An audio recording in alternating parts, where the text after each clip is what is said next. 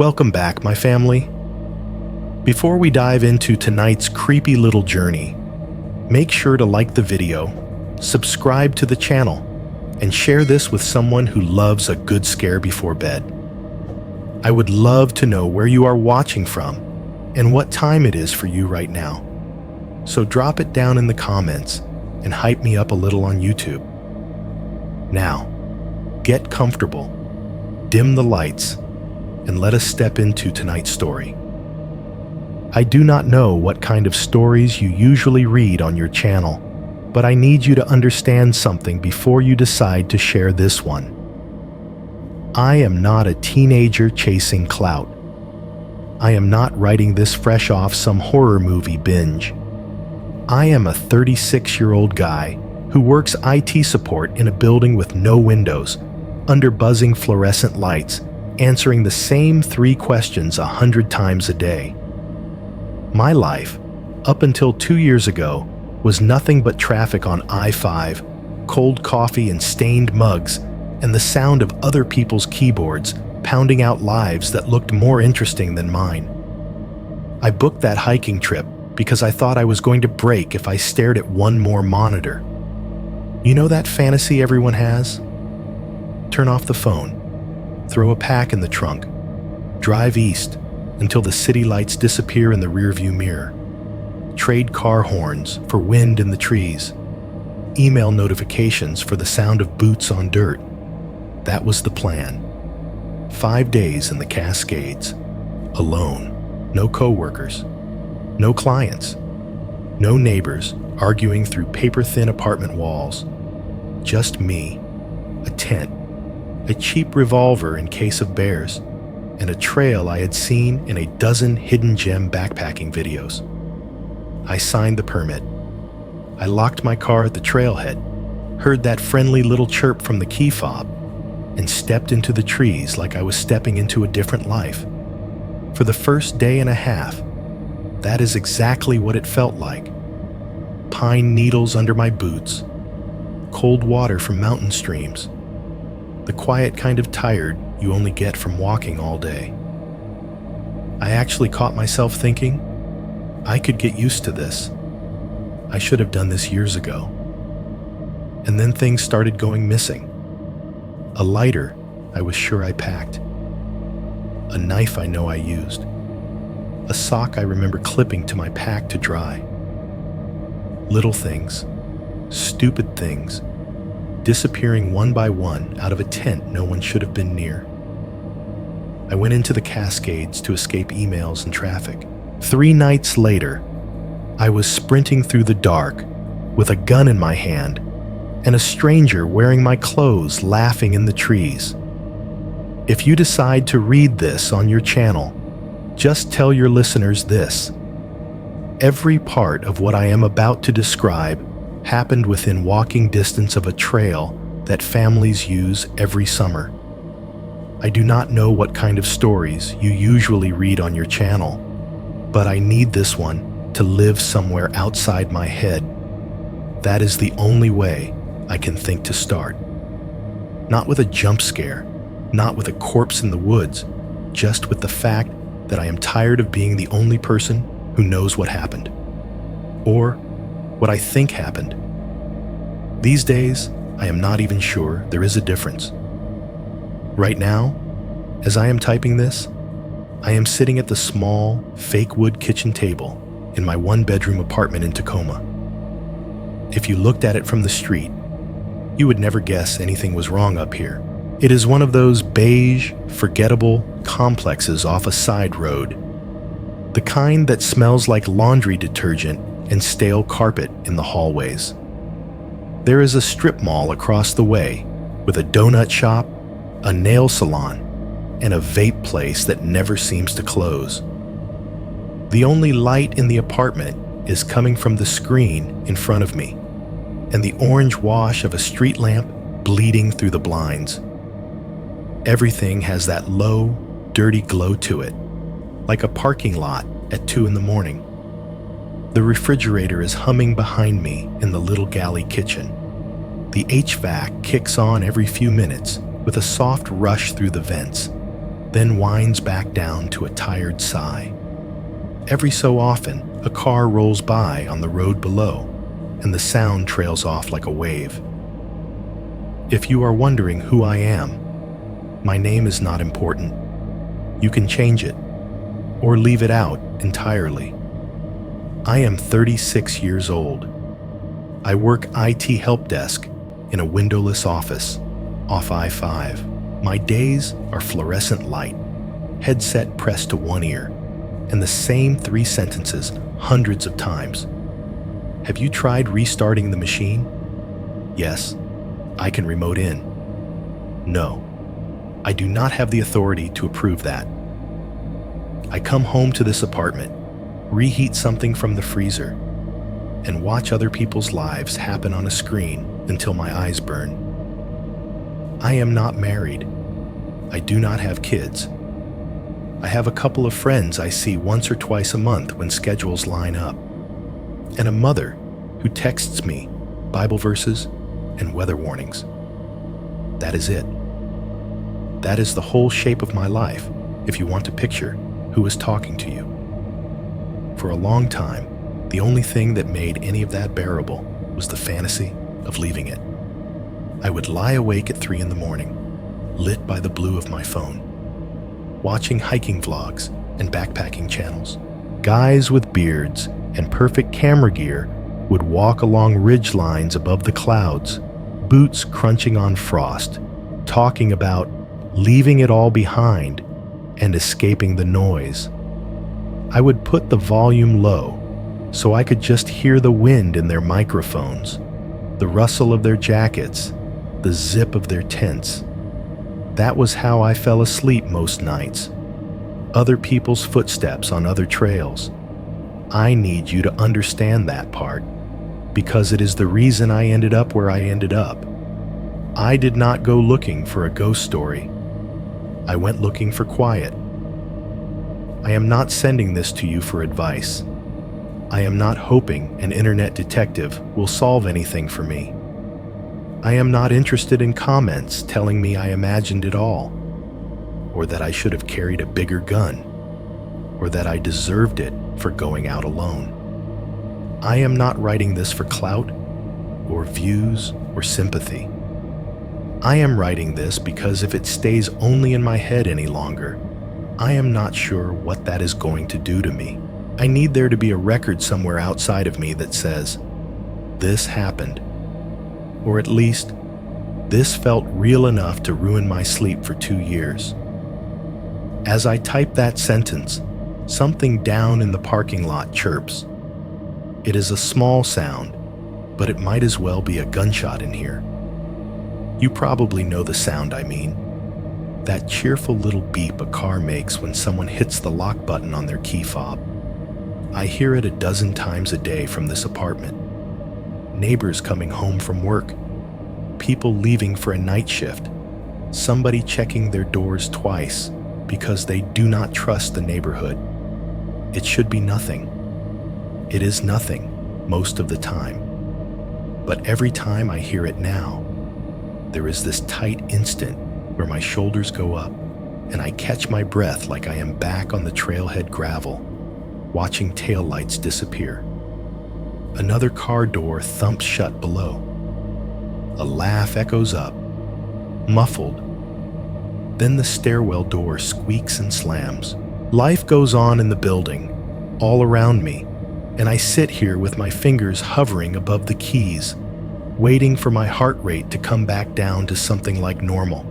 This started 2 years ago, near the end of September, on a loop trail in the Cascades that backpacking blogs like to call a hidden gem.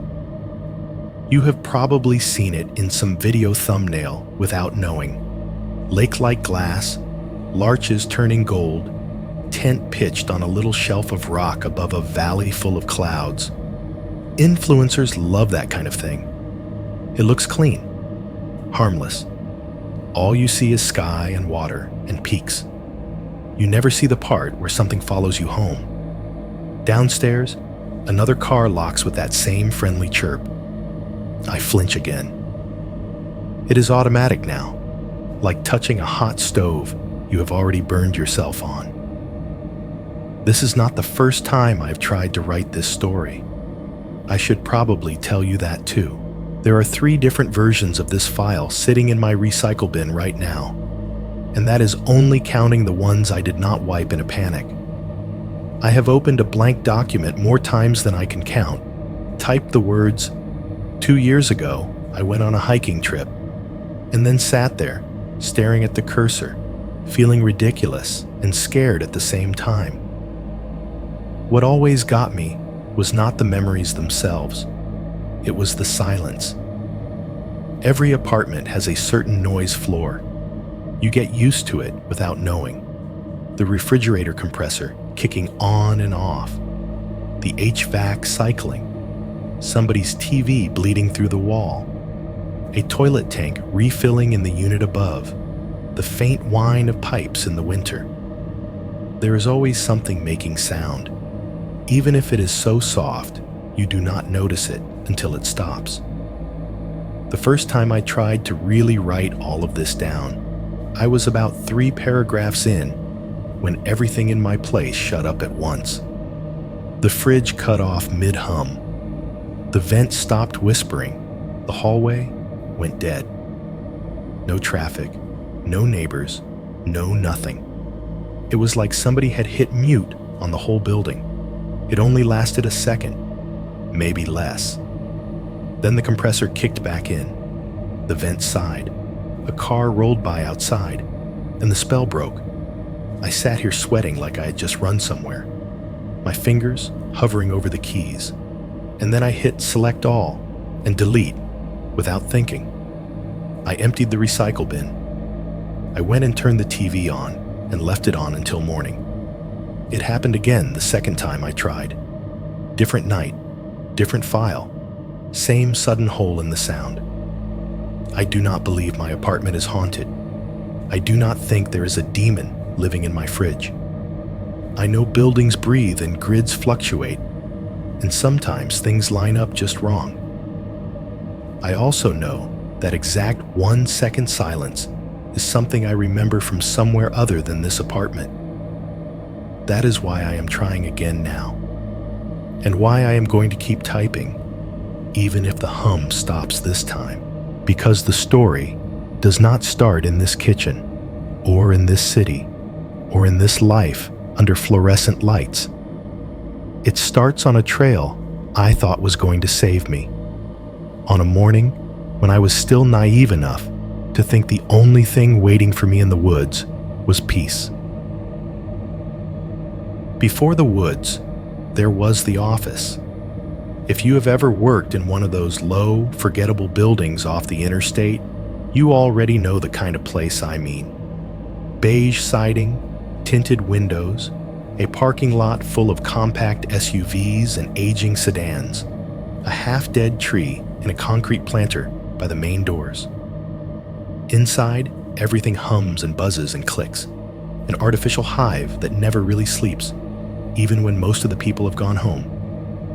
My day started at 7:45 a.m., Monday through Friday. Same route, same elevator, same swipe of the key card that never quite worked on the first try. The IT office is on the second floor, down a hallway with framed stock photos of mountains and city skylines and inspirational words like teamwork and innovation printed in bold letters along the bottom. I know those mountains now, or parts of them. Back then, they were just glossy lies on drywall. The first thing you notice when you step into our space is the light. Rows and rows of fluorescent tubes overhead, humming at a pitch that lives just under the threshold of conscious hearing until you stop and listen for it. They flicker sometimes, a quick stutter at the edge of your vision, but no one looks up anymore. It is just the weather of the room. In the corner, behind a locked glass door with a magnetic badge reader, the servers live. Metal racks stacked with machines, blue and green LEDs blinking in slow, steady patterns. The low, constant whir of their fans fills that little room, a kind of mechanical breathing that leaks out into the office. We joke about the servers being more critical to the company than any of us. It is not really a joke. The break room always smells like stale coffee and microwaved leftovers. If you stood there at 9 in the morning, like I often did, waiting for the coffee pot to grudgingly drip into a chipped mug, you would hear the same conversations on repeat. Traffic on I-5, kids' soccer games, a new Costco opening, whose spouse snores louder, who is behind on yard work. There are corporate posters on the walls in there too. One has a picture of a lone hiker on a ridge at sunrise with the word vision under it. I used to stare at that one a lot, standing there with my burnt coffee, trying to feel something. I am not saying my coworkers are bad people. They are fine, normal. They talk about weekend barbecues, birthday parties, Disneyland trips they are saving up for. When vacation season comes around, they compare cruise deals and beach photos, complain about sunburns. The question, "You going anywhere this year?" always hangs in the air. I usually shrug and say something like, "I might take a few days and do some day hikes," and they nod politely. No one ever asks to come. There is a particular kind of loneliness in being surrounded by people every day and still having no one to travel with. It is different from being alone in your apartment or on a trail. It is louder. It is fluorescent. The doctor was the first one to say the word escape, not me. I went in for a physical because HR kept sending reminder emails. I figured they would take some blood, tell me I needed to eat less salt, and send me home. Instead, the nurse wrapped the cuff around my arm, hit the button, and frowned at the numbers on the little digital screen. She did it again to be sure. Then the doctor came in, looked at the chart, and said, "Your blood pressure is higher than I'd like to see for your age." I told him it must have been the 4 cups of coffee. He smiled, the professional kind of smile that does not mean anything, and asked about my job, asked about sleep, asked how many nights a week I woke up in the middle of the night and could not drift back off. 3 or 4, I said, then corrected myself. Most. He tapped something into the tablet. "You might want to think about stress reduction," he said. "Getting out more, fresh air, exercise. Your heart is not a machine." I almost laughed at that, because what else was it supposed to be in a building full of humming machines? The truth is, I did not need a doctor to tell me I was coming apart at the seams. I already knew. I knew it at 3 in the morning when I lay on my back in the dark, staring at the ceiling fan. The cheap white blades turned slowly, making a soft woof every time they passed the same point, like a lazy metronome. Above me, the upstairs neighbor's TV would be going. A muffled bass line, canned laughter from some sitcom, voices I could not quite make out. The wall to my right pulsed now and then with the rhythm of someone's music through too thin plaster. On those nights, I would check my phone. 3:07, 3:11, 3:23. Notifications piled up. Promotional emails, automated alerts, a message from my mother asking if I was going to church this Sunday. I would open YouTube and search for something, anything, that did not look like an office. One of those nights, half awake and half sick of myself, I typed "best 5-day backpacking loops in Washington" into the search bar. I had done day hikes. I had driven out to trailheads, walked a few miles, turned around, then driven home in time to microwave dinner and answer more emails. But 5 days sounded like a different animal. 5 days sounded like disappearing. The algorithm served me glossy thumbnails, alpine lakes like turquoise coins, tents perched on edges of cliffs, drone shots of trails snaking through impossibly green valleys. I clicked one, then another, volume low, face lit in flickering blue in the dark room. Somewhere around video 4 or 5, a loop in the Alpine Lakes wilderness came up. The guy in the video traced it on a map with his finger, talking about elevation gain and water sources and camp spots with good views. At one point, he zoomed in on a thin gray line that crossed an old forest road. Mile 47 on this road is where you do not want to camp alone, he laughed. Creepy vibe under those trees. I swear something was watching me the whole night. In the comments, someone had replied, "Do not camp alone near mile 47. For real, saw some weird shit." I remember that because it stuck in my head like a splinter. Not enough to scare me off. Not then. Just enough to prickle. Reddit threads came next. I found a post in a regional hiking subreddit, someone asking about the same loop. Most of the replies were mundane. Check the weather. Bring microspikes if it snows. Bears are shy, but hang your food anyway. Buried a little deeper was a single comment that said, "Great trail, but I got seriously bad vibes around that old road crossing near mile 47. Would not sleep there again." At the time, I laughed. Internet tough talk, I told myself. People trying to make a perfectly normal patch of woods sound haunted for karma. I wrote it off, the way you write off campfire stories. I was not a kid. I was not going up there to hunt ghosts. I was going to get out of my head. Once I decided, everything moved fast. That is my pattern. I sit on the edge for months, then sprint. I went to REI on a Saturday when the place was packed with families and retirees and 20-somethings with tattoos and perfect calves. The smell of rubber and canvas and new nylon hit me as soon as I walked in.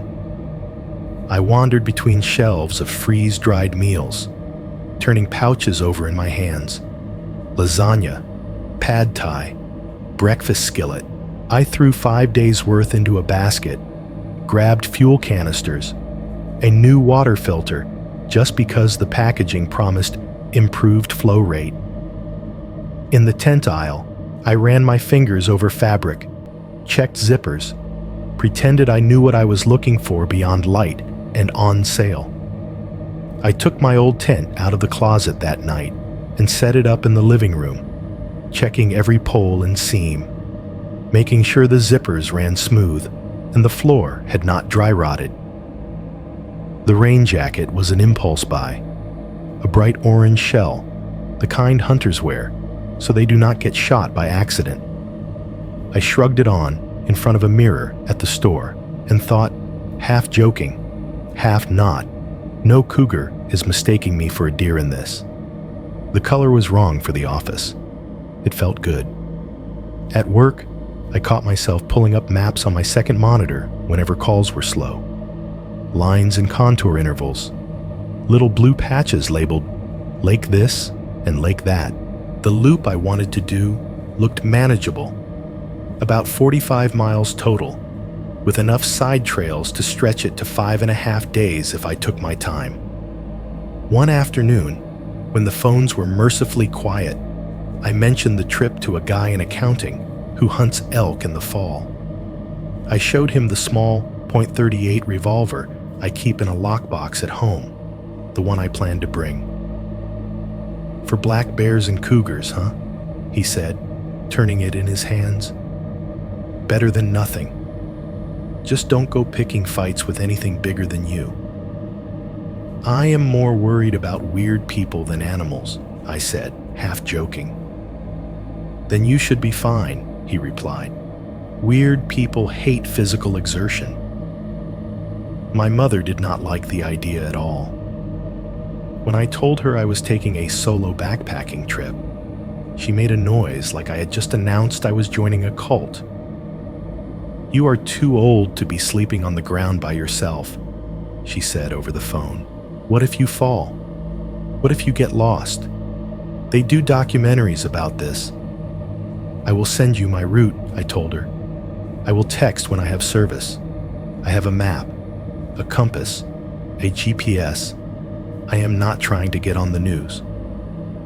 My younger brother's reaction was different. He sent me a gift from the movie Deliverance and a text. "Just don't follow any banjo music." Then another. "Seriously though, send a pin when you park." A couple of days before I left, I printed out the topographical map of the loop on the office printer. The machine sits in a little alcove between marketing and HR, next to a ficus that has been dying slowly for as long as I have worked there. The printer makes this chunk whir sound as it pulls paper through, like it is chewing. My map came out in 3 sheets. I stood there lining them up on the counter, marking the trail with a highlighter, circling likely camp spots. I was alone in that moment, or I thought I was. When I reached for the last page, I noticed a small yellow sticky note stuck half crooked to the corner. Black ink, block letters, all caps, "Don't camp here." Next to the words was a rough circle drawn around a spot on the map where the trail crossed an old forest road, near where the videos and comments had put mile 47. I looked down the hall. No one. Just the murmur of someone on a conference call behind a closed door, the distant ring of a phone. For a second, a stupid cold feeling crawled up the back of my neck. Then I snorted, peeled the sticky off, crumpled it in my hand, and tossed it into the trash can under the counter. "Very funny," I said out loud to nobody, assuming one of the other IT guys had seen the map in the print queue and decided to mess with me. If I had picked that note back out of the trash, smoothed it, really looked at the handwriting, I do not know if anything would have changed. I do know I still see that little circle when I close my eyes at night. I left before the sun. The alarm went off at 4 in the morning. For a few seconds, I had that floating, weightless feeling where I did not remember why I had done that to myself. Then my eyes focused on the packed backpack leaning against the wall by the door, and it all came back in a rush. For once, I did not hit snooze. The city streets were almost empty at that hour. I loaded the pack into the trunk, locked the apartment door, and stood there for a moment in the cool dark, listening to the distant hiss of the freeway, like a sleeping thing. My breath came out in a faint cloud. Somewhere across the complex, a dog barked once, sharply, then went quiet again. The freeway itself was a different world than I was used to. No brake lights stacked in front of me, no angry merges, no horns. Just long, open lanes under sodium lights, the wiper blades squeaking across the glass every once in a while as they smeared away a mist that did not quite qualify as rain. The dashboard clock glowed 4:32, 4:47, 5:01. A thermos of gas station coffee sat in the cup holder, too hot at first, then immediately lukewarm. In that way, only gas station coffee can manage. I had talk radio on just above a murmur. A host with a smooth, bored voice, discussing something about local politics that I could not bring myself to care about. Their words blended into the white noise of tire on pavement, the low drone of the engine, the occasional thump as I crossed over seams in the concrete.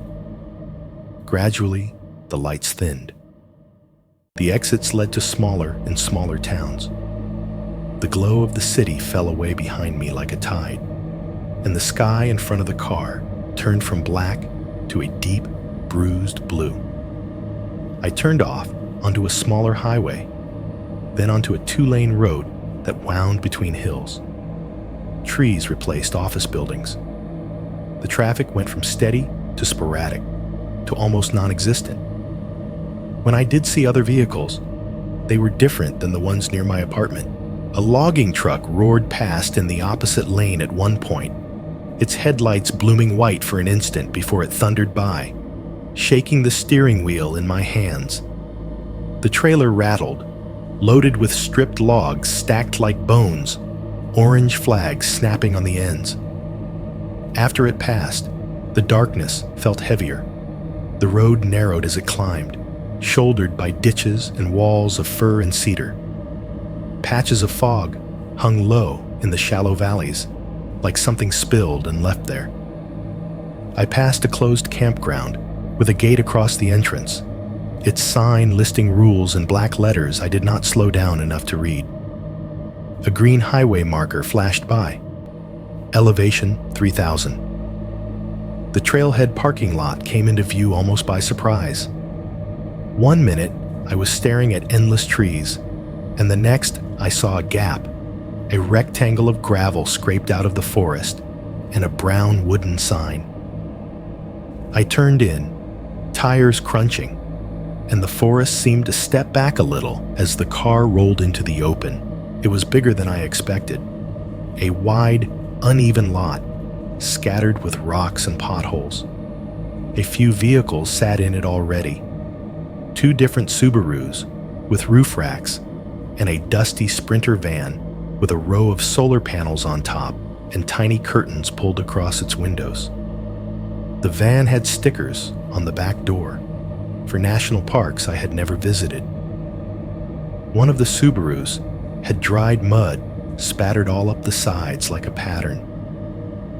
A wooden signboard stood at the far end of the lot, its planks dark with years of weather. A faded metal sign bolted to it read, "Trailhead, overnight, parking permit required" in block letters. There were maps under cloudy plastic, warnings about bears and food storage, a smaller piece of paper about fire restrictions pinned crookedly in one corner. Off to one side, half hidden among trees, was a small ranger station building. Just a single-story cabin with a porch and a door with the blinds drawn. It looked closed, but as I walked up to the permit box mounted on the post nearby, a motion sensor light over the door flicked on with a soft electric hum. The sudden white glow made me squint. It threw my shadow long and thin across the gravel, past my car, toward the trees. The permit box was a green metal thing with a slit in the top and a hinged lid. Inside, there were stacks of paper forms and a golf pencil tied to the box with twine. I took one of the forms and leaned it against the lid to write. Name, emergency contact, license plate, intended route, estimated return date. My handwriting looked smaller and shakier than usual in the morning chill. When I dropped the completed permit into the slot, it landed on a pile of other ones already inside. Some of them were crumpled, the ink smeared from rain, names and dates bleeding into each other. For a second, I imagined all the people those slips represented, strung out along trails I had never walked, tiny figures under massive trees. I shouldered my pack at the back of the car. The straps dug into my shoulders in that reassuring, solid way heavy things do. I locked the doors, heard my own key fob chirp in that familiar tone, and clipped it to a loop inside my pocket. Then I turned toward the trailhead and stepped off the gravel onto dirt. The first day was everything those videos had promised, and maybe that was part of the problem. It was too perfect. The trail wound gently upward through a cathedral of firs and hemlocks. The air smelled sharp and clean, like wet needles and cold stone. Sunlight filtered through the branches and shafts, painting strips of gold on the ground ahead of me. My boots, made a steady rhythm of crunching on old needles and small gravel, a metronome I could walk my thoughts to. Now and then, I heard the muted roar of a river somewhere below and off to the left, hidden by layers of trees. Birds called to each other in short bursts. A squirrel scolded me from a branch as I passed under it, its claws scratching bark. The higher I climbed, the thinner the background sounds of human life became. No engines, no radios, no doors slamming, just wind and my own breathing. I passed the first people I had seen all morning after an hour or two. A middle-aged couple coming down, the woman with trekking poles, the man with a beard and a ball cap from some brewery. We did the hiker nod. "How is it up there?" I asked, more out of habit than real need. "Beautiful," the woman said. "Cold at night, but quiet. Very quiet." "Yeah," the man added, stepping aside to let me pass. "You should have it mostly to yourself this week." They moved on, boots skidding a little on loose dirt, their voices fading into the trees behind me. I remember thinking that quiet was exactly what I wanted. By mid-afternoon, I had put enough miles between myself and the car that the lot felt theoretical, like a place I had dreamed up instead of somewhere I could return to if I wanted. The trail opened now, and then into clearings where the sky stretched wide and blue above jagged ridges. At one point, I crossed a small footbridge over a creek, the water flashing white between boulders, cold air rising from the ravine like breath. I decided to camp off trail, following the advice from forums about staying away from the main path if you wanted peace. I left the tread, where it curled near a contour line, and bushwhacked gently toward a small blue dot on my map, an unnamed pond or lake. It turned out to be more than a puddle and less than a full lake, a still oval pool cupped in a shallow depression, ringed by moss and low shrubs. The surface was smooth enough to reflect the sky, a dull silver as the light started to go. It was not dramatic, not the kind of place that would end up on a postcard, but it felt sheltered in a way that made me exhale. I dropped the pack and went through the familiar motions. A ground cloth first, then the tent, poles snapping together with soft clicks, fabric whispering as I pulled it taut, stakes bit into the earth with the dull thunk of my heel. I fluffed out the sleeping bag inside, laid out the thin sleeping pad. The routine was calming, something for my hands to do while my mind adjusted to the idea that this was where I would sleep. On a bare patch of dirt, a little away from the tent, I set up the stove. The jet boil hissed to life, flame a contained halo behind its metal screen. The water boiled faster than I expected. I tore open a pouch of chili mac, poured the boiling water in, stirred, sealed it, and waited while steam curled up into the cooling air. The smell was absurdly rich in that setting. Tomato, spice, artificial cheese. I sat on a rock and ate with a plastic spoon, staring at the lake as it slowly dimmed with the sky. The world shrank to the circle of light from my headlamp and the faint reflection of it in the water. As night settled fully, the sounds changed. Day noises faded, fewer bird calls, less wind through the higher branches. New layers emerged. Frogs started up their chorus at the edges of the water, a ragged choir. The distant rush of what must have been a larger body of water somewhere beyond the trees became more prominent, a steady hush, like someone drawing breath and letting it out. An owl called once, twice, then went silent again. The forest did not go quiet all at once. It thinned slowly, like a crowd leaving a stadium. When I finally crawled into the tent, zipped the door, and turned off the headlamp, darkness came down like a lid. The fabric glowed faintly, with whatever light remained outside. But inside, it was like being in a closed hand. I lay there listening. To my own breathing, to the faint hiss of air slipping under the rainfly, to the muffled plop of something small dropping into the lake. Sleep took longer than I had hoped.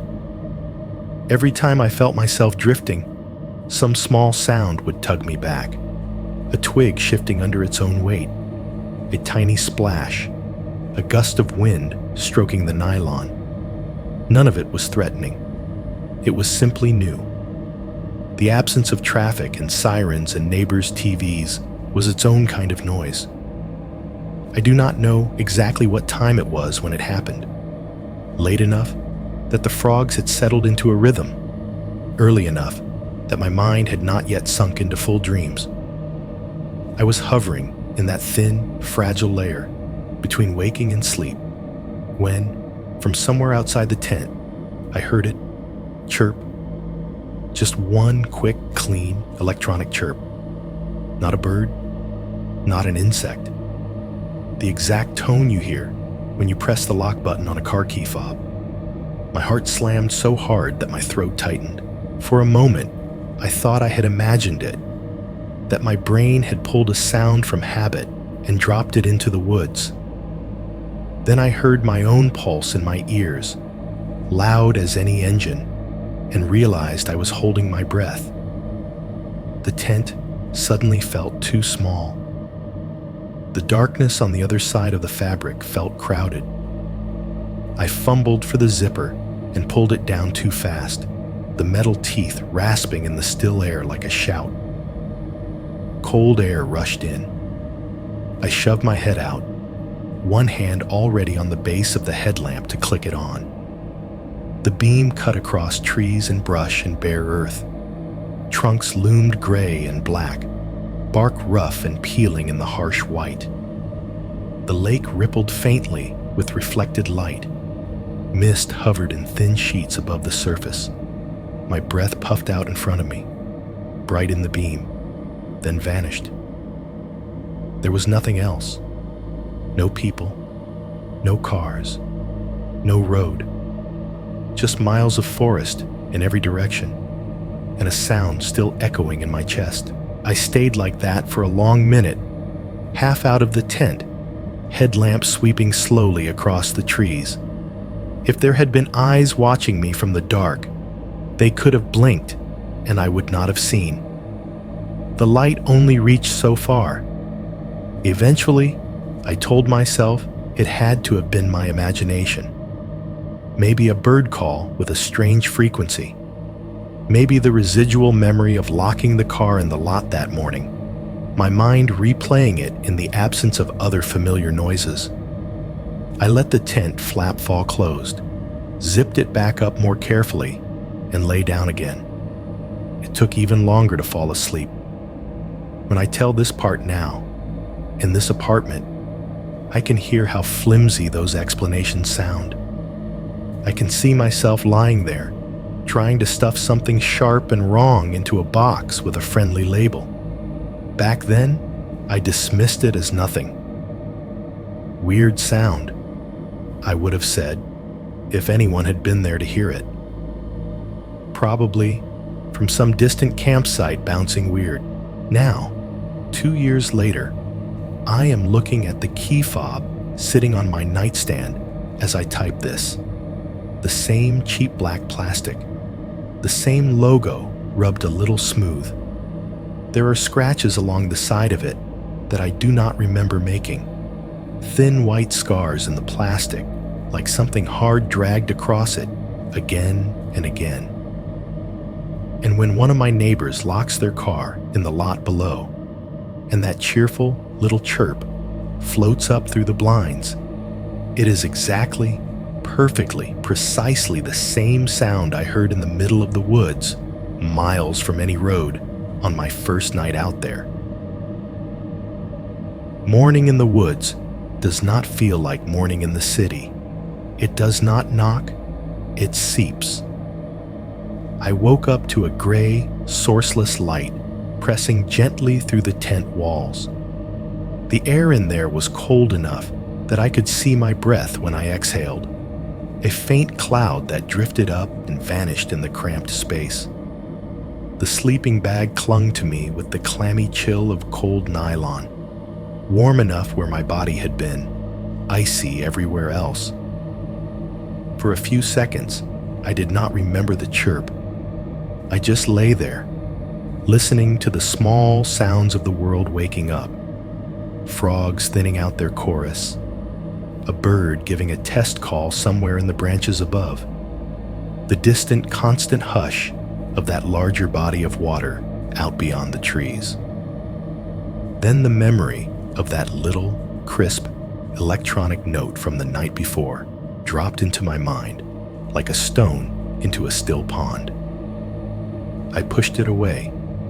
I told myself it had to have been a weird bird or some leftover psychic echo of the parking lot. I unzipped the sleeping bag and winced as the cold air got under my shirt. My toes protested when they hit the ground cloth. Outside, mist hovered in thin lines over the surface of the lake, making it look higher than it really was, like the water was trying to leave. The trees across the way were smudged silhouettes, their reflections blurred in the almost still surface. It was quiet in that tentative way, the pause before everyone decides what kind of day this is going to be. I went through the motions. First, my boots, the leather stiff, but familiar. Then the tiny camp chores. I pulled the stove out, set the jet boil on a flat rock, and twisted the canister on until the threads bit. When I hit the igniter, it made that aggressive little crack, crack, crack sound. Sparks leaping inside like it was angry about being asked to wake up. Then the gas caught with a whoomp, a small blue flame wrapped in its metal cage. I reached into the side pocket of my pack for the backup lighter out of habit. I always bring two. My father drilled that into me young, before I even knew anything about camping. One is none, two is one, he used to say about flashlights, tools, anything that mattered. Redundancy was his religion. My hand came up with nothing but the crumpled plastic of a protein bar wrapper. I frowned, dug deeper, pulled everything out of the pocket, the bar wrapper, a folded bit of duct tape, a spare carabiner, a little Ziploc with water purification tablets I never actually trusted enough to use.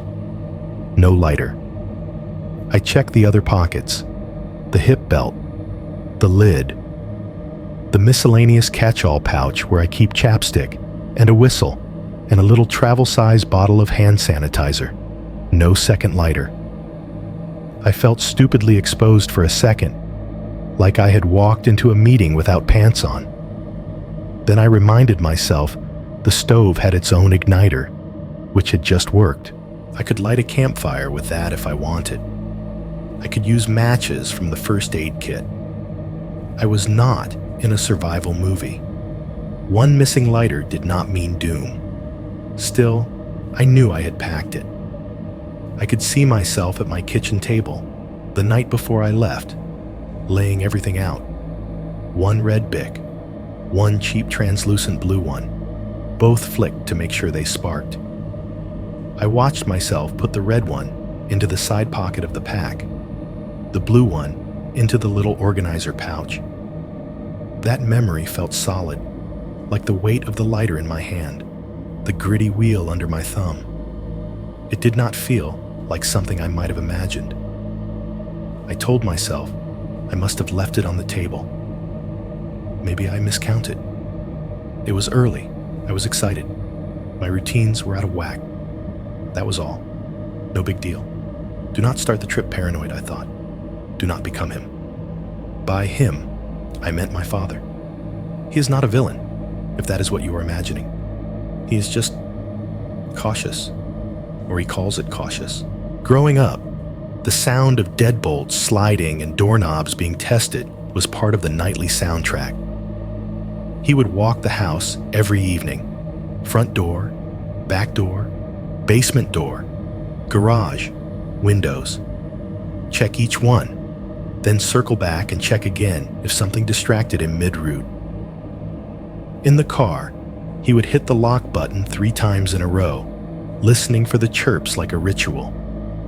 If we turned onto a road and did not like the look of the traffic, he would reroute entirely, muttering about gut feelings. He stored canned food in the basement and extra water in the garage and kept a flashlight in every room in case the power went out. As a kid, I used to roll my eyes. I swore I would not be like that. I would not live in a world where every unknown noise was a threat. I would not let fear be a hobby. Standing there at the lake, watching my breath drift away, I told myself to prove it. It is a missing lighter, I thought. Not a conspiracy, not a ghost. You have backups, you are fine. I boiled water, poured it into a mug with instant coffee, and told myself the tight feeling in my chest was just the cold. Breaking camp, packing up, getting the weight of the pack back onto my shoulders. All of that helped. Movement always does. The body has its own priorities. Once I was back on the trail, putting one foot in front of the other, everything else shrank to fit in the spaces between steps. The trail felt narrower that second day. Maybe it was getting steeper, or maybe I was just more aware of how the trees pressed in. I saw fewer people. Once, mid-morning, I heard voices ahead and rounded a bend to find a trio of younger hikers, college kids maybe, coming toward me. They looked tired and happy. We did the usual exchange. How's it up there? Any snow? Good water sources? They had earbuds in, strings dangling down from under their beanies. Nice day for it, one of them said as we passed. Yeah, I said, nice and quiet. After that, it was just me again. Blowdowns started appearing now and then. Trunks that had come down in some storm and been chainsawed through to clear the path, leaving thick, flat-sawn ends on either side like stumps in midair. In rougher sections, I had to climb over or duck under fallen branches, my pack scraping bark with a dry rasp. Small branches snapped under my boots with sharp little gunshot pops. Each sound felt bigger than it was, amplified by the empty space around it. Around late morning, I heard a real gunshot, or what I am pretty sure was one. A deep boom from somewhere much farther out, followed by a faint echo bouncing around between ridges. It was the kind of noise that makes the birds go quiet for a second. I remembered, vaguely, that hunting season was not far off. The thought of someone else out there, behind a scope, looking through trees, made the hair on my arms stir. It was not scary exactly, just strange. The knowledge that somewhere beyond the next ridge, or the one after that, there were other human beings moving through the same massive space, unseen, doing their own thing. A parallel world. I stopped for lunch near a stream that cut across the trail in a shallow, rocky bed. The water was clear enough that I could see pebbles and the occasional leaf tumbling under the surface. The sound of it was constant, a liquid rush that drowned out smaller noises. I knelt on a flat rock and pulled out my filter. The plastic body felt cold in my hands. I filled the squeeze bag from the stream, screwed it onto the filter, and squeezed. The water hissed through the membrane with a soft, steady hiss, inflating the bottle on the other end. The first sip was a shock of cold on my teeth, metallic and clean in a way tap water never is. For a moment, standing there with my hands cupped around a cheap plastic bottle, the world felt simple again. Eat, drink, walk, find a place to sleep. That was it. No tickets, no passwords, no. Have you tried turning it off and on again? Just this. I sat on a log to eat a bar and a handful of trail mix. Chipmunks rustled in the undergrowth, bold enough to come within a few feet and stare, hoping for crumbs. The sun slid in and out from behind thin clouds, taking the temperature with it. When I packed up to leave, I did it automatically. Bottle back in the side pocket, trash into the little Ziploc bag, filter in its own pouch. I swung the pack up, clipped the hip belt, and reached down to snap the small buckle just above the pocket where I keep my knife. My fingers closed on empty fabric. The little folding knife I always carry there, the one clipped in the same way on every hike I have taken for years, was not in its usual place. The pocket flap hung slack against my hip, the plastic clip that normally hooked over the edge unanchored. I froze, half bent over. I patted the pocket, then the belt. Nothing. I twisted the pack off my shoulders, dropped it on the ground, and went through every compartment.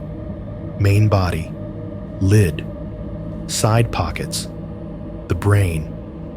Nothing metallic, nothing sharp except for a safety pin in the repair kit. I walked back over to the rock where I had been sitting and scanned the ground, eyes sweeping for a glint of steel. Pebbles, pine needles, no knife. Unlike the lighter, this was a fixed point in my mind. I knew I had unclipped it the night before to use the tiny scissors on a loose thread, then put it back, conscious of the click as it anchored to the fabric. I had felt the familiar bump of it against my hip that morning when I adjusted the belt. It was a rhythm piece of my body when I hiked. Always there.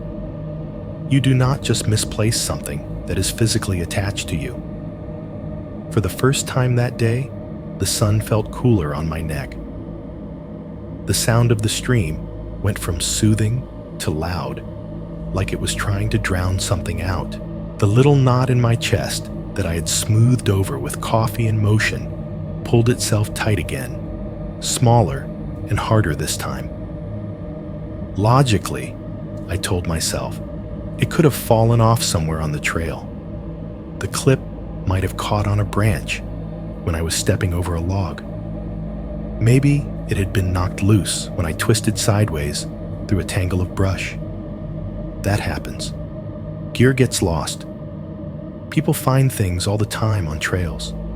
Hats, bottles, trekking poles, single gloves. I had just joined that anonymous club. But the feeling that came with that thought was not annoyance. It was the weird, prickling sensation of having someone standing close behind you in a crowd, almost but not quite touching you. Someone going through my stuff when I was not looking. The phrase dropped into my head, uninvited, and sat there. I looked around, slow and stupid, at the trees, at the undergrowth, at the empty ribbon of trail stretching forward and backward. There was no one. There was nothing but the forest, pretending very hard to be uninterested in me. I put the pack back on. For the first time, I felt the weight of it as separate from me, something that could be taken or opened. Every step after that, I was aware of the zipper pulls bouncing gently of what they guarded. Later that afternoon, somewhere after the trail climbed out of the creek valley and onto a drier, more exposed slope, I came to a junction. A narrow side trail branched off to the right, marked by an old metal sign bolted to a post. The sign had seen better decades. The paint was mostly gone, the edges pitted with rust. Someone had used the sign for target practice at some point. It was punched through with a scatter of bullet holes, sunlight threading through them in little precise beams. The original lettering was almost unreadable. Some old Forest Service name, an arrow, a mileage number. What stood out instead was the graffiti. In faded black spray paint, right across the middle, someone had written, Mile 47, sleep with one eye open. The letters were tall and crude. The O in one turned into a cartoon eye with lashes. I remember I laughed when I saw it. Not out loud, but in that dismissive way you do when you see a skull sticker on a skateboard or no trespassing signs riddled with holes. I thought of the YouTube videos, the Reddit comments, how people like to make the woods spookier than they already are. Yeah, I muttered, adjusting my pack and stepping past it. Creepy Mile 47. Very scary. Sitting here now, in this apartment, my mouth is dry, just typing those words. The laugh does not come out the same. I told myself I was being smart when I chose the second night's campsite. Careful, even. After the bullet-riddled sign and the missing knife, I did not love the idea of bedding down anywhere near a junction or an obvious clearing. I wanted to be off the radar, out of sight, just a dot buried somewhere in the contour lines. That was the logic anyway. The truth was, I was starting to feel like the open, well-used spots were too exposed, like if there was someone else out here messing with my gear. Those were the places they would look first. So when the trail skirted a shallow valley, and I heard the steady rush of a creek below, I checked the map, picked a drainage line away from the main path, and stepped off into the undergrowth. It was not far, 10, maybe 15 minutes of bushwhacking, down a gentle slope, weaving between trunks, pushing aside branches that left faint damp streaks on my sleeves. The forest swallowed the trail noise, the particular crunch of human-worn tread under boots, and replaced it with softer sounds, leaves brushing, the occasional snap of a twig under my weight, the constant rising noise of water. I found the spot almost by accident, a small, flat shelf of ground about 10 yards from the creek, sheltered on 3 sides by a cluster of young firs. The earth there was mostly bare, needles, and a thin layer of duff.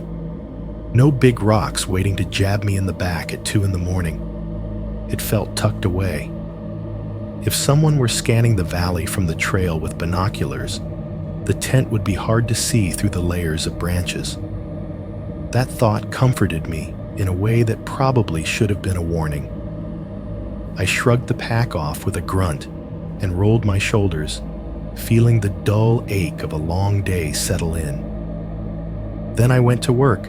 When you have done it enough times, setting up camp becomes a little ritual, a series of small, exact movements that build a temporary home. Ground cloth down first, smoothing it with my foot.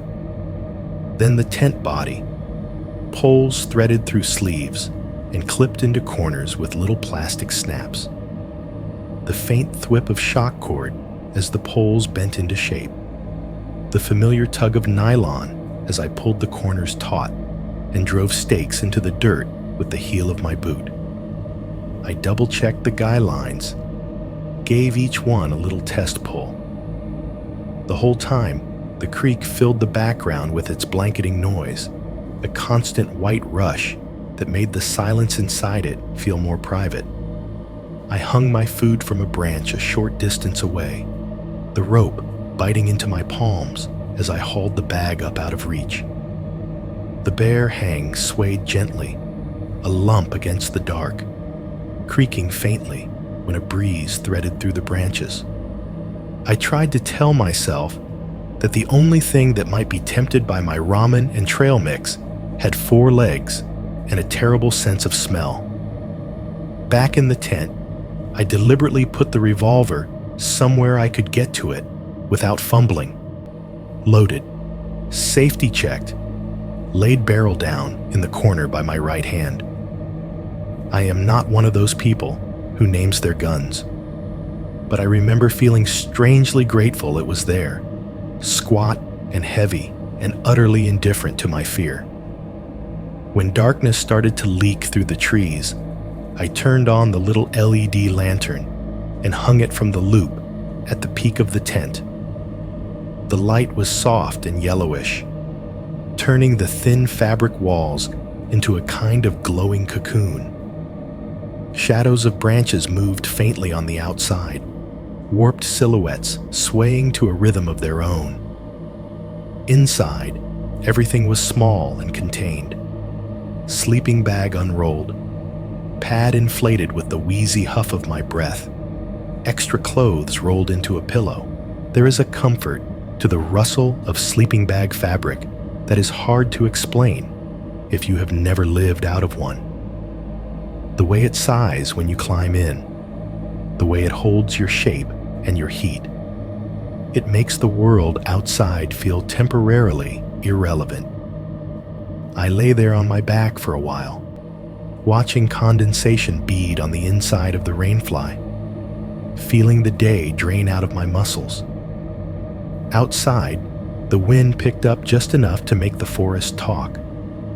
There were groans and creaks as trunks shifted minutely against each other, the high whisper of needles brushing in the dark.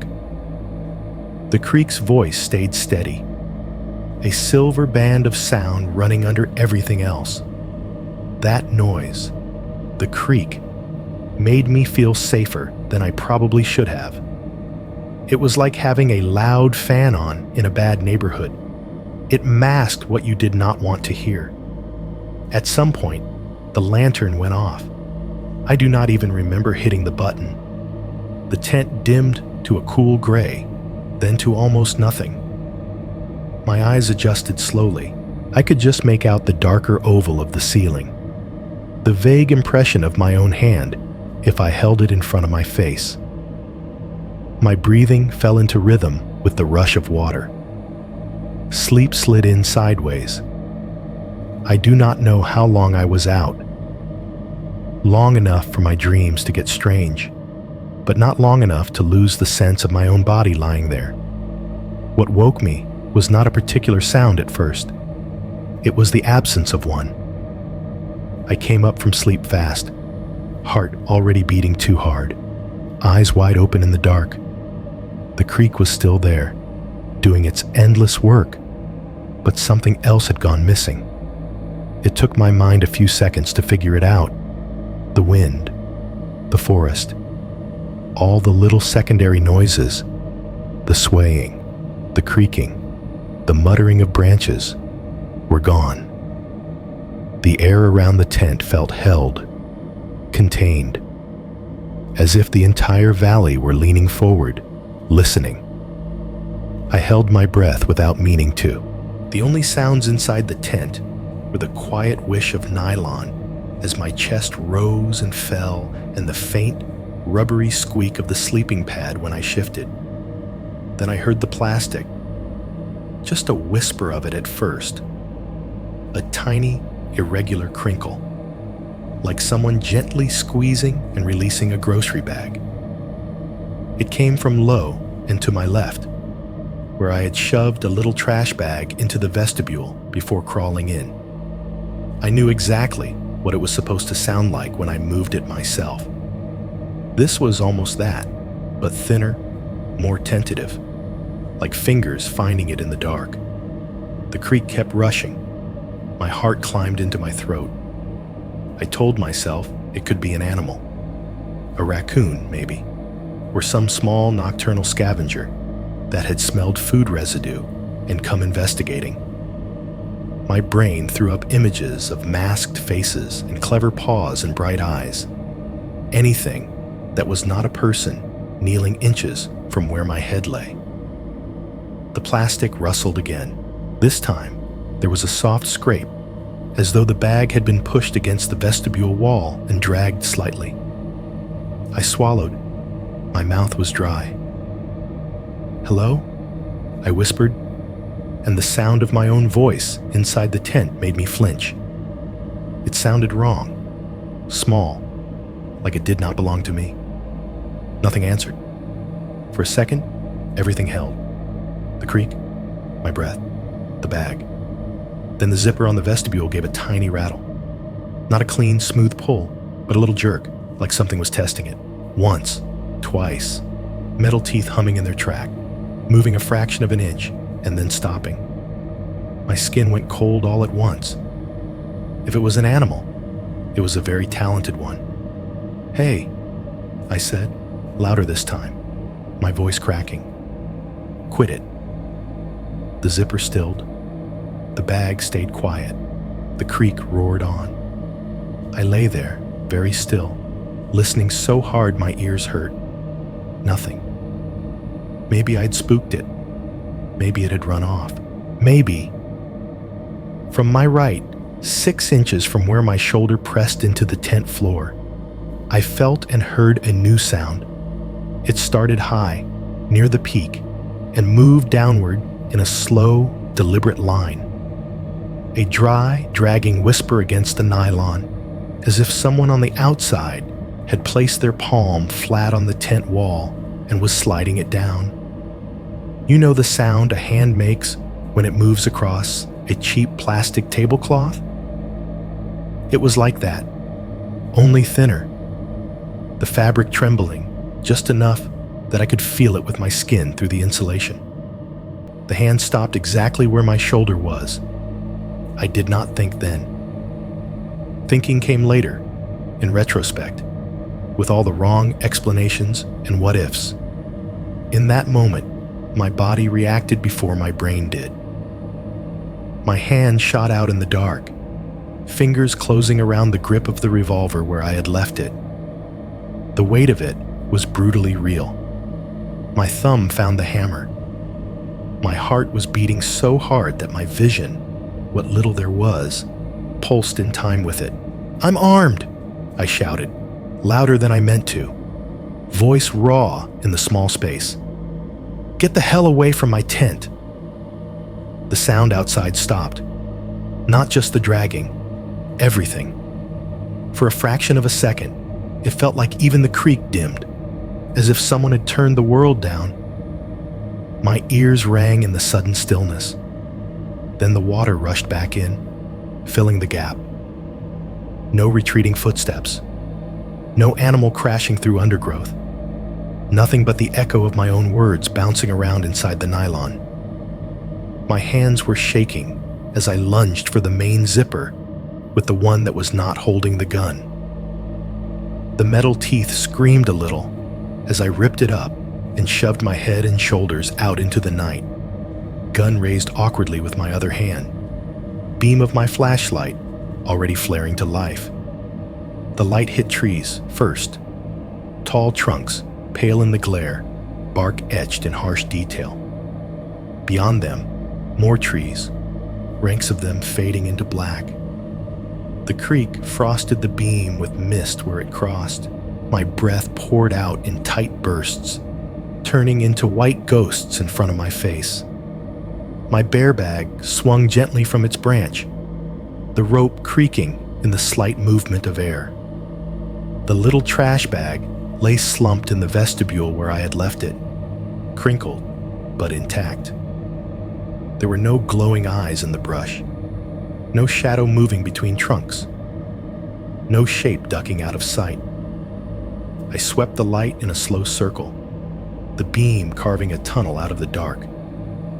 It caught on the reflective strips on my own pack, leaning against a tree. It flashed off a rock half buried in the dirt a few yards away. And on that rock, right at the edge of the headlamp's reach, something new sat. It was a small aluminum can, standing upright as neatly as if someone had placed it there for a photograph. The label was mostly scratched away, scuffed to silver in places, but I could still make out a patch of faded color, a cartoonish vegetable, and a few letters in a font I did not recognize. It was not a brand I buy. It was not a can I had packed in. I stared at it, the flashlight trembling just enough to make the shadows around it twitch. I knew, in the animal part of my brain, the part that had jerked my hand toward the gun, that the can had not been there when I crawled into the tent. Dawn made me feel stupid. That was my first honest thought when I unzipped the tent and stuck my head out. The sky was a washed-out pale blue between the trees, the kind of color you get just before the sun really commits. The temperature had climbed a little. My breath still showed, but faintly now. The world looked embarrassingly normal. Birds were loud. They always are in the morning, but it struck me how rude they sounded after the night I had just had, chattering from branch to branch, like nothing of interest had happened down here in the dark. The creek was back to being a creek, not some roaring wall of sound. It babbled over rocks, clear and continuous, the glug and splash of water finding the easiest path downhill. If you had dropped a stranger into that scene right then and asked them what they felt, they probably would have said, peaceful. I crawled all the way out, legs stiff, back aching from sleeping half-curled with one hand on a gun. The tent looked smaller in daylight, almost flimsy, a nylon bubble pretending it could keep anything out. The bear bag hung where I had left it, swaying a little in a light breeze I had not noticed start up. The trash bag in the vestibule sat there like a deflated lung, and the can was still on the rock. I had half expected it to be gone, truth be told, to wake up and find there was no evidence of that hand on the wall, of the zipper rattling, of my own shaking flashlight beam. Just a dream, my brain would have tried to say. Just a stress dream with good sound design. But the small aluminum can stood exactly where it had been in the jittery white circle of my headlamp. Upright, centered, patient. I did not go to it first. I made myself do a lap. I walked the perimeter of the campsite slowly, scanning the ground the way I have been trained to scan a monitor for errors.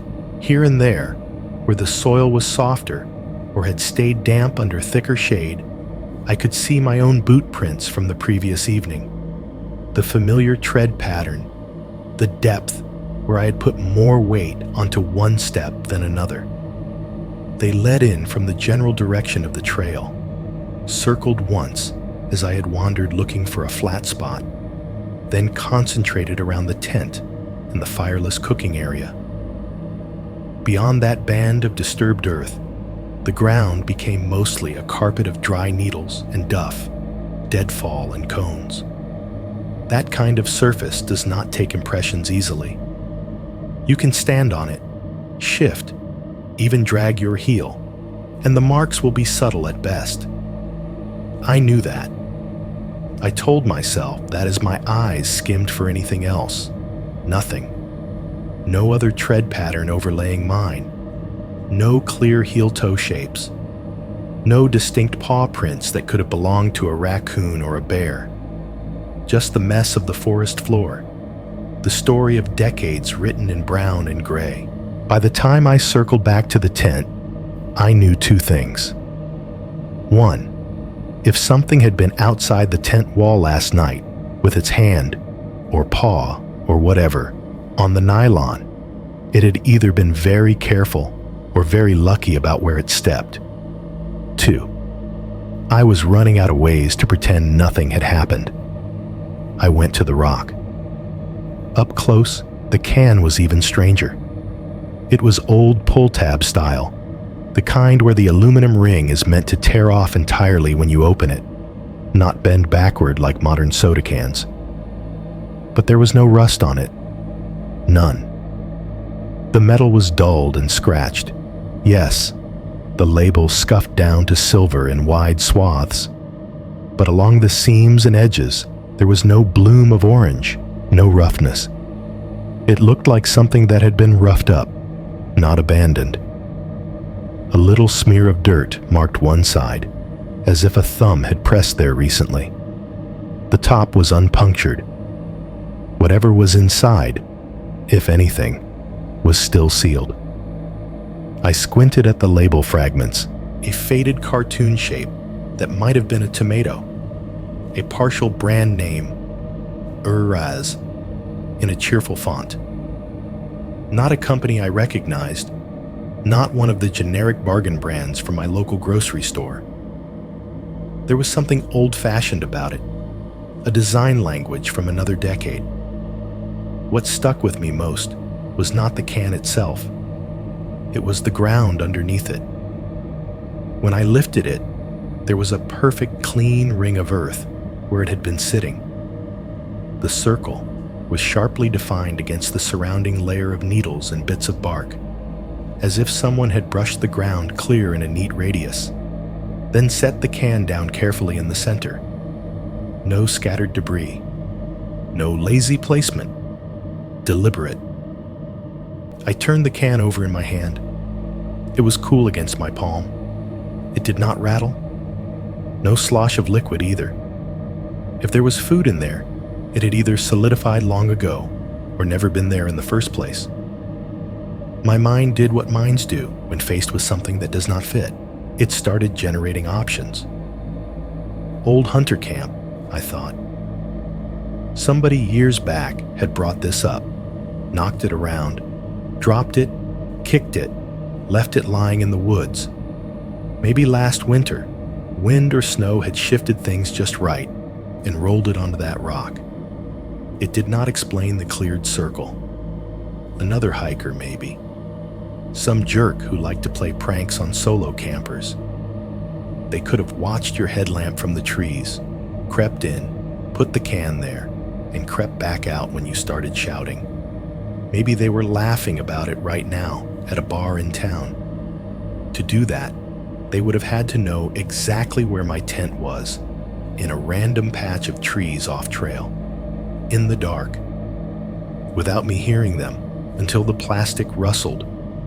Or someone had been standing close enough to my tent in the middle of the night to reach out and lay their palm flat on the wall where my shoulder pressed from the inside. They had stood there long enough to slide that hand down, to listen to me wake up and call out and fumble for a gun. And before they left, or after maybe, they had taken the time to clear a little circle on a rock and leave something behind. Something pointless. Something that said, I was here, and I have more time than you. The world kept insisting on being normal around that thought. Birds hopped in the branches overhead, flicking wings, dropping tiny shadows across my face. The creek kept chattering to itself, indifferent. A faint breeze picked up, cool against my cheeks, carrying the smell of wet earth and cold stone. I stood there with that can in my hand and seriously considered going home. It was not a noble cinematic moment. There was no music. It was just me picturing the map in my head, the route I had traced with my finger back at the office, the little highlighter line making a loop. Where I was, less than 2 full days in, was almost exactly at the halfway point. I could turn around and retrace my steps, back past the bullet-riddled sign and the creek crossing and the unnamed lake. Or I could keep going, commit to the second half, and come out the other side like I had planned.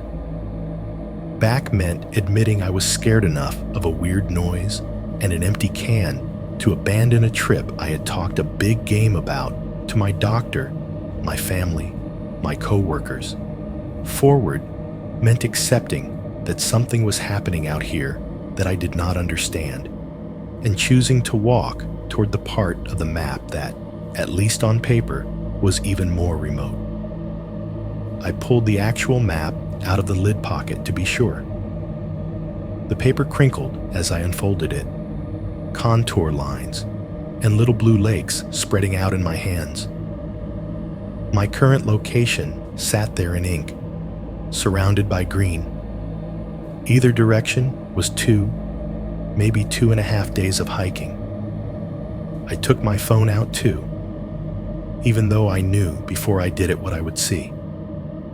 A bar of battery in the corner, no reception bars, just SOS only at the top for a second before even that flickered away to nothing. If I broke a leg or had a heart attack, maybe the phone could try to call 911. For anything less dire, it was a very expensive flashlight. No one was coming to get me just because I felt weird. I folded the map back up. The lines on my palm, where I had gripped the can, were going a little white from the pressure. I eased up without meaning to. I am not running home early because of a creepy soup can, I said out loud, to the trees, to the creek, to my father's imagined face. My voice sounded thin in the open air. Saying it made it feel a tiny bit more true, or at least harder to back away from. I should have left the can sitting on the rock. That would have been the same clean choice. Walk away, forget it, chalk it up to backcountry trash and an overactive imagination. Instead, without really deciding to, I slipped it into the side pocket of my pack. It rattled dully against the plastic of my water bottle as it went in. The weight was negligible, but its presence was not. It felt, immediately, like a piece of the situation I had taken responsibility for, like evidence. Packing up the rest of camp went quickly. I broke down the tent, shook needles off the ground cloth, coiled the guy lines with fingers that would not quite stop trembling. The creek provided a constant soundtrack, washing away smaller noises, but I noticed everything. Every branch that cracked under my boots, every twig that shifted when I brushed past it. When I finally shouldered the pack and stepped away from the little shelf of earth where I'd spent the night, the forest received me with its usual indifference. Needles underfoot, dappled light, the smell of damp bark. I had been walking for maybe 10 minutes, slowly at first because the weight felt different, then faster as my body warmed up, when I heard it. Snap. Just a single dry twig breaking somewhere behind me. Not close enough to make me jump out of my skin, not far enough to ignore. The kind of sound a person makes when they are trying to move quietly and fail for a second. I stopped. The creek noise was gone now, replaced by a deeper, more distant hush of the wind moving through higher branches. I listened. A jay scolded from somewhere off to the left. A fly buzzed briefly around my ear. No more snapping. I shrugged, told myself it was just the forest rearranging itself, and kept walking. 5 minutes later, snap. Same kind of sound. Maybe a little closer, maybe not. Sound plays tricks in the woods. I tried an experiment then. I slowed my pace, almost to a shuffle, counted my steps. 1, 2, 3, 4, 5, 6. Snap. I stopped dead. The silence that followed was not absolute, but it felt pointed. Birds, wind, my breathing, nothing else moving. This pattern repeated itself for the next half hour, in one form or another. I would fall into a rhythm, start to get lost in my own footsteps, and then somewhere behind me, always behind me, something small would break under weight. A truly paranoid person would have spun around, gun drawn, at every noise. I did not. Part of me still clung to the idea that reacting like that would make me crazy. That if I pretended hard enough everything was fine, it might become fine. I did not want to give whoever might be out there, if anyone, the satisfaction of seeing me jump. Eventually, around what must have been late morning, I stopped for a break. A fallen log offered a seat. Sunlight had found its way down to this patch of forest and warmed the bark enough that it felt almost pleasant under my hands. I dropped the pack with a grunt, feeling the sudden lightness like an ache, and sat down. For a minute or two, I just breathed, listened.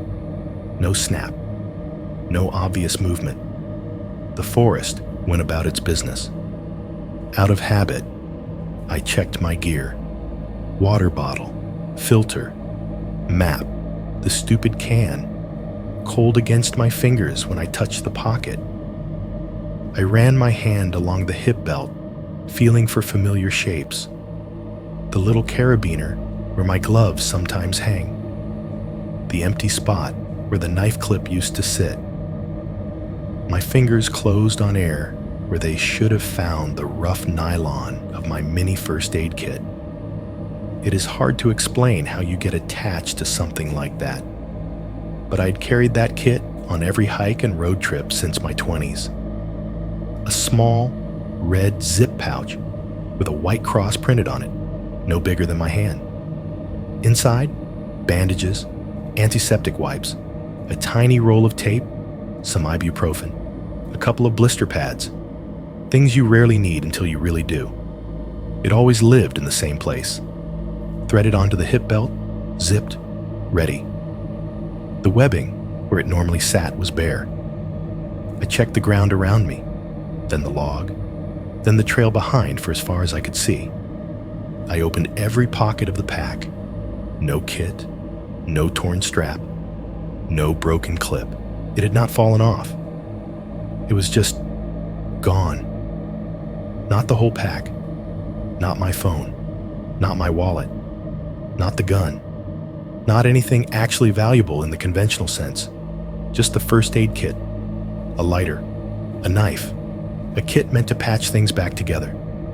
Standing there in the dappled light, with birds singing and a slight breeze moving through the canopy, I felt a new kind of cold crawl over my skin. Up until that moment, it had been possible, barely, to tell myself this was all coincidence. Sloppy packing, bad memory, random trash. Now it felt like something else. Someone, somewhere in these trees, was taking things from me one piece at a time. And whoever it was did not seem interested in money. By the third day, the trail was not a place anymore. It was a feeling. On that first morning, stepping away from the car, it had felt like freedom. Space in all directions, sky between branches. The sense that I could walk as far as I wanted and nobody would stop me. Now it felt like a corridor someone else had built, and I was just moving along it, exactly where they expected me to be. The tread was the same as it had been. Dirt, roots, scattered rocks, a line worn by boots and rain. The woods on either side were the same mix of fir and cedar, trunks dark with moss where the light never quite reached. Nothing had changed in a way you could take a picture of. The change was in me. Every rustle became a possibility. A squirrel bolting up a tree sounded, for the first half second, like a person stepping off the trail to hide. A breeze pushing through low brush made a soft, dragging hiss that my brain tried to turn into someone's pant leg brushing against branches. Even my own backpack creaking when the load shifted made me look over my shoulder, as if the sound belonged to someone else. The miles began to blur. Hills rose and fell under my boots, switchbacks carrying me up one side of a ridge and down the other. In shaded pockets, little patches of old snow still clung to the ground, thin, dirty islands of white where the sun never quite got in. My feet crunched through them, the sudden cold seeping in around my boots for half a second before I stepped back onto damp earth. I could tell, in a detached way, that I was making good time. The shadows moved across the trail the way they should at that time of day. When I checked my map, the distance between where I was and where I meant to camp that night shrank steadily. My legs did their job, carrying me forward. My lungs expanded and contracted. My heart beat. But whatever part of me had come out here for the view was mostly gone. There were moments when the trees opened and I could see something spectacular. Jagged peaks knifing into the sky. A valley stretched out below like a green ocean. Sunlight hitting a distant lake so that it flashed silver. Those would have been the thumbnail shots, the ones the vloggers stopped and posed for. I noticed them the way you notice wallpaper. They registered, and then my eyes went back to scanning the darker places. My world had shrunk to a moving bubble of apprehension. At some point in the late morning, as the trail contoured along the side of a slope, my brain decided it was not enough to torture me with real sounds. It started making up its own. I was walking in silence, real silence. No humming or talking to myself, just boots on dirt and the occasional click of a trekking pole tip against a stone. When I heard my phone, not a generic chime, my phone, the exact 3-note notification tone I hear 20 times a day at work when some new ticket comes in or some app pings for attention. Bright, insistent, too cheerful. It came from over my right shoulder, muffled slightly, exactly where my phone sat in the top lid pocket of my pack. I stopped so fast my knees twinged. I knew, absolutely and completely, that the phone was on airplane mode. I had double-checked that the first day, standing in the trailhead lot, watching the bars disappear and the little airplane icon pop up. I had not turned it off since. There was no service out here to receive anything, even if I wanted to. There was no way a message could have gotten in. For a second, I just stood there, heart banging, waiting for a second tone. It did not come. The trees did their slow breathing around me. A bird flicked from one branch to another. Everything looked exactly the way it had 5 seconds before. I took the pack off my shoulders with clumsy hands and dug into the lid pocket. The phone screen lit my face with that pale, unhealthy glow. No notifications, no missed calls. Still on airplane mode. The sound existed nowhere except in my head. I stuffed the phone back into the pocket harder than I needed to, angry suddenly in a way that did not line up with anything. Angry at my brain for betraying me. Angry at this trail I had chosen, at this forest that refused to give me anything solid to react to. I started walking again. A little while later, climbing out of a shallow gully, I heard a car door close. You know that sound? Not the aggressive slam people do when they are mad, but the firm, hollow whump of a modern car door ceiling, glass vibrating for half a second in the frame. It came from somewhere ahead and below, like there was a road hidden just out of sight, and someone had arrived or decided to leave. My head jerked up so fast my neck cracked. I scanned the slope, trees, ferns, deadfall. No glint of metal through the trunks, no glimpse of a road cut, no tire tracks where the trail crossed. The nearest real road was miles back the way I had come. The sound did not repeat. I kept telling myself that I am not an anxious person. That had never been part of my identity. I am the one people call when their machines do not behave, when screens stay black or error messages pop up instead of spreadsheets. I am the calm one on the other end of the line, walking them through the steps in a measured voice. I have never had a panic attack. I have never needed medication to sleep. I have never sat in a waiting room filling out forms with little boxes labeled racing thoughts or feeling of impending doom and checked often. Out here, whatever thin barrier had kept me on the safe side of those boxes was starting to wear through. My body did not care about my self-image. It reacted in its own language. My shoulders lived up near my ears. My jaw ached from clenching unconsciously. My hands, when I stopped to drink, had a fine tremor in them that had nothing to do with low blood sugar. Every time I heard a sound behind me, a branch settling, a bird taking off, a rock rolling a few inches down a slope, I felt a bright, sharp shot of adrenaline, like someone had jabbed a needle into my neck. No one teaches you how loud your own breathing is until you are trying to listen past it. At some point, maybe trying to prove I still had a say in the matter, I started counting my footsteps out loud. Not all the time, just in stretches where the trail was smooth enough to let my mouth move without tripping me. 1, 2, 3, 4, under my breath, barely more than mouthing the numbers. Hearing my own voice, even that small, anchored me a little. It made me feel less like something that was being moved along and more like someone making choices.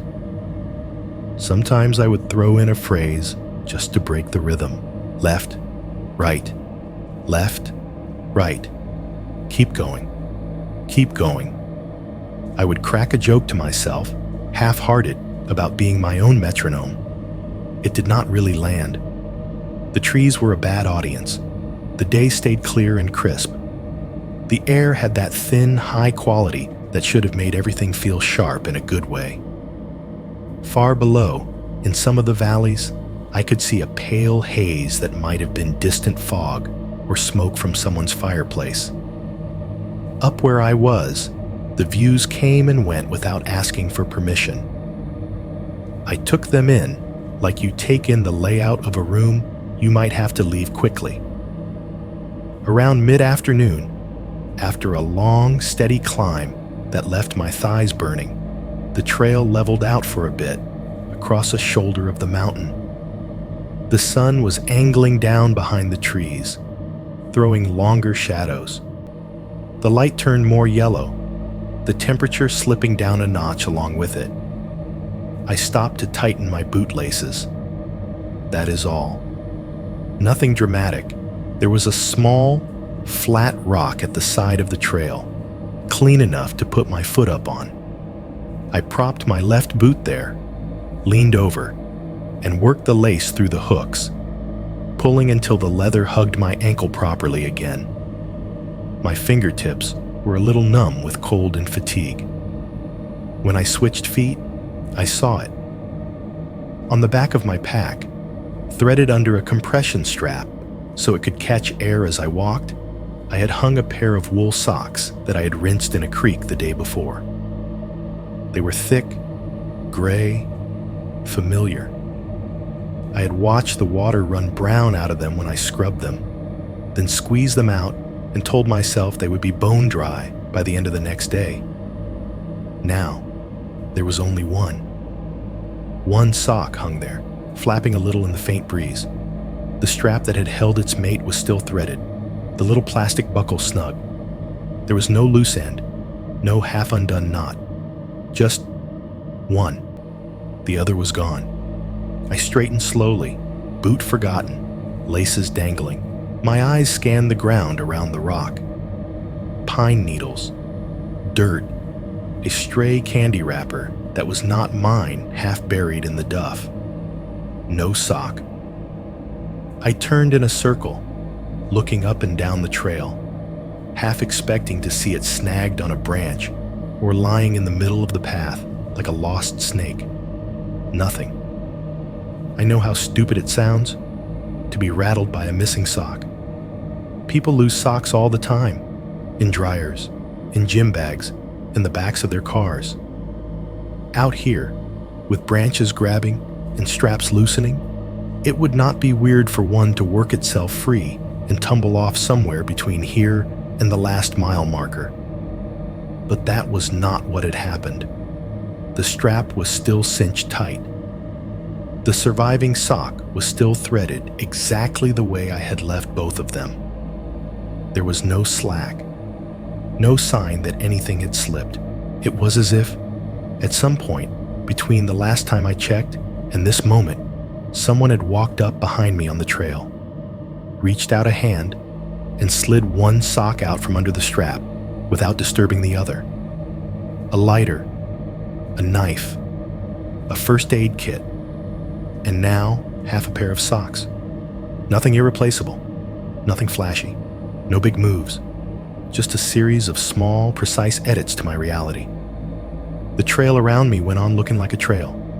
Trees, shadows, the faint line of dirt leading forward and backward. The world did not tilt. Birds did not fall silent. The mountain did not crack open to reveal anything. Still, standing there with one boot untied and one sock flapping on my pack, I had the distinct, crawling sensation that someone somewhere was enjoying this. By late afternoon, the day had gone flat. The bright, hard light of morning had slowly given up ground to a lid of cloud that slid in from the west, turning everything the same dull shade of gray. The forest, which earlier had been all sharp contrasts and bright pockets of sun, now felt like someone had turned the saturation down. Trunks, needles, dirt, sky, they all hovered within the same color range, a tired palette of damp. The temperature dropped with the light, not dramatically, just enough that the sweat on the back of my neck cooled in a way that made me shiver. Every exhale showed again, a little puff of steam snatched away by the breeze. I zipped my fleece halfway and cinched the straps of the pack closer, trying to keep the warmth I had earned from walking. Up high in the canopy, the wind picked up, the sound running along the treetops like it was following cables. It did not roar. It sighed, long, low, continuous. If I closed my eyes, which I did not, it almost sounded like traffic on a distant freeway. That steady, ceaseless rush of tires on asphalt, the one that hums outside my apartment window at all hours of the night. For a few seconds, my brain tried to put me back there. Cheap blinds, faint glow of streetlights, the refrigerator kicking on, the muffled argument of neighbors through the wall. The contrast made my stomach twist. I had come out here to get away from that. Now the forest was bending itself into the shape of home, just to remind me there was nowhere I could go that my own mind would not follow. I was thinking about nothing in particular, or maybe about everything at once when it happened. One moment, the trail under my boots was the same as it had been for miles. Packed dirt, small rocks, a scatter of needles. The next, as I stepped forward with my right foot, the world dropped out from under me into ice. My boot plunged into water up to the ankle, shockingly cold, with a sensation so vivid it burned. I felt the liquid force its way into the space between leather and wool, felt it push the air out and clamp the sock to my skin. A sound accompanied it, sharp and unmistakable, the splash of a foot hitting a shallow puddle, echoing slightly in the enclosed space of the trees. I stumbled, cursing, instinctively yanking my leg back.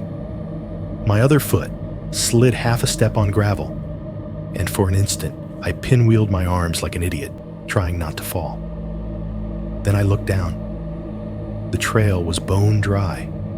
There was no puddle, no mud, no dark stain where water might have been a moment ago. Just dust, rocks, a few flattened needles where my boot had come down harder than usual. My boot itself looked normal. The laces were a little dusty. The sole had picked up a crescent of dirt. No drip, no sheen, no slow, spreading wet patch. The cold sensation remained, phantom and fading, like the memory of stepping into a snowmelt creek on a hot day. It crawled up my calf, the nerves firing on a delay, refusing to accept new data. I stood there, breathing hard, as if I had just sprinted up a set of stairs. After a second, I took a knee on the side of the trail. My heart pounded in my ears, a dull drum drowning out the wind for a moment. I untied the laces with fingers that did not feel entirely like mine, working them loose, peeling the boot away from my foot. The sock underneath was dry, not damp. Not mostly dry, except for the toe. Completely, absolutely dry to the touch. When I pressed my fingers against it, expecting at least some clammy coolness, I felt warmth instead, the residual heat of hours of walking. I slid my hand inside the boot, pressing along the insole, the sides, the seams. Rough fabric, a bit of grit, the lingering smell of sweat and old leather. No moisture, no chill. My brain, which had been trying to keep this whole situation in a neat little box labeled creepy but explainable, quietly moved that box to the edge of the shelf and tipped it over. You can tell yourself a lot of stories about missing objects. You can chalk up sounds in the night to animals or wind or branches. You can blame a can on some long-ago camper. But you do not just imagine cold water soaking into your socks and boots, complete with the sound of the splash, and then discover the puddle was never there. Unless something in you is broken. I sat there with the boot in my hands, feeling the air around me press in. The forest had not changed. The wind still pulled at the tops of the trees, making a sound like distant highway noise. Somewhere far off to my left, a woodpecker rat-tat-tatted on a trunk, the hollow knocking surprisingly clear through the muffled air. Everything else felt muted. That is the only word I have for it, like the world had been turned down one notch, except for my own breathing, which sounded loud and fast and too close. "This is bad," I heard myself say, quietly. Not dramatic, not cinematic, just a plain diagnosis. If I was hallucinating water, what else might my brain decide to invent?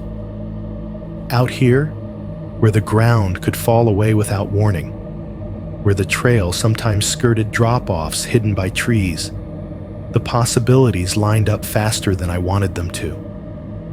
A cliff that was not really there, a solid ledge that turned out to be air, a safe gap that was actually wider than it looked. All it would take was my mind deciding something existed that did not, or vice versa, at the wrong moment. I tugged the sock back into place, shoved my foot into the boot, and laced it up with more force than necessary, as if tighter knots might somehow tether me better to reality. When I stood, my legs felt hollow. Once again, the question of turning back presented itself, clearer this time, sharper, with teeth. Halfway, give or take, 2 days to go back, 2 days to go forward. My car sat in the lot like a concept, steel and glass and that stupid chirp, waiting at the end of one line or the other. Between me and it, in either direction, were miles of trail, patches of snow, blowdowns, junctions, rusted signs, and however much more of my mind was going to peel away under the pressure of being here. The idea of retracing my steps, of walking past the place where the tent wall had shivered under an unseen hand, where the can had sat in its little ring, where the graffiti had joked about mile 47, did not thrill me. The idea of pushing deeper into unknown territory, where I had no mental map of what lay ahead, did not either. I pulled the actual map out again, more to give my hands something to do, than because I did not know what I would see.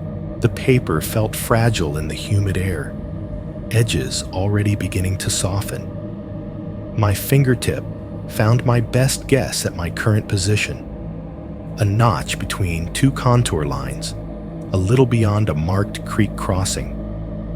The nearest designated campsite icon lay about a day and a half away if I kept a steady pace, a spot near a larger lake with a name printed next to it. A real place on paper, not an improvised patch of trees. If you can just get there, I told myself, you can regroup, decide. Worst case, you bail from that side. Worst case, you stick it out and finish. It was a bargain with myself, and I knew it. But bargains are sometimes all you have when the alternative is admitting you are afraid of your own brain. I folded the map, slid it back into the lid pocket, and kept walking. The light continued to flatten as the afternoon wore on. Shadows blurred. The trail, in places, became a light stripe in the duff rather than a clear track. I watched my feet more than the scenery, placing each step carefully, feeling for firmness before committing my weight. My mind kept replaying the sensation of the non-existent puddle, again and again, like a glitching video loop. The shock of cold, the sound, the way my muscles had reacted before my eyes had gotten a vote. Each time, I could feel the edges of my trust shrinking. Once, as I stepped over a fallen tree, the wind shifted, and for a split second, I caught a smell that did not belong. A faint chemical tang, like hot plastic or gasoline. By the time I turned my head, it was gone, replaced by damp earth and pine.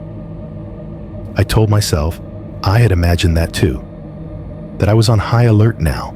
For anything that seemed out of place, my senses turned up too loud. It was maybe an hour before the campsite marker on my map when I saw the color. In a landscape that had settled into greens and browns and grays, the bright orange hit my eyes like a flare. A scrap of fabric was caught in the sparse branches of a shrub just off the trail, fluttering a little in the breeze. It was no bigger than my hand, edges frayed where it had torn, one side darker where dirt had smeared it. The exact shade matched the rain jacket rolled and strapped under the back of my pack. Hunter orange, the kind of color that does not occur naturally in these woods, chosen specifically so it would not. For a second, with that same unpleasant adrenaline burst I was getting used to, I thought the scrap had fallen from my own gear somehow, that maybe the jacket had caught on something and ripped. I twisted awkwardly, shrugging one shoulder out of the strap so I could swing the pack around and check. The jacket was still there, straps tight, fabric intact. I ran my hand along it, fingers pressing for any weak spots. Nothing. No tears. No missing corners. I turned back to the bush. Up close, the piece of cloth was clearly from another jacket. The material was similar, waterproof, stiff, but the texture was a little different. When I reached out and pinched it between my fingers, it crackled faintly. The cut was jagged on three sides, straight on one, like it had been ripped out from a seam or torn with a knife.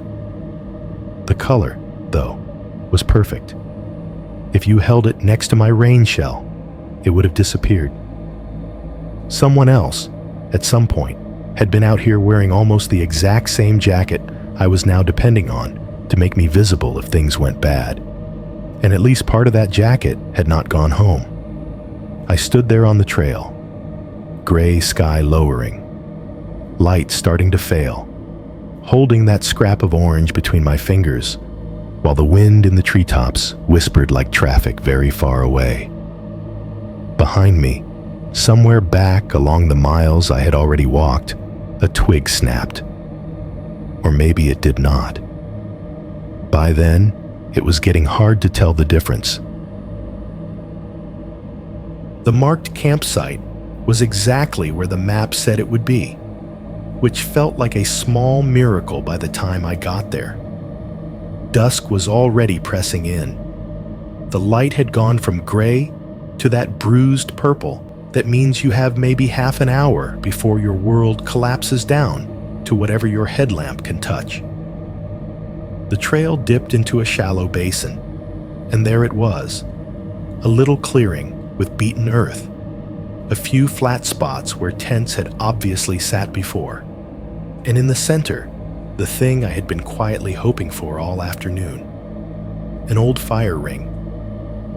It was the usual backcountry construction, stones of varying size piled and arranged in a rough circle, blackened on the inside from years of smoke and heat.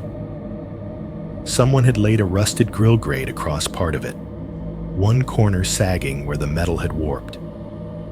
A couple of half-burned logs lay inside, charred ends pale gray, ready to flare back to life if given half a chance. For reasons that would have sounded insane back in the parking lot, the sight of it actually calmed me. It meant people had been here, not just rangers or day hikers, but folks like me, tired, hungry, stumbling in at dusk with sore shoulders and big plans. They had sat here and cooked things and watched sparks rise and gone to their tents believing they were safe enough to sleep. The fire ring was proof that this place was not pure wilderness. It had a history, a script. I dropped my pack near one of the flatter tent spots and took a slow turn around the clearing. The forest pressed close, but not too close. Someone had done some minimal clearing at some point, maybe with a saw, maybe just dragging dead branches out of the way. A few logs lay at the edges at good sitting height, the bark worn smooth in places where people had parked themselves repeatedly. It was almost domestic, in a stripped-down way. Comfortable isn't the right word, but it felt less like I had wandered into someone else's house uninvited. Looking closer ruined that a little. By the fire ring, tucked between two of the stones, was a bit of trash that had not burned completely. I pried it out with gloved fingers. It was the crumpled wrapper of an energy bar, aluminum back flashing in the fading light, front printed with a brand name I did not buy. I smoothed it enough to read the flavor, some overly sweet combination of chocolate and caramel, and felt a little flare of irritation on top of everything else. "Leave no trace," I muttered, folding the wrapper tighter. Barely even tried. I turned it over in my hands, then shoved it into my own trash bag. The wrapper was a small thing, but it was proof in the other direction. I was not hallucinating all traces of other human beings. Someone had been sloppy here. Recently enough that animals had not shredded it, circling the edge of the clearing, near a downed log that had definitely seen multiple camperbacks on it. My boot nudged something half buried in the dirt. It was not a rock. It slid instead of resisting. I crouched and dug it out. It was a torn page from a small notebook, the kind people carry in their pockets and forget at the bottom of drawers. The paper was soft from moisture and drying again, edges feathered where it had ripped free. One corner was missing entirely. Dirt smudged most of it, but enough remained that I could make out the ghost of writing in ballpoint pen. A date at the top. Last year. The ink had bled a little, but I could still pick out fragments of sentences scattered down the page. Heard footsteps again last night. Thought it was wind, but gravel. Mile 47 maybe cursed LOL. The LOL at the end was what got me. The little lowercase letters, that reflexive attempt to undercut whatever had been unsettling them. Reading it felt like eavesdropping on someone else's private argument with themselves. halfway between joking and not. I stood there with the page trembling slightly between my fingers, and something in my chest shifted. On one hand, it was validating. I was not the first person to feel this way out here. Somebody else had been walking these same miles, sleeping maybe at these same sites, and had also heard things in the dark that did not line up neatly with the animals on the informational posters. Someone else had tried to write it down. On the other hand, it meant I was not special. Whatever was wrong out here, if anything, did not start with me. It had been going on long enough for last year's date to make sense. Long enough for jokes about mile 47 to spread from internet comments onto physical paper. That made it feel less like a personal haunting and more like I had stepped into a pattern that did not care who I was. I folded the page as carefully as I could, trying not to smear what was left of the ink, and slid it into the back of my map case. It felt like it belonged there, among the lines and legends, another layer of information about the terrain. Night came on fast after that. It always does in the mountains once the sun slips behind the ridgeline. One moment, you are squinting against low glare. The next, you are in a room where someone has just dimmed the lights by half. I went through the routine mechanically. Tent up, guylines tensioned, food hung, water filtered from a nearby trickle I could just hear through the trees. My hands moved, but my mind kept drifting back to that line. Heard footsteps again. The again hung there heavier than the rest. For the first time since starting the trip, I decided to have a fire. I told myself it was to dry things out, to warm up, to use up some of the smaller wood that had clearly already been gathered and left behind. Underneath that, the truth was simpler. I wanted light that was not battery-powered, something that crackled and spat and changed every second, that put a wall of heat and sound between me and the dark. The coals from whoever had used the ring last were long cold.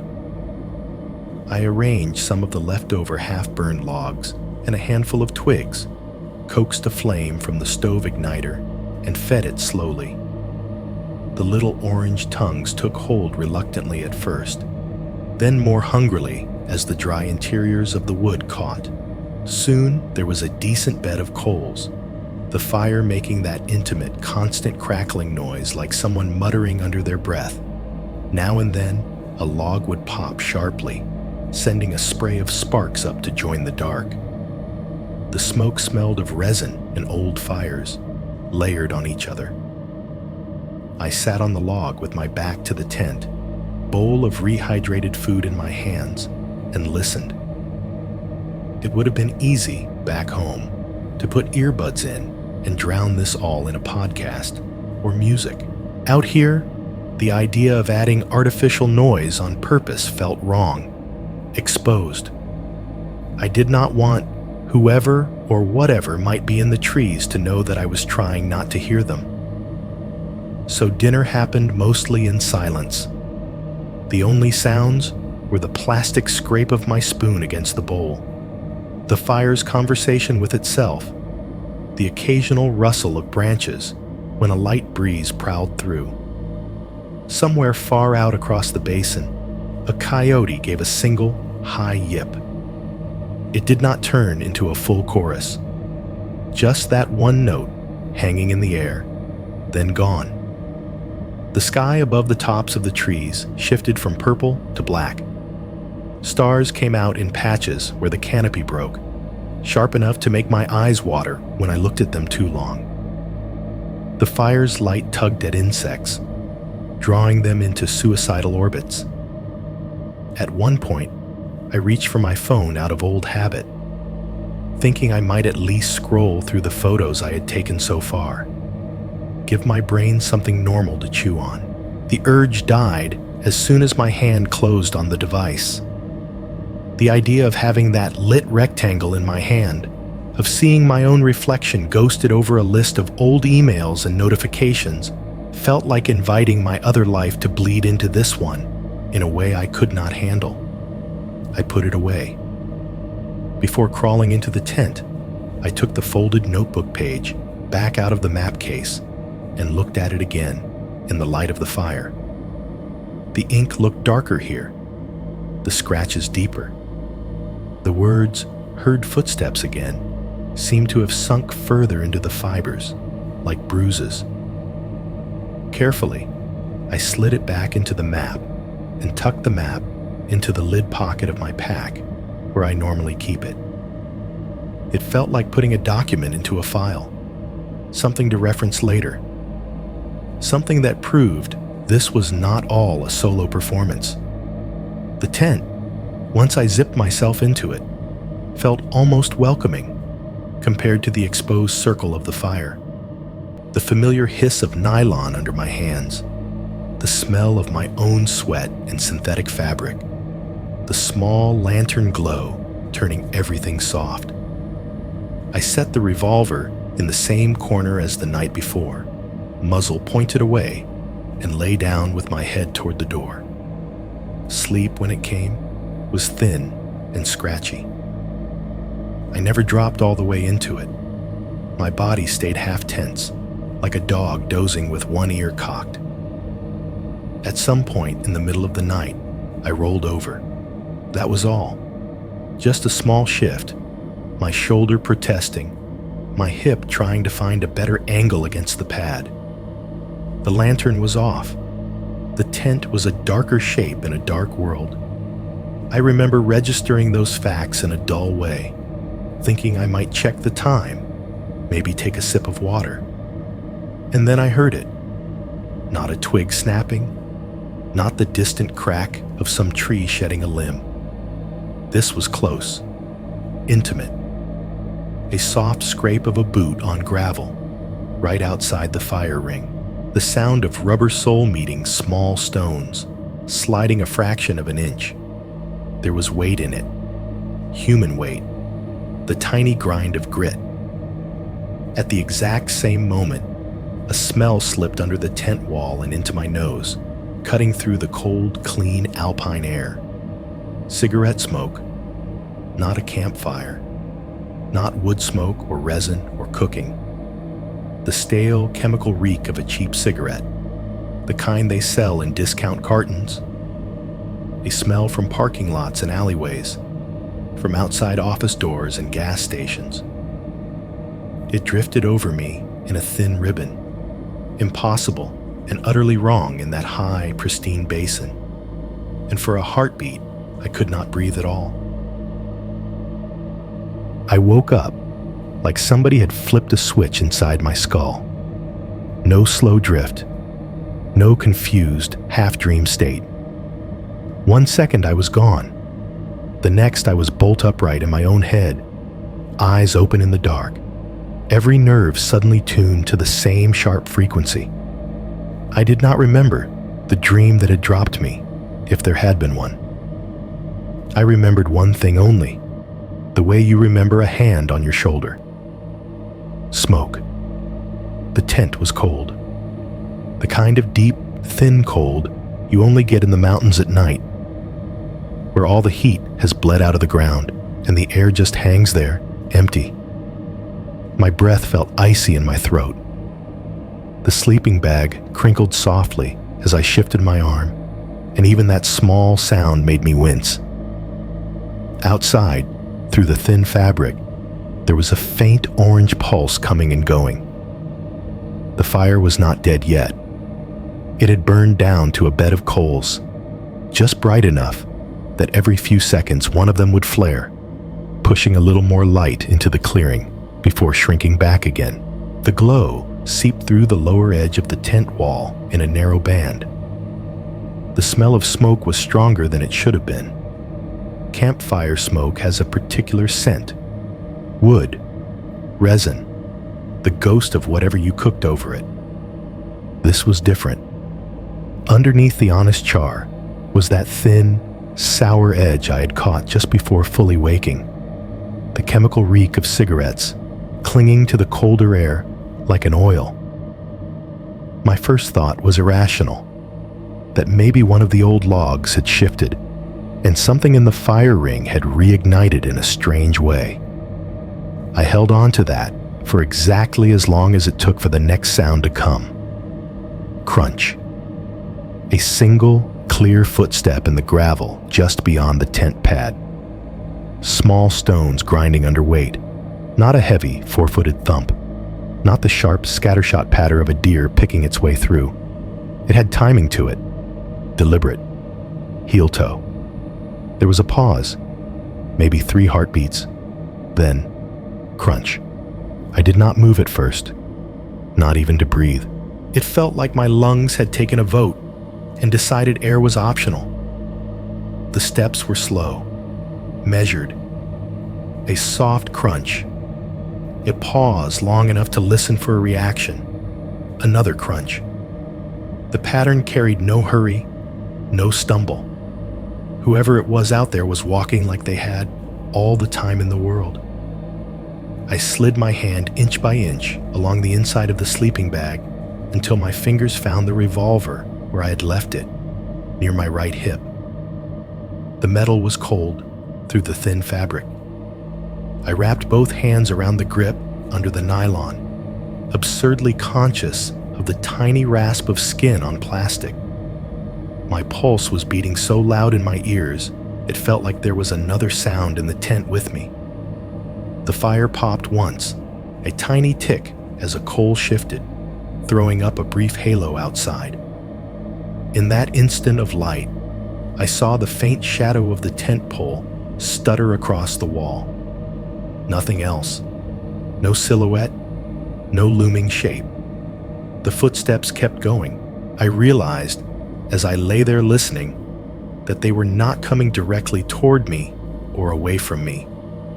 They were moving in a loose circle around the tent, pacing the perimeter of that small, packed-down piece of earth. Out in the ring, where yesterday's ashes thinned into gravel. Crunch. Pause. Crunch. Every once in a while, a boot, or whatever it was, would hit a patch with more rocks than dirt, and the sound would brighten, a small slide of gritty stones.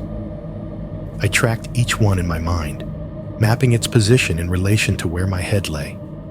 Front, right, back, left. The air inside the tent grew stale with the breath I kept forgetting to let out. My fingers dug into the revolver's grip hard enough to make my knuckles ache. It was not a bear. I knew that much. Bears do not move like that. They shuffle and huff and crash and shove brush aside. They do not walk careful circles around nylon and gravel, measuring their steps. A deer or an elk would have left a different signature in the sound. Lighter, quicker, more irregular. This was human, or something very good at pretending. At one point, the steps slowed, then stopped altogether. They had come around to the side of the tent where my head was, just past the little vestibule. The quiet that followed felt wrong in a new way, weighty. The kind of silence you get when someone stands in a doorway and watches you without speaking. The smell of cigarette smoke thickened then, like a cloud drifting by. It was still faint compared to a bar or a smoker's car, but here, in air that had tasted of nothing but dirt and pine for days, it might as well have been a perfume counter. I lay there as still as I could, staring at the dark fabric inches from my face. Shadows from the coals crawled along the lower edge. The upper portion was just black. The revolver's weight anchored my hands. I could feel my own heartbeat in my fingertips, a rapid, hard knocking. For a moment, there was nothing. Then I heard something new. A tiny clicking sound, right above my head. The lightest tap of something hard against metal. Once, twice, It took me a second to place it. The noise a fingernail or a coin makes when it touches a tent pole through the fabric. Testing, confirming, like someone laying their finger on the skeleton of the shelter I was hiding in and saying, "Here you are." My mouth moved before my better judgment could stop it. "I know you're there," I whispered. The voice that came out of me did not sound like mine. It was thin and breathy, the words catching a little on the way out, like they had to squeeze through something tight. Saying them made it real in a way that thinking it had not. On the other side of the wall, the clicking stopped. For a heartbeat, nothing happened. Then the footsteps started again. They did not run. They did not stomp or rush. They resumed that same slow, careful pace, now drifting away from the side of the tent toward the back, the sound getting fractionally softer as they moved further from the coal's small circle of light. Crunch. Pause. Crunch. I did not know if that was good or bad. Part of me wanted them to just leave, to keep walking until the sound faded entirely. Another part was terrified of the idea that they might go somewhere I could not hear them, and then come back closer, quieter. The circuit continued. I could picture, in my mind's eye, the path they were taking. A ragged ring just outside the scuffed-up soil of the campsite, far enough away that the dying fire would not betray any details, close enough that if I stepped out, we would be sharing the same thin slice of air. The coals popped again. A small spark must have jumped, because there was a faint whoosh as some hidden fragment caught and glowed brighter. For a brief second, the orange halo outside flared, and I saw a long, distorted shadow slide across the tent wall. It could have been a branch. It could have been anything. I told myself not to call out again, not to give away more than I already had. If they had wanted me dead, I reasoned, they had had opportunities. At the side of the tent, with their hand on it, at the creek. Last night with the can. Whoever this was seemed more interested in playing. The idea made actual nausea rise in my throat. Time did strange things in that state. It might have been 5 minutes. It might have been 30. The circle of footsteps went on, then began to stretch out. The pauses grew longer, the crunches more intermittent. It was like watching a piece of machinery wind down, the energy bleeding out of it. And then finally, there was nothing. No more crunch. No scrape. Just the soft occasional crackle from the fire pit, the whisper of a tiny breeze in the needles overhead, and my own pulse trying to pound its way out of my neck. I did not trust it. I lay there, absolutely still, gun in my hands, staring at the same patch of fabric, waiting for some new sound to declare the interlude over. I counted slow, controlled breaths. 1 to 10, then again. My muscles began to tremble from the effort of not moving. After what felt like an eternity, the coals dimmed further. The orange seep under the tent wall shrank to almost nothing.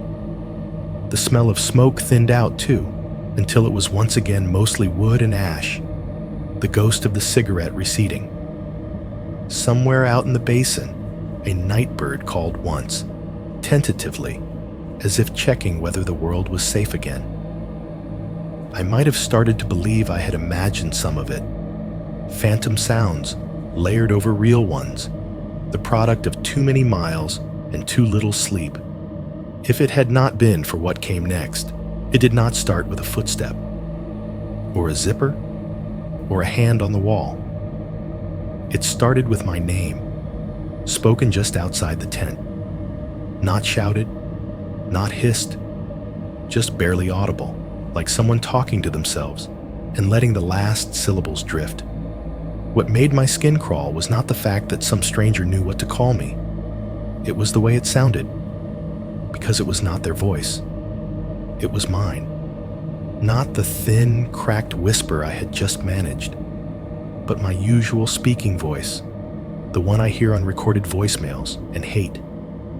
The familiar cadence, the exact vowel shape, laid over this impossible situation like a cheap recording played back through bad speakers. My name, in my own voice, breathed out from the dark just beyond the fire ring. I think that was the first moment I understood that whatever was happening out there was not just about footprints and missing gear and cigarette smoke. Something, or someone, was starting to learn me. Dawn took its time. Those last hours before it came were a kind of gray purgatory, where I was not really awake and not really asleep. I must have drifted off at some point after hearing my own name whispered back at me, because the next clear moment I remember is opening my eyes to find the tent walls glowing a diluted kind of light. No orange seeped in from the bottom edge now. The fire had finally died sometime in the dark. The air inside the tent was sharp and cold, clean enough that the ghost of cigarette smoke felt like a bad dream. Birds were already starting up outside, their calls overlapping in a messy, oblivious chorus. For about 10 seconds, I let myself pretend nothing had happened. I lay there on my back, staring at the ripstop nylon overhead, listening to the familiar morning noises of a campsite, the subtle creak of fabric as I shifted, the faint crinkle of the sleeping bag when I flexed my feet, the distant chuckle of water moving over rock somewhere beyond the trees. It would have been easy to roll over, pull the bag up to my chin, and steal another 20 minutes of warmth. Instead, I made myself move. There is a particular kind of dread that comes with not wanting to confirm what you already know. It felt like being a kid again, scared of the dark, knowing that if you look under the bed and there is nothing there, you will feel stupid. But if you do not look, your brain will invent worse things.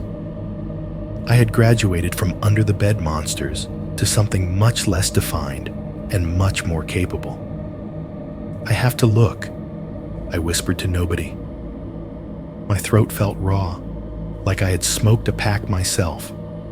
I unzipped the bag, hissed as the cold slapped into the warm pocket I had made, and groped for the revolver. It was exactly where I had left it, as heavy and solid as ever. That small fact steadied me more than it should have. I set it within arm's reach and crawled toward the tent door. The world outside looked normal. Blue-white light filtered down through the canopy. The clearing was a mess of flattened earth, scattered stones, and the dark circle of the fire ring. My breath fogged the air as I exhaled. The trees stood where I had left them. The sky above them showed a thin, brittle blue that promised cold.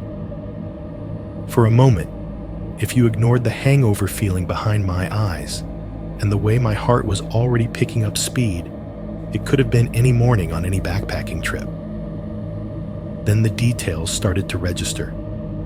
The fire ring, which I had left the night before as a bed of sinking coals and half-burned logs, had acquired a new occupant.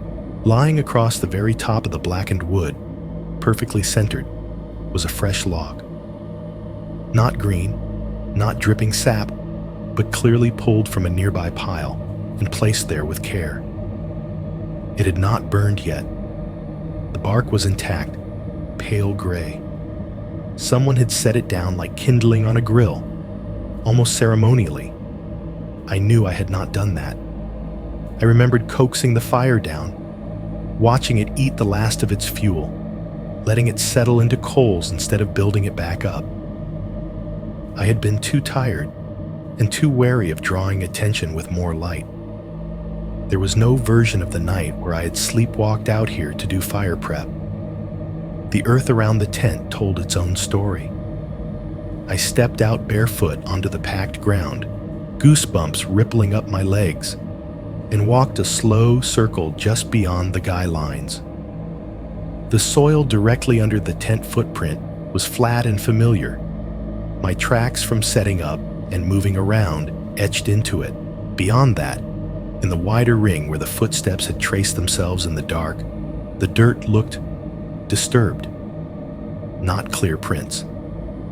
That would have been almost comforting. There were no crisp heel-toe impressions, no obvious boot tread.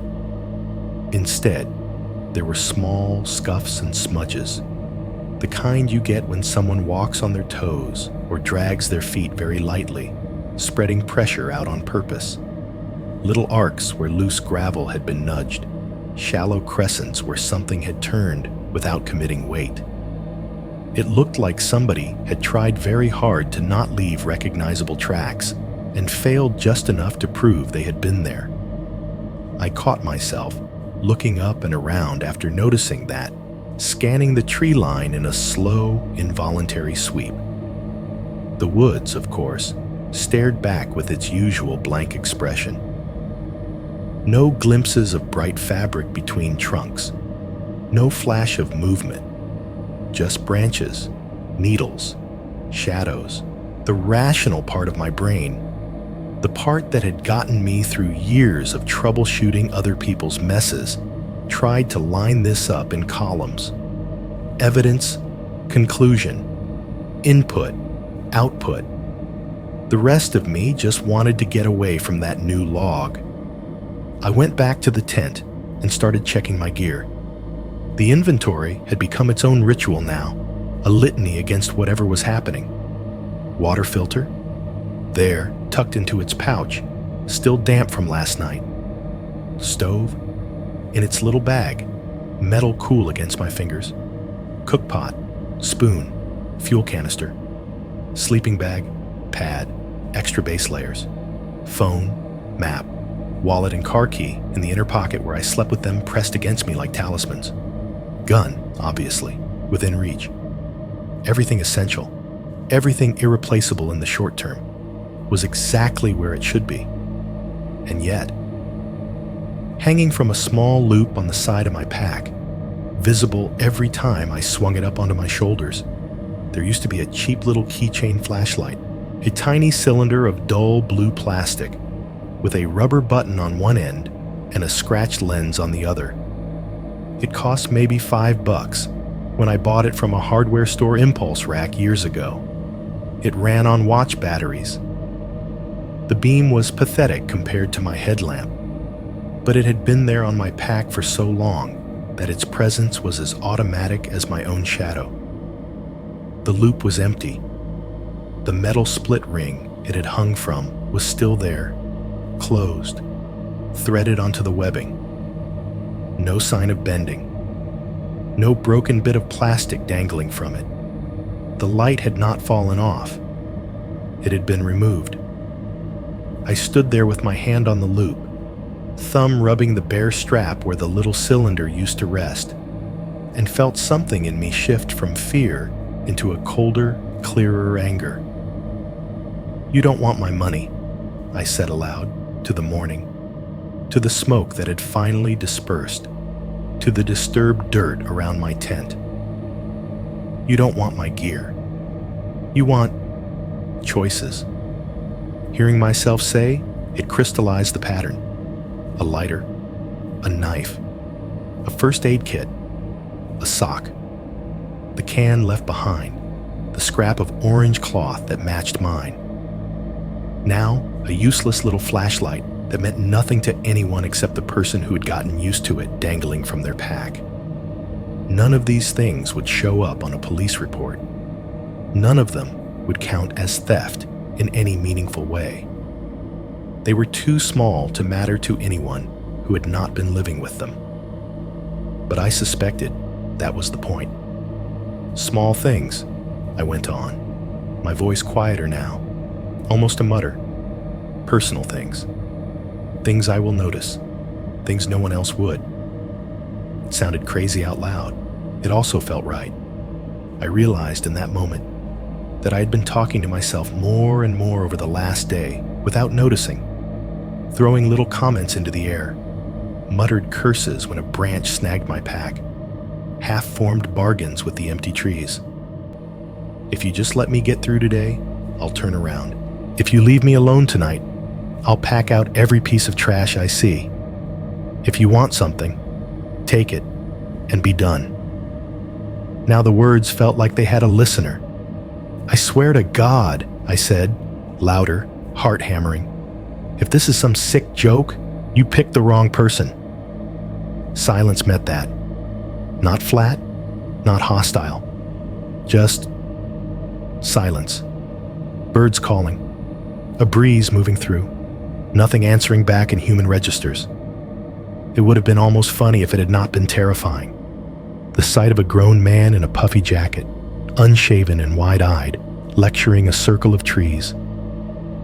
I'm armed, I added, because saying it made me feel slightly less like prey. You already know that. You come close to this tent again, and I stopped. The threat felt ridiculous, even as it left my mouth. Whoever was doing this was not interested in direct confrontation. They liked the indirect route. They liked the long game. I heard myself sigh. Just knock it off, I finished lamely. Later, when I should have been breaking camp, I found myself sitting on a log with the notebook page in my hands again. I had forgotten, in the rush of the night, that I had stashed it in the map case. Now, I slid it back out, the paper softer than before, edges starting to curl. In the thin daylight, away from the fire's glow, the ink looked paler, the smudges more pronounced. The top date was clear, a summer week the previous year. Below it, the words still resolved into fragments if I tilted the page and squinted. Heard footsteps again last night. Thought it was wind, but mile 47 may be cursed LOL. That lol hit differently now. It looked forced, an afterthought scribbled by someone trying to drag the tone of their own experience back into the realm of jokes. Near the bottom of the page, the last full line read, "If I make it out, I need to tell someone about the guy who..." After that, the ink blurred into a dark skid, as if the pen had dragged through water or mud. No more words, just a hooked line trailing off the edge. I had seen that the first night and filled in the rest myself. The guy who followed me, the guy at my tent, the guy smoking outside the fire ring. A blank my mind had been only too willing to populate. Without really thinking about it, I turned the page over. On the back, near the center of the otherwise blank sheet, in a different hand and darker ink, someone had written a single word in heavy strokes. Stayed. Not stayed behind. Not stayed out there. Just that. 4 letters, pressed hard enough that the indentations showed through on the front if I ran my fingertip over them. The handwriting was firmer, more decisive than the scrawls on the other side. The letters leaned slightly to the right, like they were in a hurry. It did not look like something the original writer had added later. It looked like a comment, an edit. The world around me stayed annoyingly normal while I stared at it. A jay screamed from somewhere above, angry about something that had nothing to do with me. The air smelled of dirt and last night's ash. My own breath came shallowly, faster than it needed to for sitting still. They made it out, I said, hearing my voice shake. But he stayed. He. The guy who... My skin prickled, all at once, like I had stepped into a draft I could not feel. The worst part was the new realization that came on the heels of that word, as clean and sharp as broken glass. If something could linger out here, if there was a he that stayed when other people went home, then what I was dealing with might not have an endpoint marked by a trailhead and a car. It might be the kind of thing that follows you out. Once I saw that word, stayed, I stopped pretending this was just a weird trip. The map spread across my knees looked suddenly smaller, like the paper had shrunk overnight.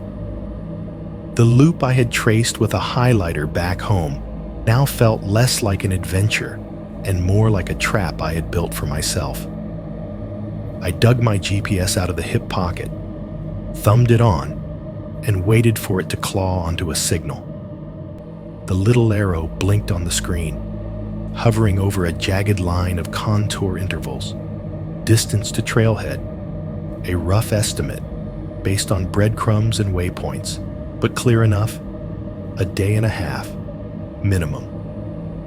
At a normal pace, that meant at least 2 more nights out here. 2 more sessions of lying in nylon, listening to footsteps that never quite showed themselves, waiting to find out which piece of my life would go missing next. I stared at the numbers until they blurred. I could go forward on schedule, except that I would be giving whatever was out here 2 more chances, or I could turn around, retrace the route I already knew, revisiting the sites where the can had appeared, where my sock had gone missing, where the cigarette stink had rolled over my tent. Either way, the math was the same. I slept out here again. Twice. No, I said quietly. No, you're not getting 2 more nights. The idea came in pieces at first. A memory of thru hikers on YouTube talking about night pushes to make up miles. A fragment of something my dad once said about driving through the night to get home before a storm. The knowledge that my legs were tired, yes, but not completely gone. That fear was an excellent stimulant. What if I changed the schedule? Sleep early, move in the dark. Use the hours I had been spending staring at nylon and listening for someone else's breath to chew up distance instead. If I could force my body through most of the night, I could smash that day and a half into one extended push and reach the trailhead around dawn or shortly after. It was a bad idea, objectively. Hiking in the dark, alone, exhausted, in terrain that was already fracturing my sense of what was real. That's the kind of decision that ends with sour teams and headlines if you get it wrong. But staying put felt worse. Lying there while something circled and watched and played with the edges of my sanity, that was the guaranteed disaster. The night hike was just a gamble. Fine, I told the trees, the map. The words stayed hidden between them. We'll see who wants this more. I folded the map, shoved the GPS back into its pocket, and started walking with a new, jittery purpose. The miles that afternoon had a different flavor. The same dirt and roots underfoot, the same sporadic views through gaps in the trees. But I was moving like a man with a deadline now. My pace ticked up a notch. I stopped less. I drank on the move, water sloshing in the bottle as I walked. Every time my mind tried to drift, I snapped it back with numbers. How many hours of light left? How many approximate miles per hour I was doing? How many hours I could reasonably stay upright once it got dark? The GPS told me I was chewing into the distance. The height of the sun told me I was running out of time. By late afternoon, the light had that slant to it again, shadows stretching long across the trail. I started looking for a place to stage my stunt. A flattish spot, not too exposed, not too close to a junction. Somewhere I could throw the tent up and grab a couple hours of sleep before the real work began. What I found was adequate, not beautiful. a patch of ground just off the trail, hemmed in by low brush and a couple of boulders, the dirt studded with small rocks. One good tent pad if you were willing to ignore the slight slope. The nearest water source was a trickle I could barely hear, not the comforting full-voice creak from the previous night. It would do. I was not auditioning campsites for a catalog. I dropped the pack and set up the tent in a hurry, cutting a corner or two I normally would not. The guy lines were tied, but not with mountaineer precision. The footprint wasn't perfectly aligned. I told myself it did not matter. I was not planning to be here long enough to care if a little wind punched the walls around. Crawling into the bag while it was still light felt wrong. My body did not want to cooperate. It knew this time of day as cooking and watching the sky change, not as shutting down. Through the thin fabric, I could see the outlines of branches against a pale sky, still holding on to blue. I lay there with my eyes closed, counting breaths, trying to will myself into the kind of shallow doze that would at least rest muscles and give my brain some buffer. It did not go well. Every small noise came through sharp. A squirrel jumping through leaves sounded, for the first instant, exactly like a person running. The scrape of something small against the tent wall, probably a bug, registered as fingers. A pine cone dropping from high up and bouncing through branches hit my nervous system like a warning shot. Each time, my eyes snapped open, heart pounding, hand already groping for the gun. I would lie there for another few minutes, listening, telling myself it was nothing, then try to relax again. The cycle repeated, chewing away at the little reserve of energy I had left. Eventually, exhaustion won a small victory. I slid sideways into a kind of half-sleep, not deep enough to dream, but just enough that the edges of things blurred. When I opened my eyes again, the light inside the tent had turned from pale gold to a washed-out gray. The air felt cooler on my face. The shadows of branches were thicker. My watch said I had been out for maybe an hour and a half. I did not feel rested. I felt like I had been in an argument with something invisible. Outside, the world was shifting gears. The sky beyond the trees was already drifting toward dusk. If I was going to stick to the plan, I needed to move. I forced myself through the motions. Food first, even though my stomach did not vote for it. I boiled water, dumped it into a meal pouch, choked down lukewarm, salty carbs without really tasting them. I knew I would need the fuel later, when the hours started to stretch and the line between real and imagined got thinner. Then water. I walked the short distance to the trickle I had spotted, filled bottles, listened to the soft gurgle of it as if it might suddenly say something useful.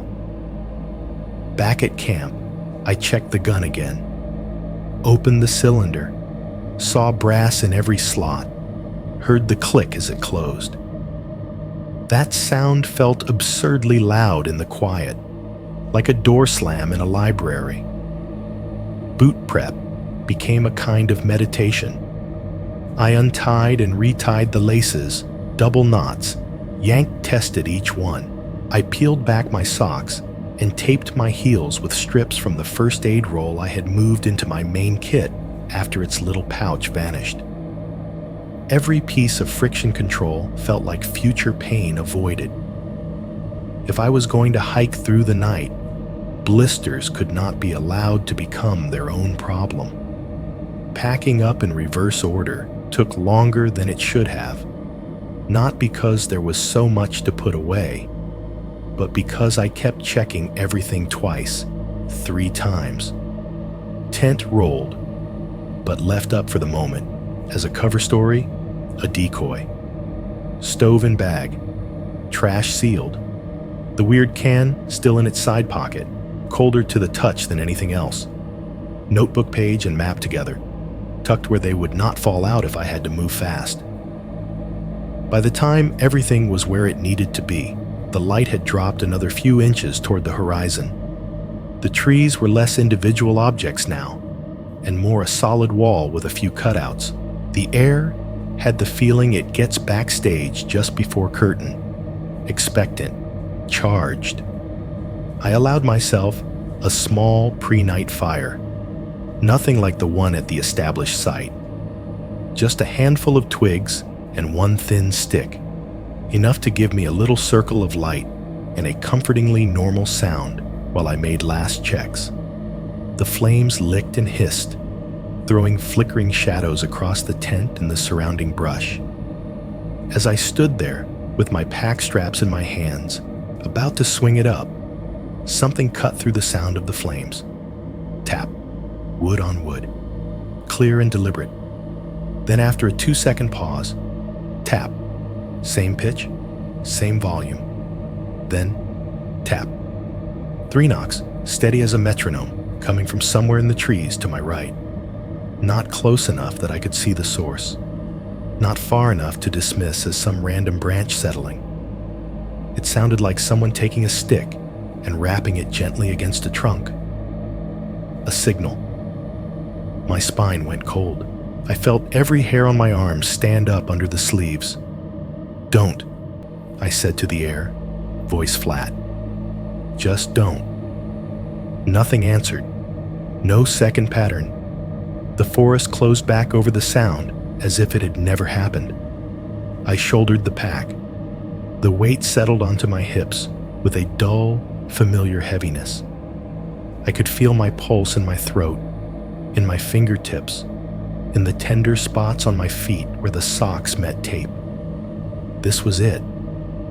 Whatever was going to happen tonight, it would not be, because I lay there and waited. I turned back to the little fire, reaching for my water bottle to douse it. The flames were low, mostly coals with a few lazy tongues of orange curling around the last intact twig. That is when I saw it. Sitting on the ground a few feet from my tent door, squared to the circle of my camp like it had been set there for inspection, was a backpack. Not mine. A different one entirely. It was larger than my own, a faded dark color under a coat of dried mud and fresh dirt. The fabric was scuffed, the straps frayed in places where they had rubbed against something rough. One of the side pockets hung open, empty. The zippers were all closed. It did not look like it had been lying there long. No insects exploring it yet. No needles settled on top. It had not been there 30 seconds before. There was no rustle of retreating footsteps. No glimpse of a figure ducking behind a tree. Just my tent, my dying fire, the trees, and now this second pack, sitting like an invitation or an answer. The forest around us breathed in and out, patient. If I had been watching someone else in a movie do what I did next, I would have yelled at the screen. I stood there for a few seconds, just staring at it. The pack sat where it had no right to be. A hulking, slumped shape on the ground between my tent and the fire ring.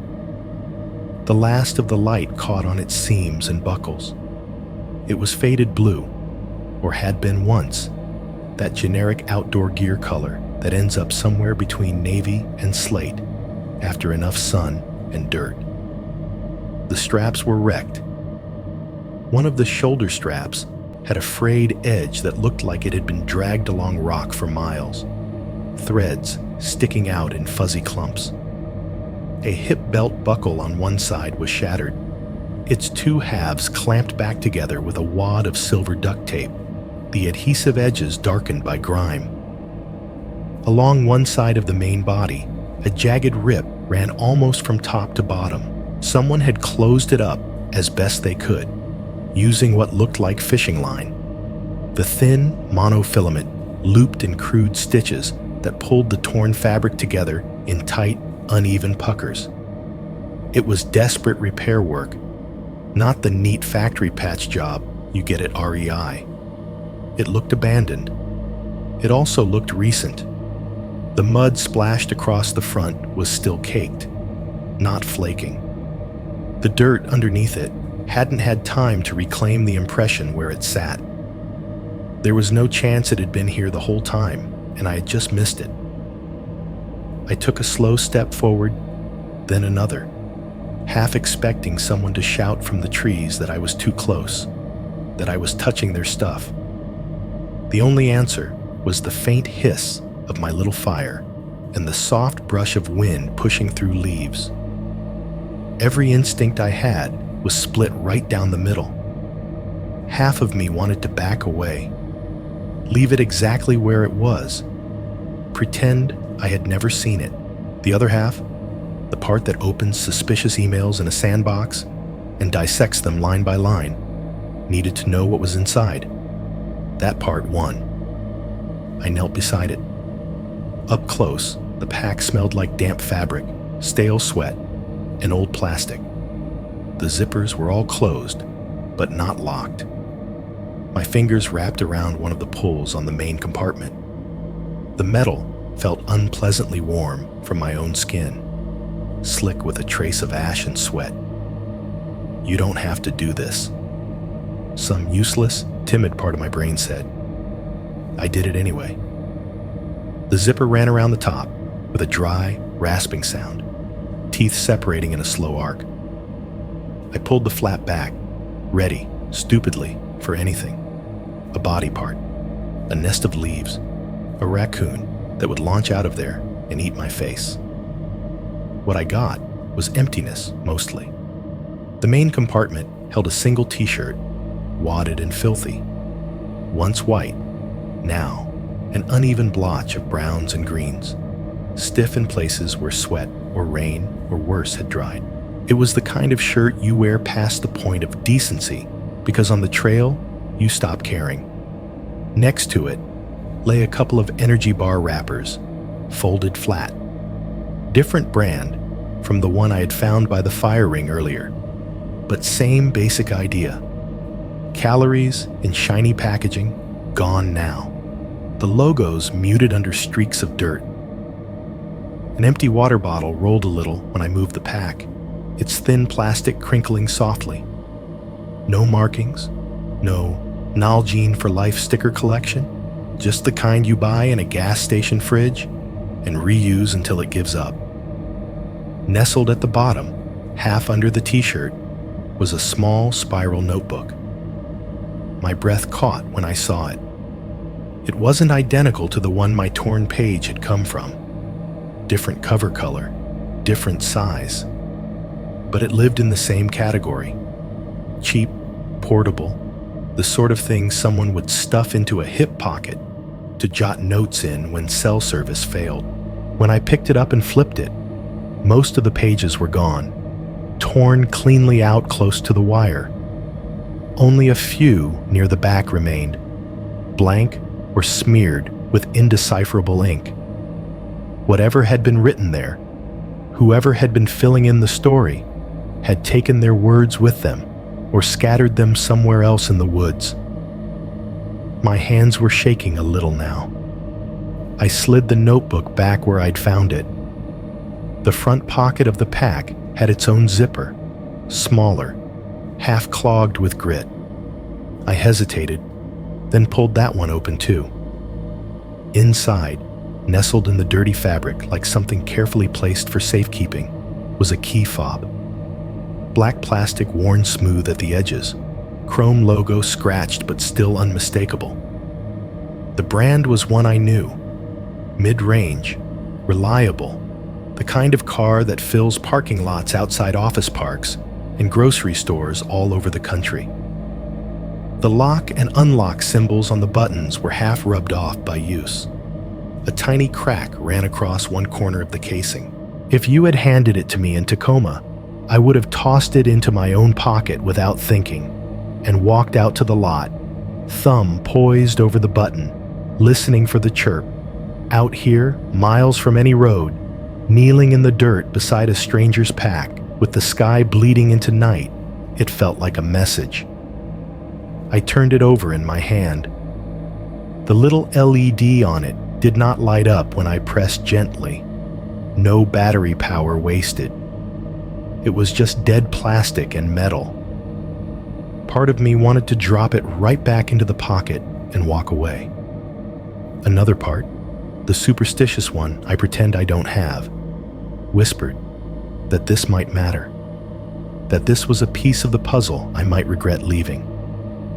Behind me, a twig snapped. Not the ambiguous settling pop of wood cooling after a fire, not something at the fuzzy edge of hearing. This was a clear, sharp snap, close enough that the hairs on the back of my neck went up. I spun around on my knees, heart jumping into my throat, my hand slamming back toward the revolver on my hip. I got it half drawn, barrel clearing the holster, breath already sucked in for a shout. The trees stared back. Brush, trunks, the long shadows of branches. The small pre-night fire crackled weakly behind me, throwing flickers of orange on the low foliage. No figure stepping back behind a tree. No flash of bright clothing. No movement except the slow sway of leaves in the evening breeze. My pulse hammered in my ears so loudly, it took a second for the rest of the forest to come back into focus. A bird fluttered across the clearing. Somewhere off to the left, something small scurried in dry leaves. Nothing that justified the feeling of being watched through crosshairs. Slowly, feeling stupid and exposed, I reholstered the gun. When I turned back to the stranger's pack, the key fob was still in my hand. I should have put it back. I know that. There's a rule, unspoken but real, about not messing with other people's gear in the backcountry. You leave things as you find them. You don't strip someone's abandoned camp because you don't always know why it was left and whether they might be coming back. Instead, almost without conscious decision, I slipped the fob into the pocket of my own jacket. The motion felt reflexive, the way you pocket your own keys without looking when you leave your desk. The small weight settled against the fabric, alien and weirdly familiar at the same time. "Fine," I said under my breath, not sure if I was talking to whoever had owned the pack, to whatever was out there, moving in circles around my tent, or to myself. "You want to play with my stuff? I'll take something of yours." It was bravado, and thin at that, but it made me feel, for a blink, like this wasn't completely one-sided. I zipped the empty pocket of the other pack closed, more out of habit than respect, and stood up. The sky had deepened to a slate color, the first stars just beginning to slip through the gaps in the canopy. The air had that metallic chill it gets right after sunset, the smell of the day draining away. I looked at the pack one more time. "Who left you here?" I asked it quietly. It did not answer. On impulse, before I could talk myself out of it, I reached into my pocket, pulled out the fob, and pressed my thumb against the lock button. I wasn't expecting anything. The rational, sensible part of my brain was already halfway through a lecture about wasting energy and indulging paranoia. The battery could be dead. Even if it wasn't, the range on these things is limited. The nearest road was a line on a map, not a sound in the air. Somewhere deep in the trees, far beyond the circle of my firelight, a faint electronic chirp answered. Crisp. 2 quick notes. The exact sound a car makes when you lock it in a grocery store parking lot, only strangled by distance and pine, and the fact that there was, as far as I knew, no road out there for it to belong to. After the chirp, there was no more pretending this was going to be normal. The sound hung in the air for a second after it was gone, echoing off nothing.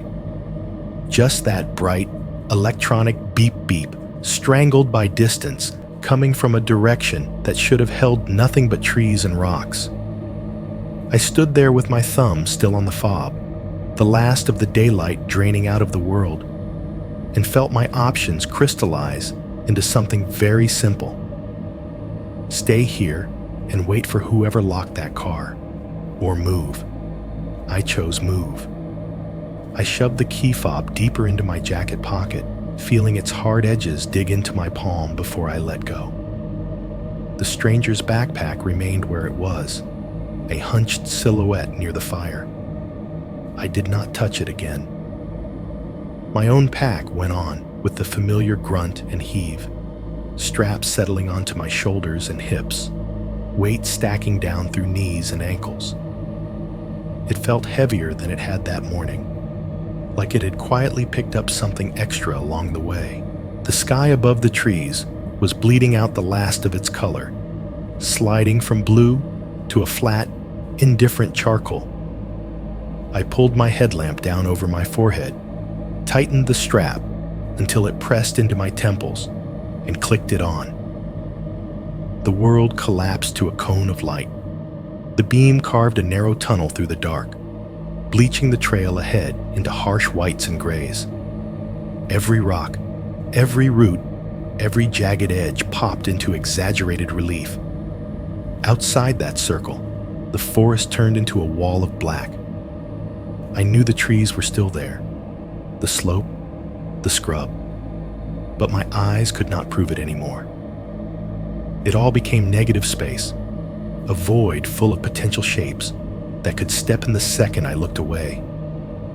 I took one last look at the dull orange glow of the fire, then bent down, splashed water over it, and watched the embers hiss and die. The smoke that curled up was almost invisible in the dark, just a faint ghost in the headlamp beam before it vanished. "Okay," I said, to myself, to the trees, to the thing that had been circling my tent. "Let's do this." I stepped back onto the trail. The first few minutes were all adjustment. My depth perception went weird in the artificial light. Small stones looked like boulders, shallow dips like trenches. Branches that would have been background noise in daylight suddenly reached into the path like hands. Every time the beam hit a crooked stump or a low boulder at the wrong angle, my brain tried to turn it into a crouch figure until my boot got close enough to prove otherwise. The rhythm of my own body felt too loud.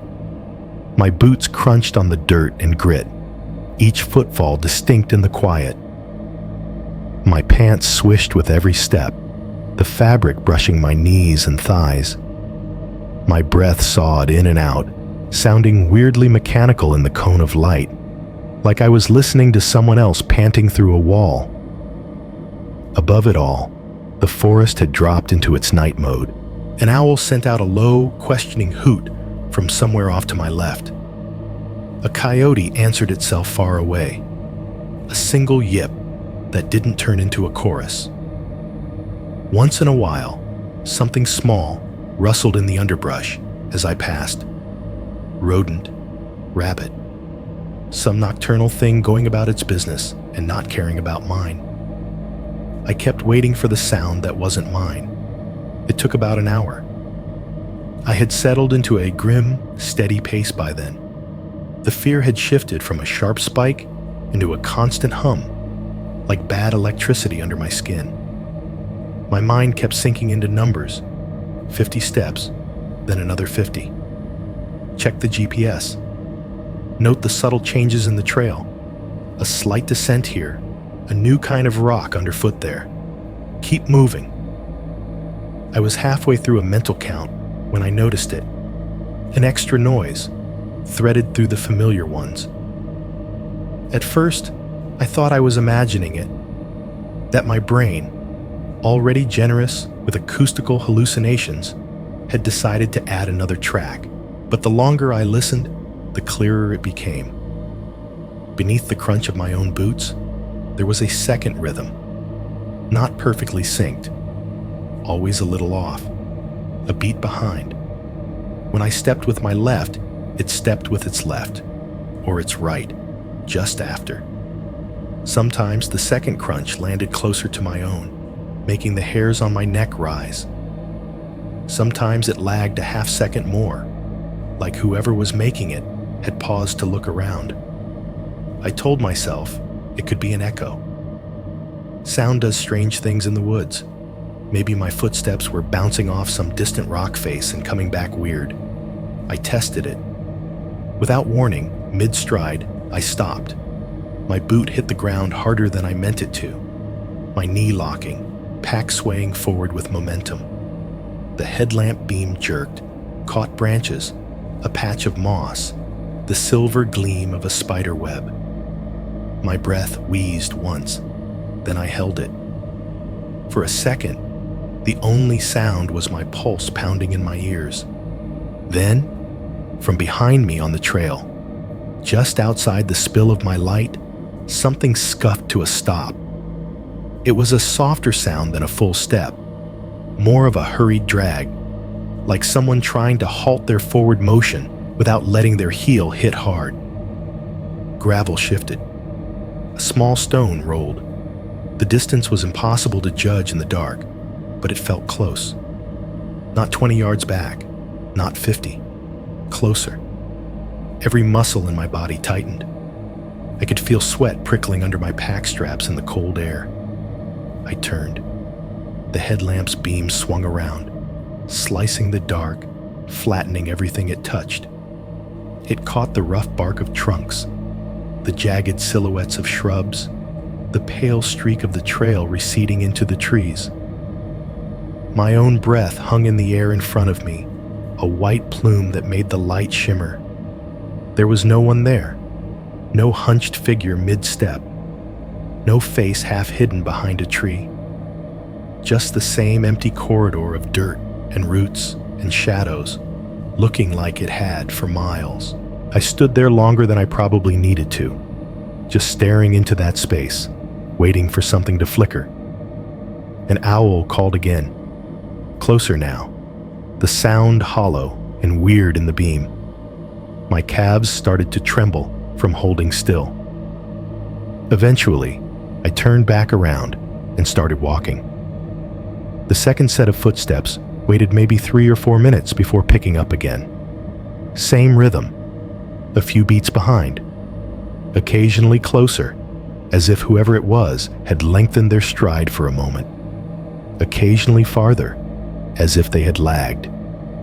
Every time I stopped and spun, they stopped just long enough to leave me with nothing but trees. It was like having a shadow you could hear but not see. Time stretched. The trail ahead felt longer than it had in daylight, the miles bending out of shape under the weight of the dark.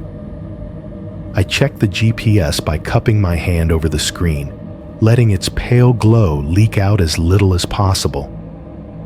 The numbers crept in the right direction. I was closing the gap between myself and the car one step at a time. My world condensed to a small, moving stage. The illuminated patch of ground under my boots, the halo of light catching branches overhead, and the knowledge that somewhere just off stage, something kept pace. Every so often, my brain would try to rationalize.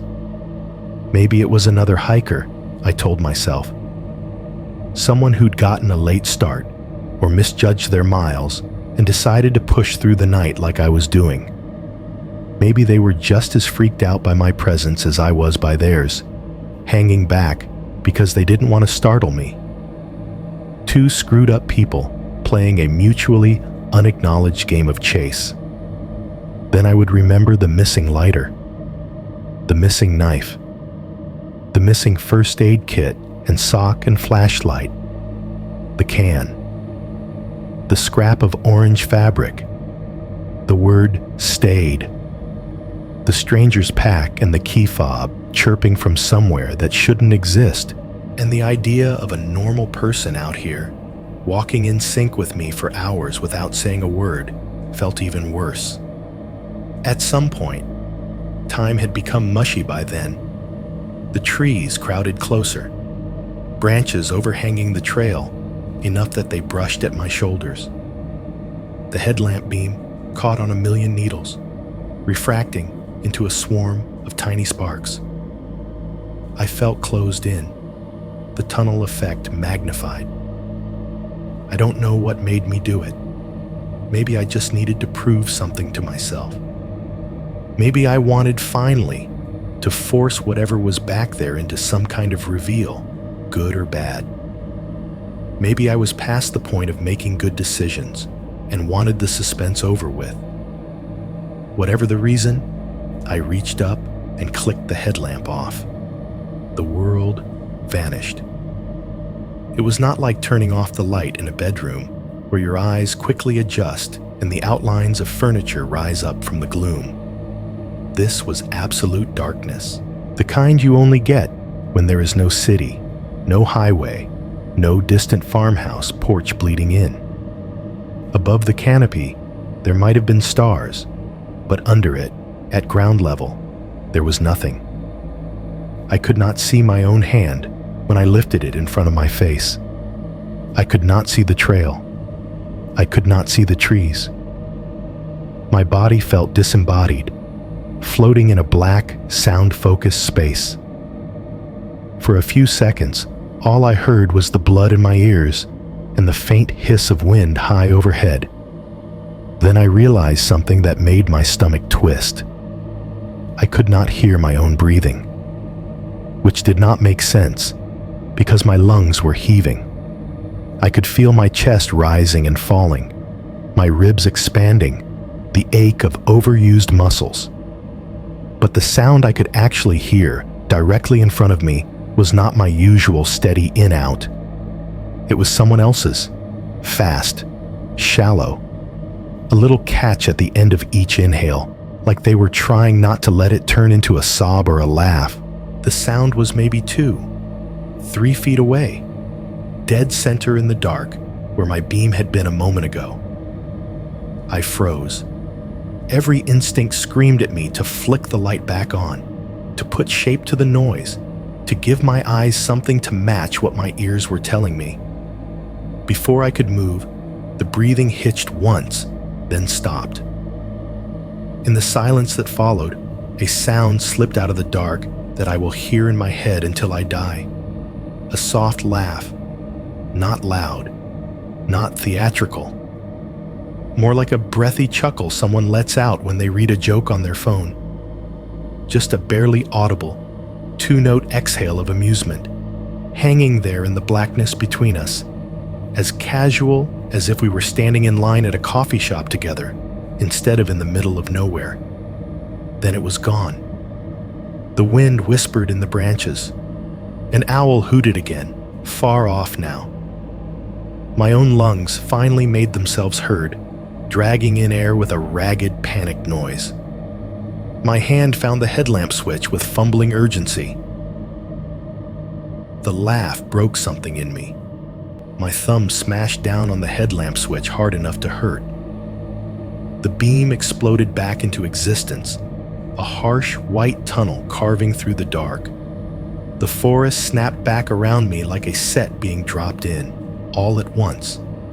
Trunks, branches, jagged rocks, the pale scuffed line of the trail threading between them. I sucked in air so fast I choked on it. The revolver was already in my hand before I registered drawing it. The barrel jittered as I swept it back and forth with the light, the two moving together in a clumsy arc.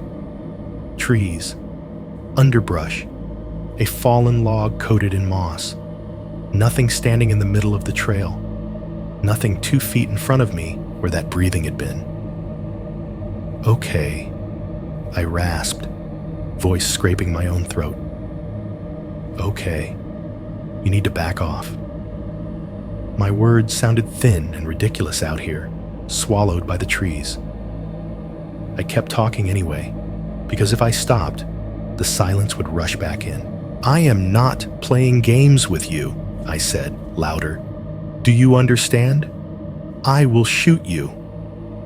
The phrase felt absurd as it left my mouth. Something from a cop show, not something a help desk guy from Tacoma says to the dark. But the weight of the gun in my hand was real. The beam of light was real. The fact that it was starting to tremble was very, very real. The trail ahead narrowed, tilting slightly as it wrapped around the side of the slope. Loose gravel and small rocks covered parts of it, the kind of surface that punishes a misstep. I had to split my attention between scanning for whatever was out there and making sure I did not slide off the edge. My boots crunched and skidded on the scree, each sound echoing strangely off the rock wall that rose up on my right.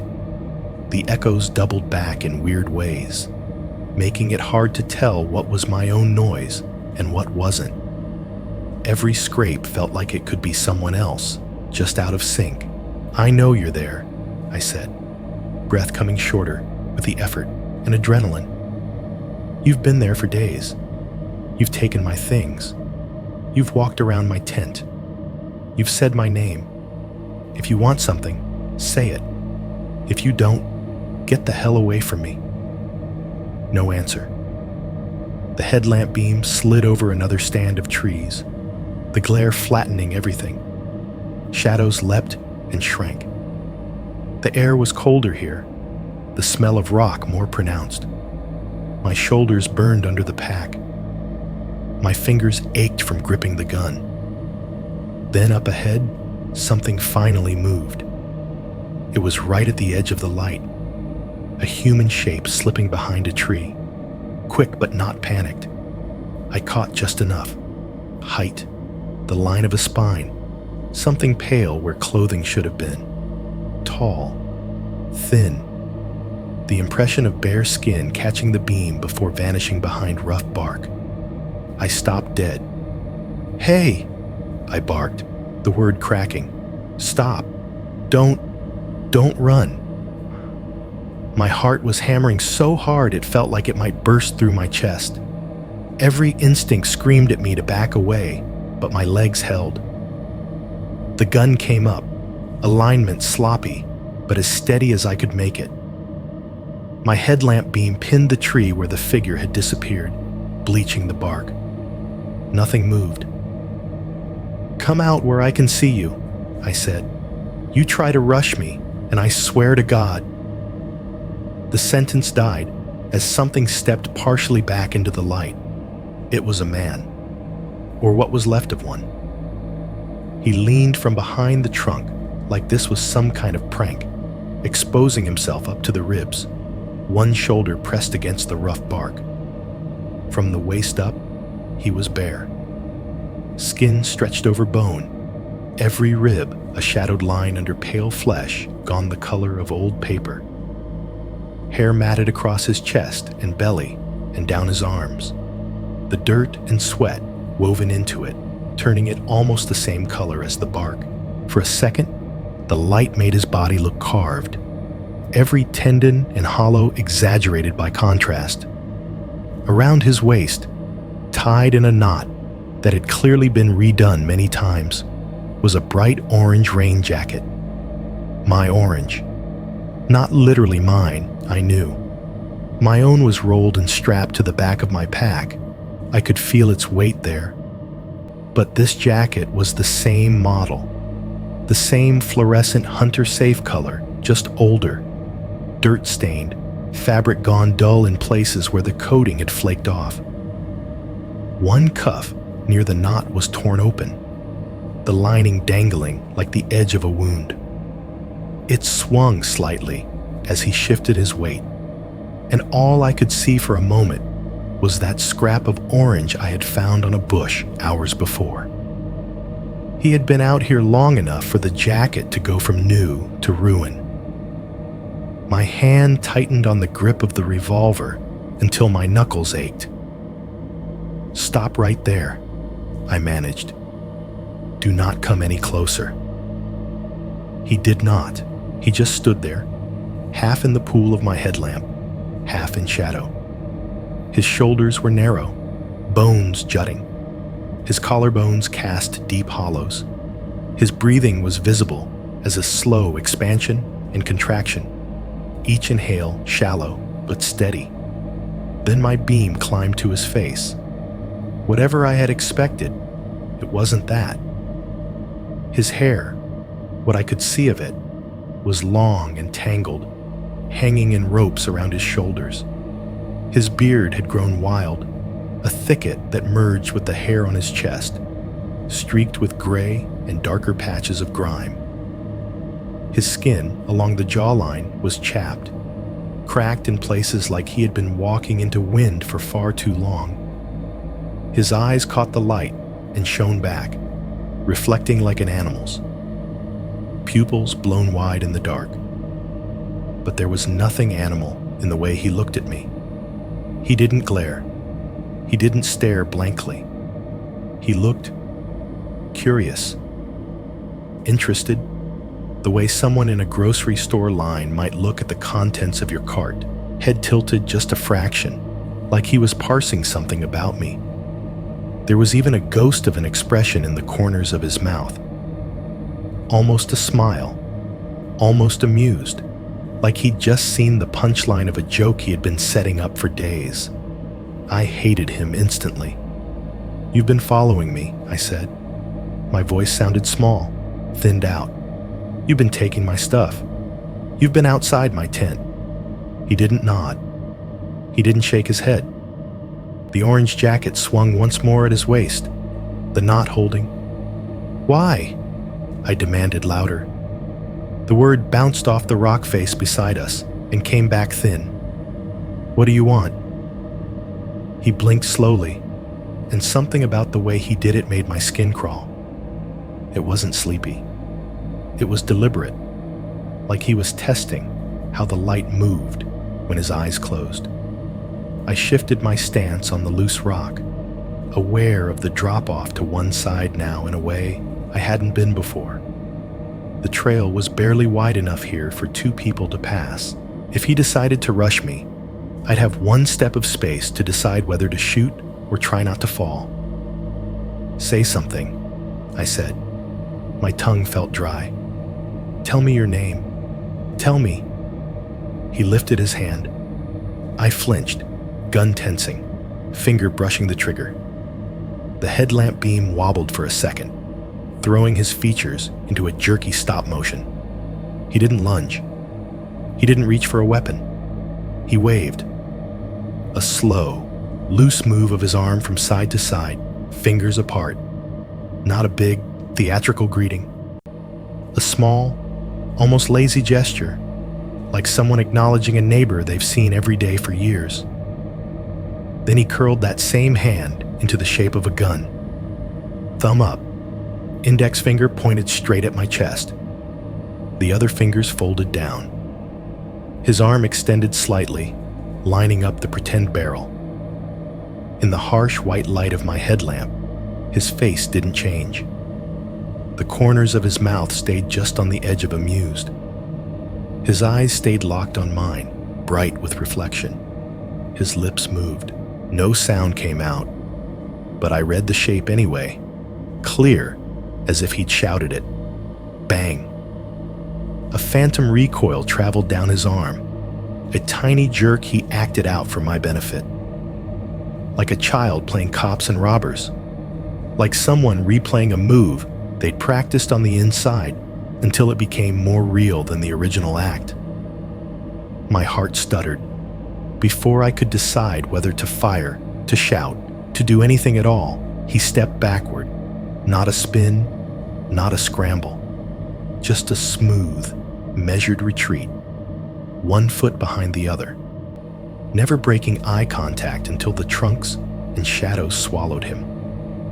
The orange knot of the jacket at his waist was the last thing to vanish, a dull flicker at the edge of the beam.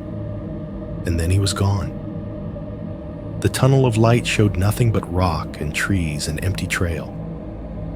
Behind me, very softly, Somewhere out in the dark, beyond the reach of the headlamp, a twig snapped.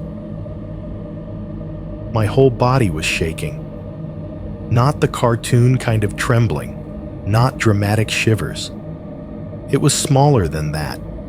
Hands jittering just enough that the gun felt like it weighed 3 times what it should. Knees buzzing under my weight, jaw muscles twitching so hard I had to unclench them to speak. The image of him standing there in the beam replayed in my head on a loop. Pale chest, orange jacket knotted around his waist, eyes shining, hand shaped like a gun. Bang. "You're not real," I muttered, knowing how stupid it sounded even as I said it. The trail ahead looked exactly the same as it had before he stepped out. Narrow, rocky, shouldering along the side of the slope with trees leaning in from both sides.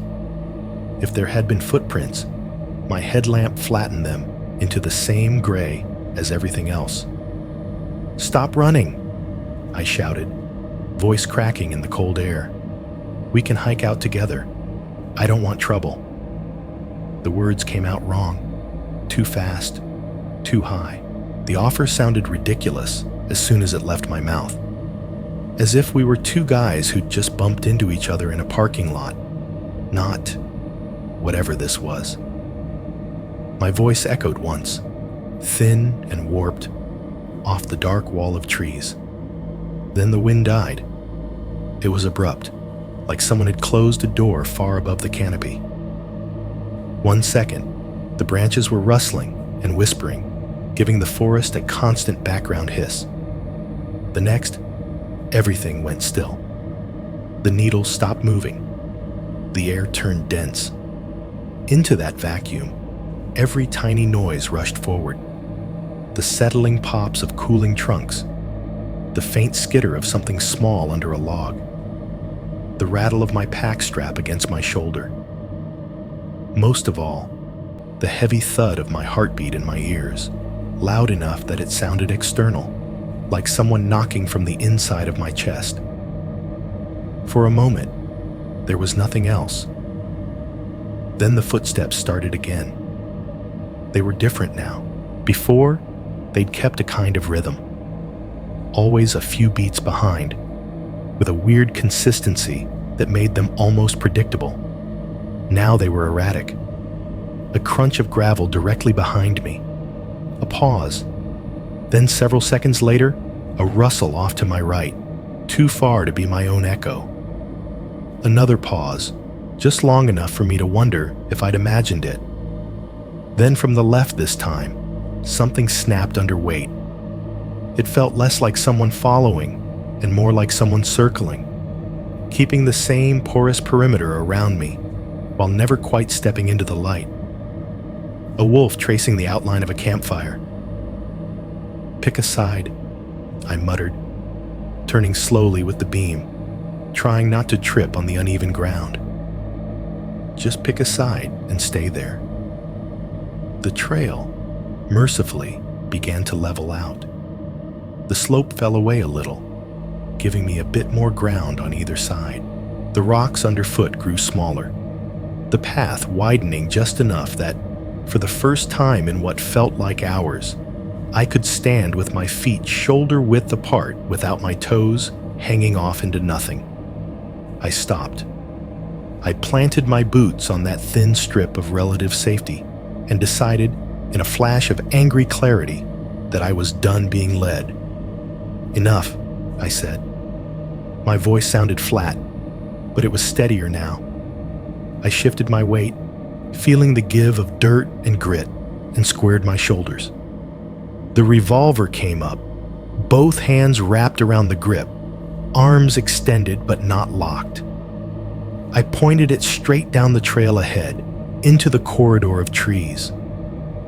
"If you're going to keep playing games," I called, "do it where I can see you." The forest stared back. The headlamp beam reached maybe 25, 30 meters before it dissolved into darkness.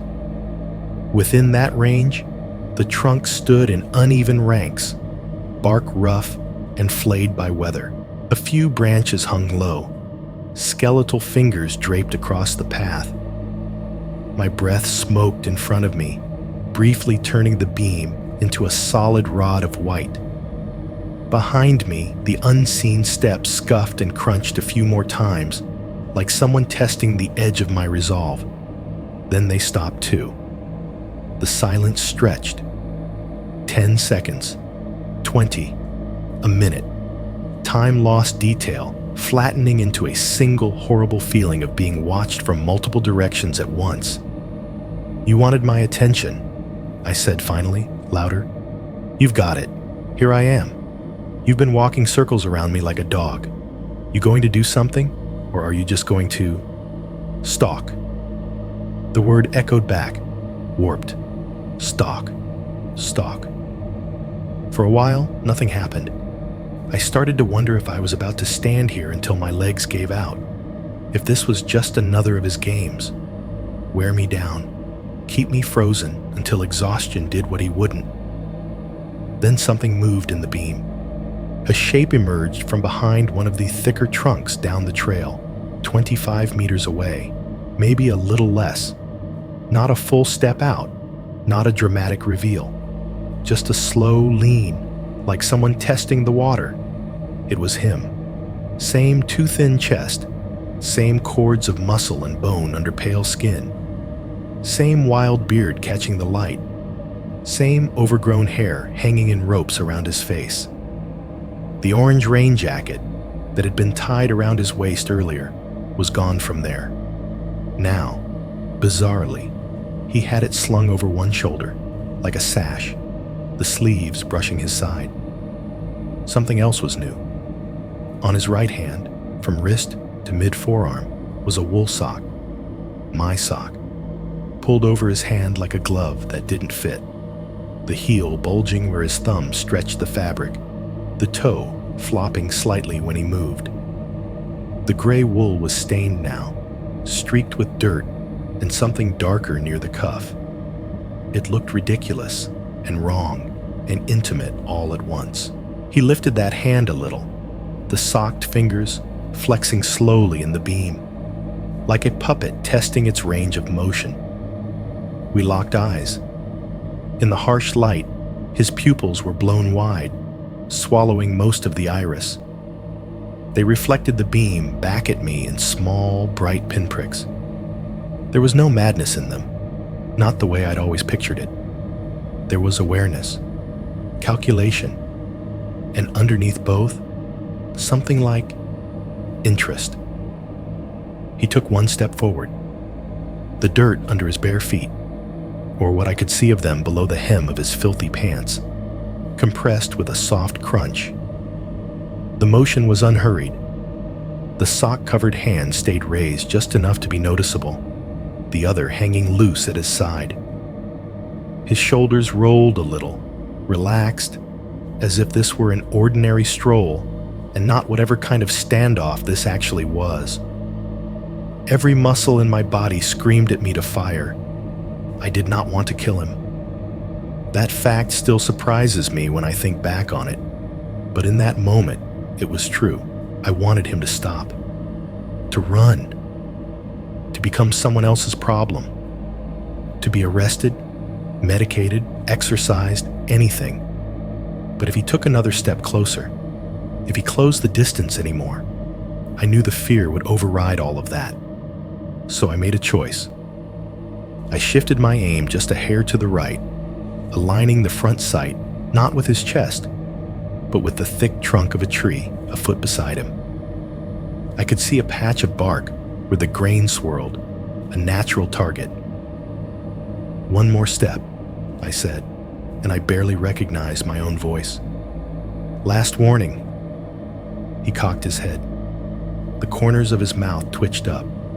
Not a full smile, just a ghost of one, like he was trying on the expression to see how it felt. The sock on his hand wrinkled where his fingers curled slightly. The fabric bunching in a way my brain insisted on reading as a gesture. He shifted his weight forward. My finger squeezed. I expected the violent pop, the recoil, the sudden crash of sound in the narrow corridor of trees. I braced for the flash of the muzzle, the ringing echo, the carved-out silence that follows a gunshot. Instead, the revolver jerked in my hands with a pathetic, gut-punching click. A dull, empty sound. No bang, no flash, no impact on bark. Just that small, stupid mechanical noise swallowed instantly by the trees in the dark. For a second, the world held its breath with me. For a second, nobody moved. The dead click of the misfire hung there between us, this stupid, tiny sound that somehow felt louder than a gunshot would have. My brain stuttered. What? Trying to process the fact that the one thing I had been counting on had just failed in my hands. The man's expression changed. Just a little. He didn't grin. He didn't flinch. His eyebrows twitched up, like he'd just watched someone trip going up a step. The sock over his hand crumpled at the knuckles as his fingers flexed inside it. His head tilted a fraction more, that same unsettling interest sharpening. I yanked the gun down, thumbed the hammer back harder than I needed to, feeling each notch as it cocked. My heart was pounding so hard my vision tunneled for a second. The headlamp beam jittered across his chest, his shoulder, the tree beside him, back to his face. He took another half step, just enough to make the gravel shift under his foot. The second pull of the trigger did not click. It exploded. The shot ripped out of the barrel like a physical shove, the muzzle flash turning the world white for a split second. The sound slammed into me, a concussive crack that punched my eardrums. In the narrow corridor of trees, it ricocheted back and forth, bouncing off trunks and rock and slope until it became a jagged roar. Somewhere above us, birds shrieked. I couldn't see them, but I heard the sudden flurry of wings, the panicked crying of roosting things torn out of sleep, beating their way up and out into the night. The sharp smell of burned powder cut through the cold air, overlaying dirt and pine with its metallic tang. The bullet hit the tree I'd aimed for, a foot from his shoulder, with a heavy thunk. Splinters flew, a small spray of pale wood dust puffing out in the beam. The man moved. He flinched first, shoulders jerking, head ducking instinctively away from the crack and impact. For that fraction of a second, he looked exactly like any human being who's just had a gun go off close to their head. Reflexive, startled, very mortal. Then he ran. He did not retreat along the trail like I'd half expected. He pivoted on one bare heel and bolted sideways, off the path and into the trees. The orange jacket at his shoulder, flickering out of the beam like a dying ember. His gait was wrong. Too long, too loose, a kind of loping stride that ate up rough ground in a way that made no physical sense, given how emaciated he looked. For someone who appeared half-starved, he was astonishingly fast. The headlamp caught flashes of him between trunks as he went. A shoulder here, the swing of an arm there, the gray smear of the wool sock on his hand. Then the trees swallowed him completely. Branches whipped back into place behind him, leaves shivering, and he was gone. The silence after the shot felt almost physical. My ears rang, a high, steady whine overlaying everything. Under it, the forest noises crept back in slowly. The distant yell of the birds as they settled again somewhere else. The tick of cooling metal from my own gun. My breath dragging in and out of my chest in ragged pulls. I stood there with the revolver still up, arms shaking, and realized something that made me feel sick. He could have taken this from me. Not right now, maybe, with my adrenaline spiked and my hands locked in place. but there had been so many other moments. Nights when the gun lay in the corner of the tent while I slept. Hours when it was shoved into my pack while I walked. My attention on the scenery or my GPS or some phantom noise that turned out to be nothing. Times when I'd unbuckled the hip belt and set the whole pack down to adjust something or take a leak. If all he'd wanted was a weapon, it would have been so easy. Instead, he had chosen little things: the lighter, the knife, the first aid kit, the sock, the flashlight, tokens, souvenirs. He'd come close enough to run his hand down my tent wall, to stand outside and smoke while I lay 3 feet away, holding my breath. He'd copied my key fob sound from God knows where. He'd learned my name well enough to throw it back at me in my own voice. It wasn't about stuff. It was about the game. "Fine," I said to the empty trail, voice shaking. "Game's over." Maybe that was the moment when I truly believed I might die out there.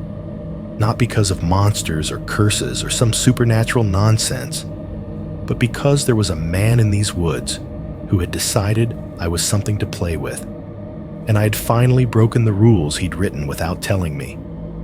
I ran. The decision wasn't clean or brave.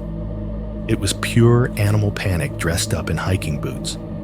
One second, I was standing there with my arms out, gun still pointed at the empty space where he'd been. The next, my body spun. The pack swung with me, and my boots were pounding down the trail. The headlamp bounced wildly, the beam jerking up and down, side to side, turning the world into a stuttering slideshow. Rock, tree, dirt, void. My knees complained instantly, my lungs burning from the cold air I was dragging in. But there was no way I was going back to a careful pace now. Each footfall landed hard, the jolt shivering up through my ankles into my spine. The sound of my own running filled my head, thud, thud, crunch. The rasp of fabric, the rattle of gear in the pack. The ringing in my ears from the gunshot blended with it until I couldn't tell where one ended and the other began. I tried to listen past it anyway. For the first few minutes, all I could hear was myself. Then, as the trail started to slope downward, switchbacking along the contour, other noises began to leak through. At first, I thought it was the wind, a soft, breathy sound from my right, rising and falling in little gusts. Then another, from the left, slightly higher. They threaded between my own gasps, subtle enough that if you didn't know better, you'd write them off as air moving through branches. Except the timing was wrong. They came in short bursts, 2 or 3 at a time, with little gaps between, like someone trying not to laugh out loud and failing. A chuckle, cut off halfway. A tiny exhale that carried just the barest edge of amusement. Then silence, then another, from a different patch of darkness. I told myself it was the hiss of my own breath, catching on scarf fibers, the way the sound bounced back at me from the rock faces. I told myself it was an owl doing something weird, or foxes, or some nocturnal animal with a call I didn't recognize. The more I ran, the less convincing that sounded. The trail dropped steeper under my boots, gravity helping even as it threatened to throw me off balance. My thighs burned. My hips began to ache. The headlamp beam washed over the ground too fast, giving me only a split second to place each step. If I went down hard out here, if I twisted an ankle or smashed a knee on a rock, that would be it. I knew that on some dull, rational level. The calculus did not matter anymore. All that mattered was getting away from the man in the orange jacket, from the sock on his hand, from the laugh in the dark. I don't know how long that downhill stretch lasted, time had stopped meaning what it was supposed to. It could have been 10 minutes. It could have been an hour. My brain collapsed the experience into one long, ragged breath and a continuous string of footsteps. At some point, the forest changed. The trees opened up a little, giving the headlamp beam more space to run. The underbrush thinned. The smell in the air shifted, less sharp pine and more wet earth and something else. Old metal, maybe. The faint odor of rust and oil and time. My boots hit flatter ground. The slope leveled off. And suddenly, I was in a small clearing. It appeared in front of me so abruptly that I almost ran past the first hint of it. The trail spat me out into a roughly circular space where the canopy pulled back enough for a slice of star-blurred sky to show through. The ground was uneven, but mostly clear of obstacles. The trees stood back a little, forming a ring. In the center of that ring, in the beam of my light, sat a car, or what was left of one. The shell was rusted to hell, the original paint eaten away in patches so that only occasional ghosts of color clung to the twisted metal. The body was half swallowed by the forest, ferns growing up through the wheel wells, moss coating the hood, thin vines snaking in and out of broken windows. The doors were gone. Not open. Gone. Jagged stumps of hinges jutted from the frame where they'd been ripped or cut away long ago. The windshield was a spiderweb of cracks, caved in on one side. The tires had rotted down to scraps of rubber. Rims sunk into the dirt like the car was slowly being pulled underground. A tree had grown up through the engine compartment at some point, a thin trunk forcing its way where the machine's heart should have been, branches reaching for the slice of sky above. Another smaller sapling sprouted from the back seat, thin leaves rattling in the breeze. I stopped so fast my knees screamed. The headlamp beam shook over the wreck, catching the hollow eye sockets of where the headlights had been, making them gleam briefly, like they were looking back at me. Proof that at some point there had been a road that came this deep, that someone had driven a car into these woods and not gotten it back out, that the forest and whatever lived in it had been swallowing things longer than I'd been alive. Behind me, somewhere in the black wall of trees, a short, breathy laugh floated out, then died, as if whoever had made it was admiring the joke along with me. The car skeleton should have made me feel worse. If anything, it should have underlined how stupid this all was, how far from home I really was, how long things had been coming out here to die. But standing there with my headlamp beam washing over the rusted shell, something in my brain grabbed onto it like a rope. If a vehicle made it here once, there had to have been a way in. A road, even if it was just a logging spur, long since abandoned. A track that led somewhere that wasn't trees and dirt and people in orange jackets with socks on their hands. Whatever path that driver had taken in, it had to have connected, at some point, to the same web of asphalt my car had ridden up on. Okay, I heard myself say, talking to the dead metal. You got this far. I can get out. I didn't go closer. I didn't look inside to see if there were bones or more evidence or anything else my brain would chew on later. I skirted the clearing with a wide berth, keeping the rusted carcass in the corner of my beam, and found where the faint twin tracks of old tires crossed the trail and kept going downhill. I stayed on the trail anyway. Whatever road had brought that car here had been half-eaten by the forest. The faint depression it left angled off into dense undergrowth, swallowed almost immediately by saplings and brush. I wasn't about to trade a known, blazed route for a ghost track, no matter how much I wanted out. So I did the only thing I could. I kept walking. The night started to thin at some point, without asking my permission. First, it was just a softening of the dark, a sense that the black outside the headlamp wasn't quite as absolute. Then the trees began to show the faintest suggestion of color at their edges, trunks less like pure shadow, needles with a hint of actual green, rocks with something like brown. I clicked the headlamp off and on in intervals, giving my eyes a chance to do their job again. Each time I shut it down, the forest held shape a little better. The trail's pale stripe stayed visible on its own for longer.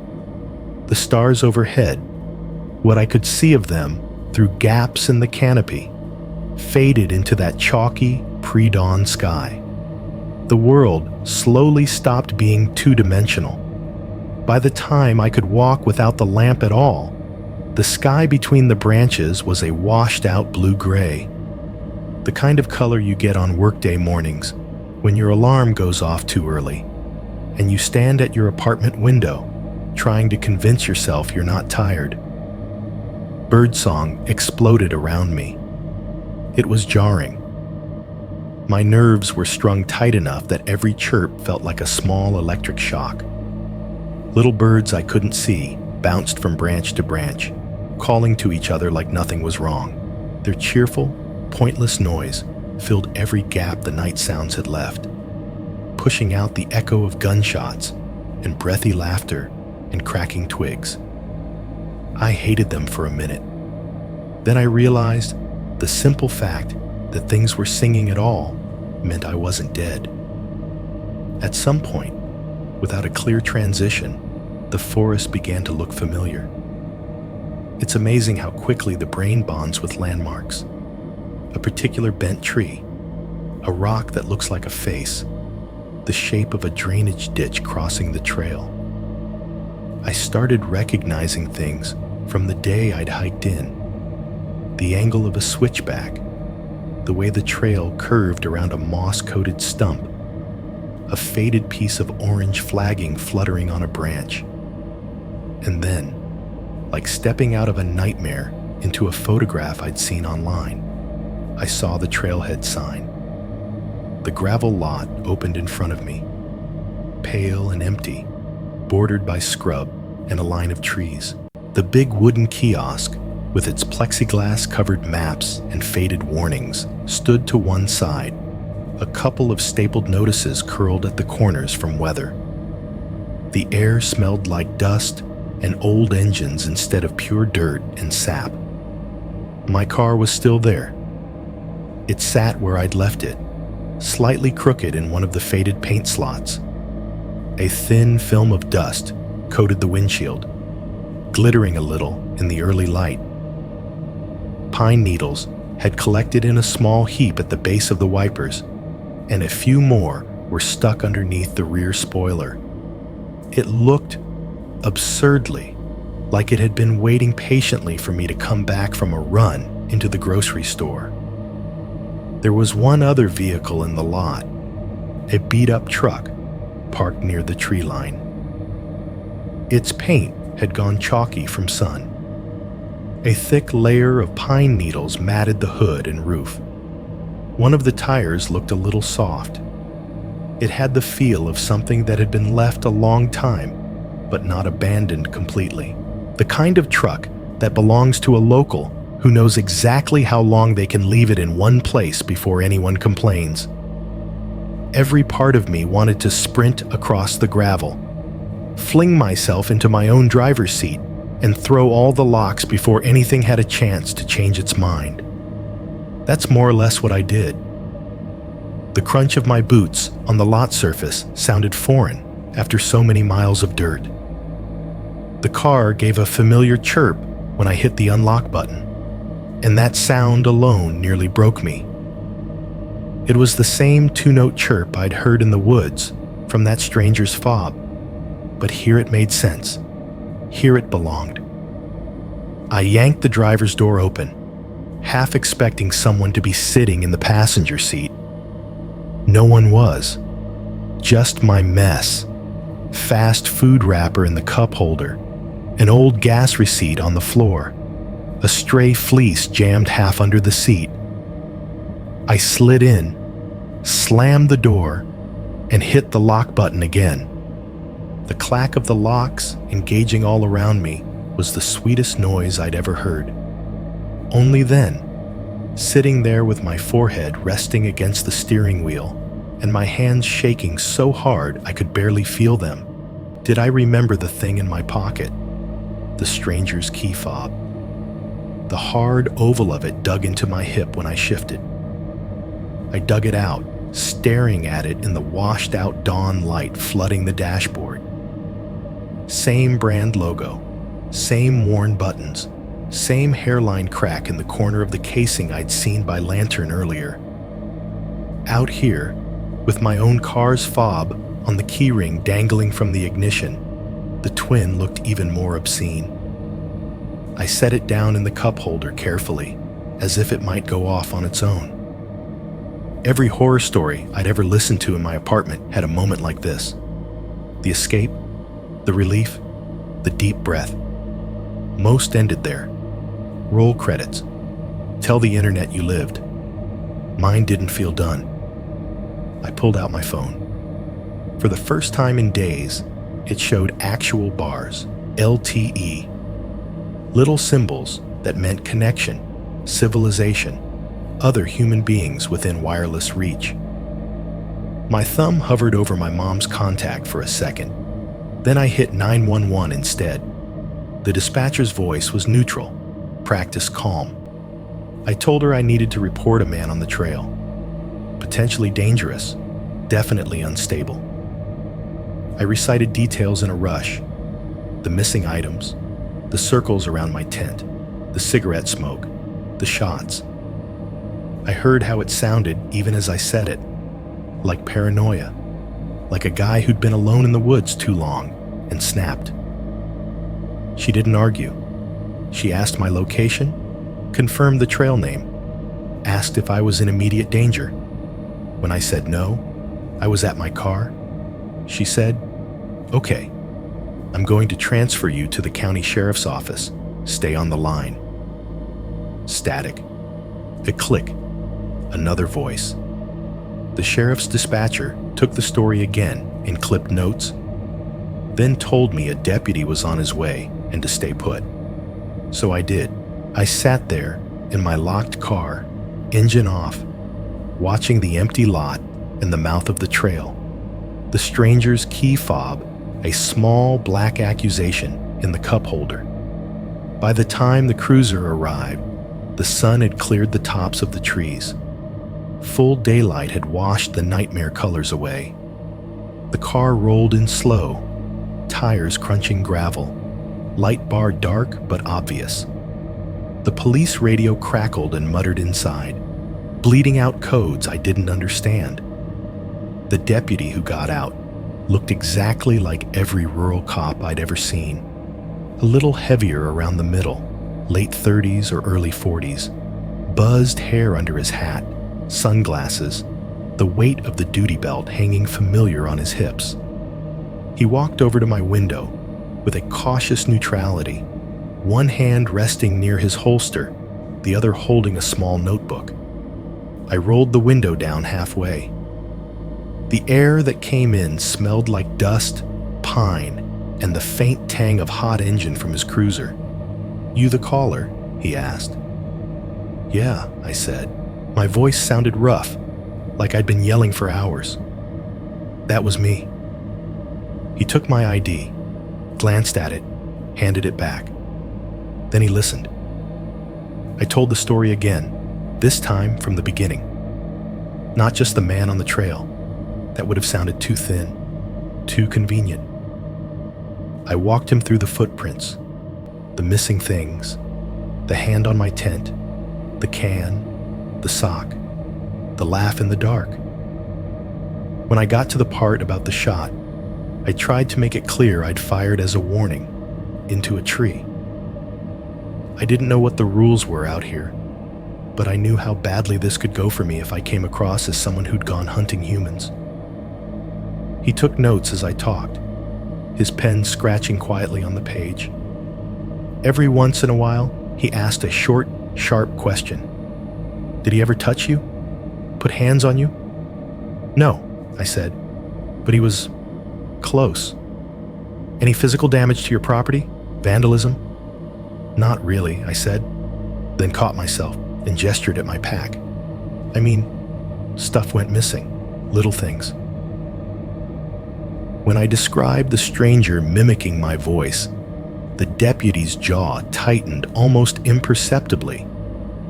When I mentioned the chirp from the key fob deep in the trees, he wrote something down and underlined it hard enough that the tip of the pen nearly tore the paper. Did he directly threaten you? He asked. Use any words of threat? I thought of the sock on his hand, the pretend gun, the silent mouth forming bang. Not exactly, I said. Not in so many words. He nodded slowly, pen clicking once in his fingers. Any signs he had weapons? Real ones? He asked. Knives? Firearms? Anything like that? Not that I saw, I said. Just him. I realized how that sounded. The deputy's mouth tugged slightly at one corner. Not quite a smile, not quite skepticism.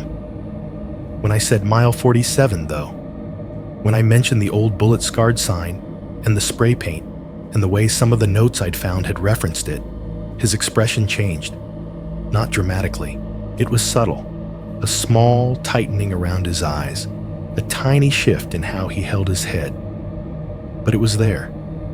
His pen paused over the page for a beat longer than necessary. You said 47? He asked, like he was just confirming a number. Yeah, I said.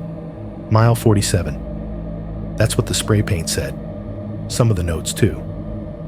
He made a non-committal sound, something between and and wrote the number down very carefully.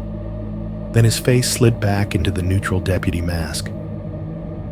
We get calls once in a while about folks out on these trails acting strange, he said. Usually turns out to be misunderstandings. People on bad trips. Unhoused campers. Hunters who don't like company. He flipped the notebook closed. We'll send someone to take a look. That's it? I asked, stupidly. I heard the whine in my own voice and hated it. He gave me a professional half shrug. Far as I can tell, no crime has occurred, he said. You're armed.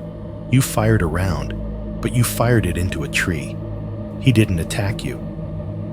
You say he took some items, but you don't have him on video, and you're back at your vehicle safe and sound.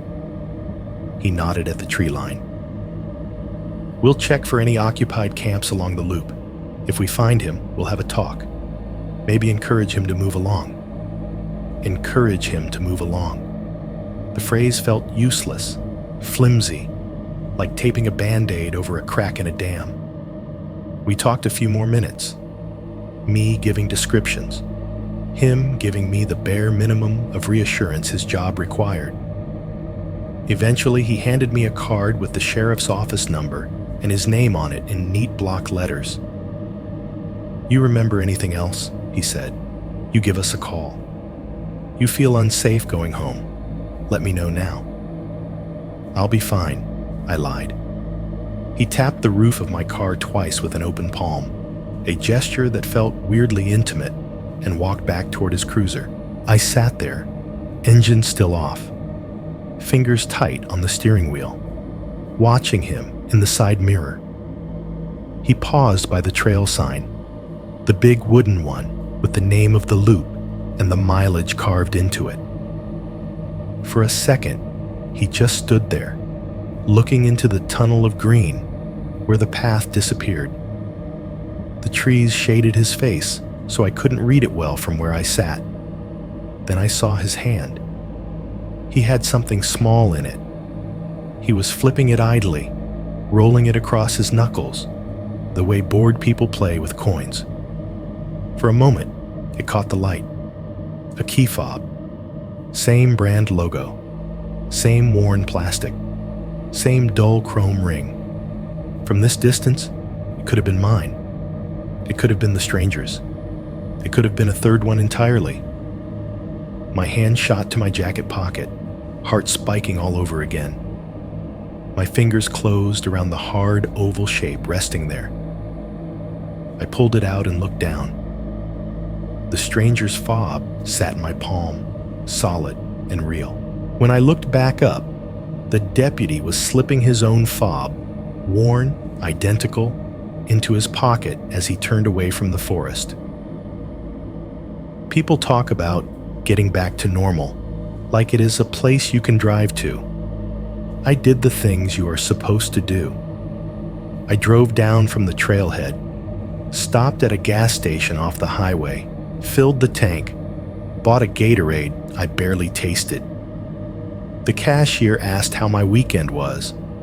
I said, good, because the real answer would have gotten me that look people give crazy street preachers. By the time I pulled into my apartment complex, the sky over Tacoma was burning orange over the shipyard cranes. Traffic on the main road hissed by in a steady stream. Somebody's TV was already loud through an open window, canned laughter spilling out onto the parking lot. It should have felt like home. It did not. The first night back, I slept with the lights on. Not all of them. That would have made it too obvious, even to myself. Just the lamp in the corner of the living room, shade tilted a little, throwing a tired yellow pool across the couch and part of the floor. I told myself I'd fallen asleep watching something and just forgotten to switch it off.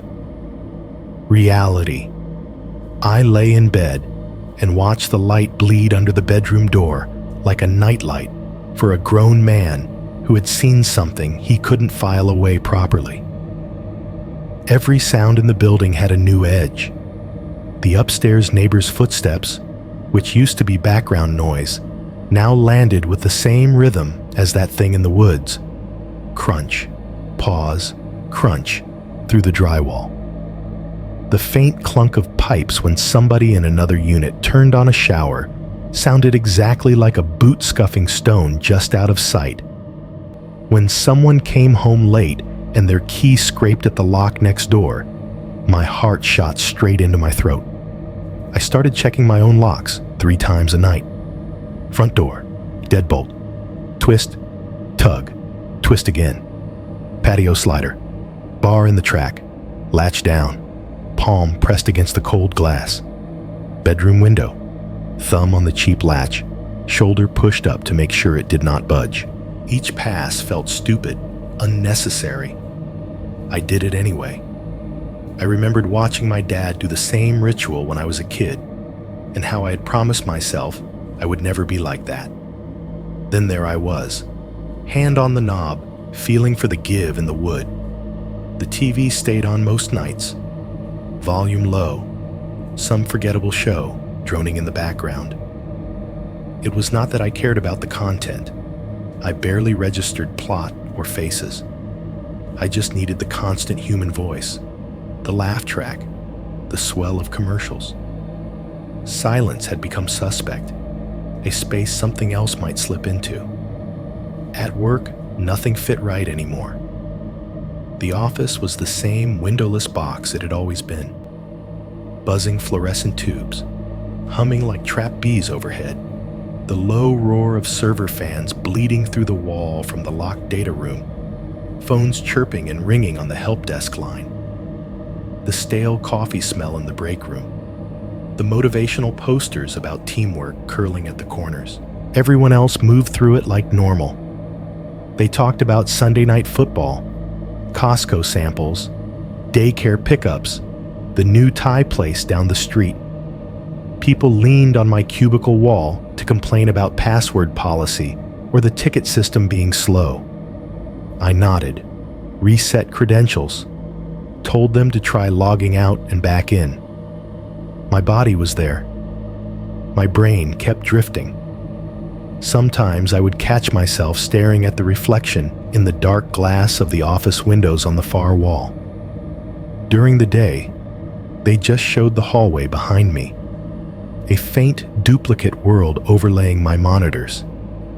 More than once, I could have sworn I saw someone standing between the cubicles in that reflection. Tall, thin, head cocked just slightly, like he was studying the back of my neck.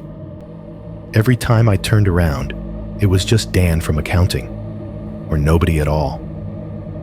On lunch breaks, I used to pull up trail reports and gear reviews. That stopped. The REI emails in my inbox went unread. The backpacking subreddit might as well have been written in another language. My hiking gear stayed piled in a corner of the closet, tent still stuffed into its sack, stake bag unopened. For weeks, every time I opened the door to grab a shirt, the orange flash of my rain jacket caught my eye and made my stomach drop. I never unpacked the tent. I told myself I was letting it air, when really I could not bring myself to lay it out and see the shape it made on the floor. The stranger's key fob lived in my nightstand drawer. I should have turned it over to the sheriff. I know that. At some point, when I was sitting in my car at the trailhead, talking to the deputy, I must have shoved it back into my pocket instead of offering it up as evidence. Maybe I was afraid they'd hand it back to me with a shrug, confirming that it didn't matter. Maybe I wanted to test it again in the safety of my apartment, to prove the chirp in the woods had been some trick of acoustics. Either way, it came home with me. I tried not to think about it, but there were nights, around 3 a.m., when I would wake up with my heart racing for no reason, reach over, slide the drawer open, and touch the fob, just to make sure it was still in there. That stupid, cheap bit of plastic and metal, cold against my fingertip. I never pressed the button. The building's HVAC became its own horror story. For years, I had never noticed the exact way it cycled. You hear the general hum, the white noise, and then your brain tunes it out until summer or winter hits hard. Now I could tell you down to the second how long each run lasted. There was always that moment, 1 second, maybe less, when everything stopped together. The heater blower kicked off. The fridge in the kitchen chose that exact instant to pause between cycles. Upstairs, the neighbor's TV cut to a silent scene. The traffic outside must have hit a lull. No engines on the road. The whole apartment dropped into total stillness. No house sounds. No outside bleed. Just a vacuum. Every time it happened, my shoulders jumped up around my ears. My heart stuttered, waiting. In my head, the woods snapped back into place. The tent walls, the dying fire, the hand on nylon, the laugh in the dark. I lay there in my bed, eyes open in the near darkness, ready to hear a twig snap from the hallway, a zipper rattle where there were no zippers, my own name whispered from behind the bedroom door. Nothing came. Every single time, after a handful of seconds, something mundane broke the spell. A car door slamming in the lot, the downstairs neighbor's toilet, the fridge compressor kicking back on with a low thunk. The heater flicked to life, blowing warm air into the vents. My rational brain clung to those sounds like lifelines. At least not yet, I found myself saying once, out loud. I laughed right after, because that's not something you want to catch yourself saying alone in your apartment. Weeks turned into a couple of months. I gained back a little weight. The circles under my eyes faded from black to gray. People stopped asking if I was doing okay in that cautious, HR-approved tone. I went back to watching YouTube at night, though now it was more apartment tour videos and cooking channels than people soloing long trails. I told myself time was doing its job. Then one Tuesday evening, I took the trash out. It was nothing special about the day. I'd microwaved some frozen dinner, answered a couple of emails I shouldn't have checked after work, let a sitcom run on Netflix until the autoplay timer hit me with that passive-aggressive, still-watching chart box. I rinsed my plate, tied off the kitchen bag, and hauled it out of the can. The air outside was damp, the asphalt still shiny from a drizzle earlier. Sodium streetlights washed the lot in a tired orange. Somewhere far off, someone revved a motorcycle and then let it idle. The dumpster sat in its concrete alcove at the back of the lot, overflowing a little, the blue metal streaked with rust and old, torn stickers. I flipped the lid up with one hand, the way I always do, face turned slightly away in case of smell. That is when I saw it. Sitting right on top of the heap of black trash bags, like someone had just set it there a few minutes ago, was a backpacking pack. Faded blue, straps frayed, a hip belt buckle held together with a strip of silver duct tape. For a second, my brain tried to tell me it was just generic gear, that lots of people own blue packs. That duct tape is practically a hiking fashion accessory. The denial lasted until my eyes tracked the jagged rip down one side, closed up with stiff, clumsy stitches of what looked an awful lot like fishing line. I stood there with the dumpster lid in my hand, the smell of old coffee grounds and cheap takeout hitting the back of my throat, staring at that pack. It looked like it had come a very long way to find me. The pack on the dumpster stayed in my head all night. I did what I always do first, tried to talk myself down. Plenty of people own blue backpacks, I told myself. Duct tape is basically part of the standard kit. Fishing line stitching? Sure, why not? Maybe some REI blog had told everyone to do that 10 years ago, and I'd just never read it. Some neighbor might have had their own awful trip and come home and decided they were done. Toss the pack like you throw away a bad relationship. It did not have to be the same pack. It did not have to mean anything. I held on to that logic all the way back up to my apartment. Trash duty technically accomplished, heart still thudding a little too fast. I did not go back to check if it was still there. The next morning, of course, curiosity won.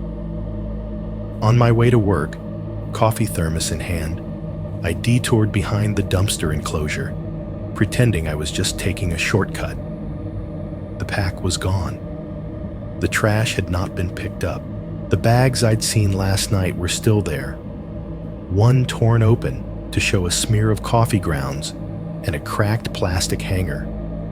But where the blue backpack had sat on top, there was only a flattened space and a couple of pine needles. Maybe someone grabbed it for themselves. Maybe maintenance hated having big items in the bin and pulled it out for bulk pickup. Maybe I had imagined the stitching exactly. It didn't feel like imagination. A month after my original call, I dialed the sheriff's office again. It was a Tuesday, slow at work. I sat in one of the small conference rooms with the door half closed, my lunch cooling on the table in front of me, the phone pressed to my ear while the hold music looped. When a human finally picked up, the voice was different this time. Older, more tired.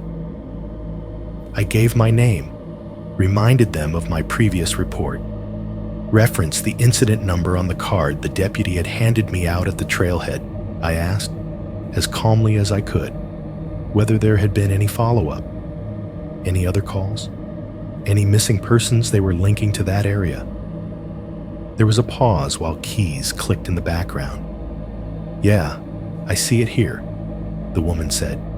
"Suspicious person on trail, possible mentally ill subject, no physical assault, no ongoing threat. Case is not active at this time." Not active, I repeated. What does that mean exactly? It means, she said, and I could hear the script in her tone.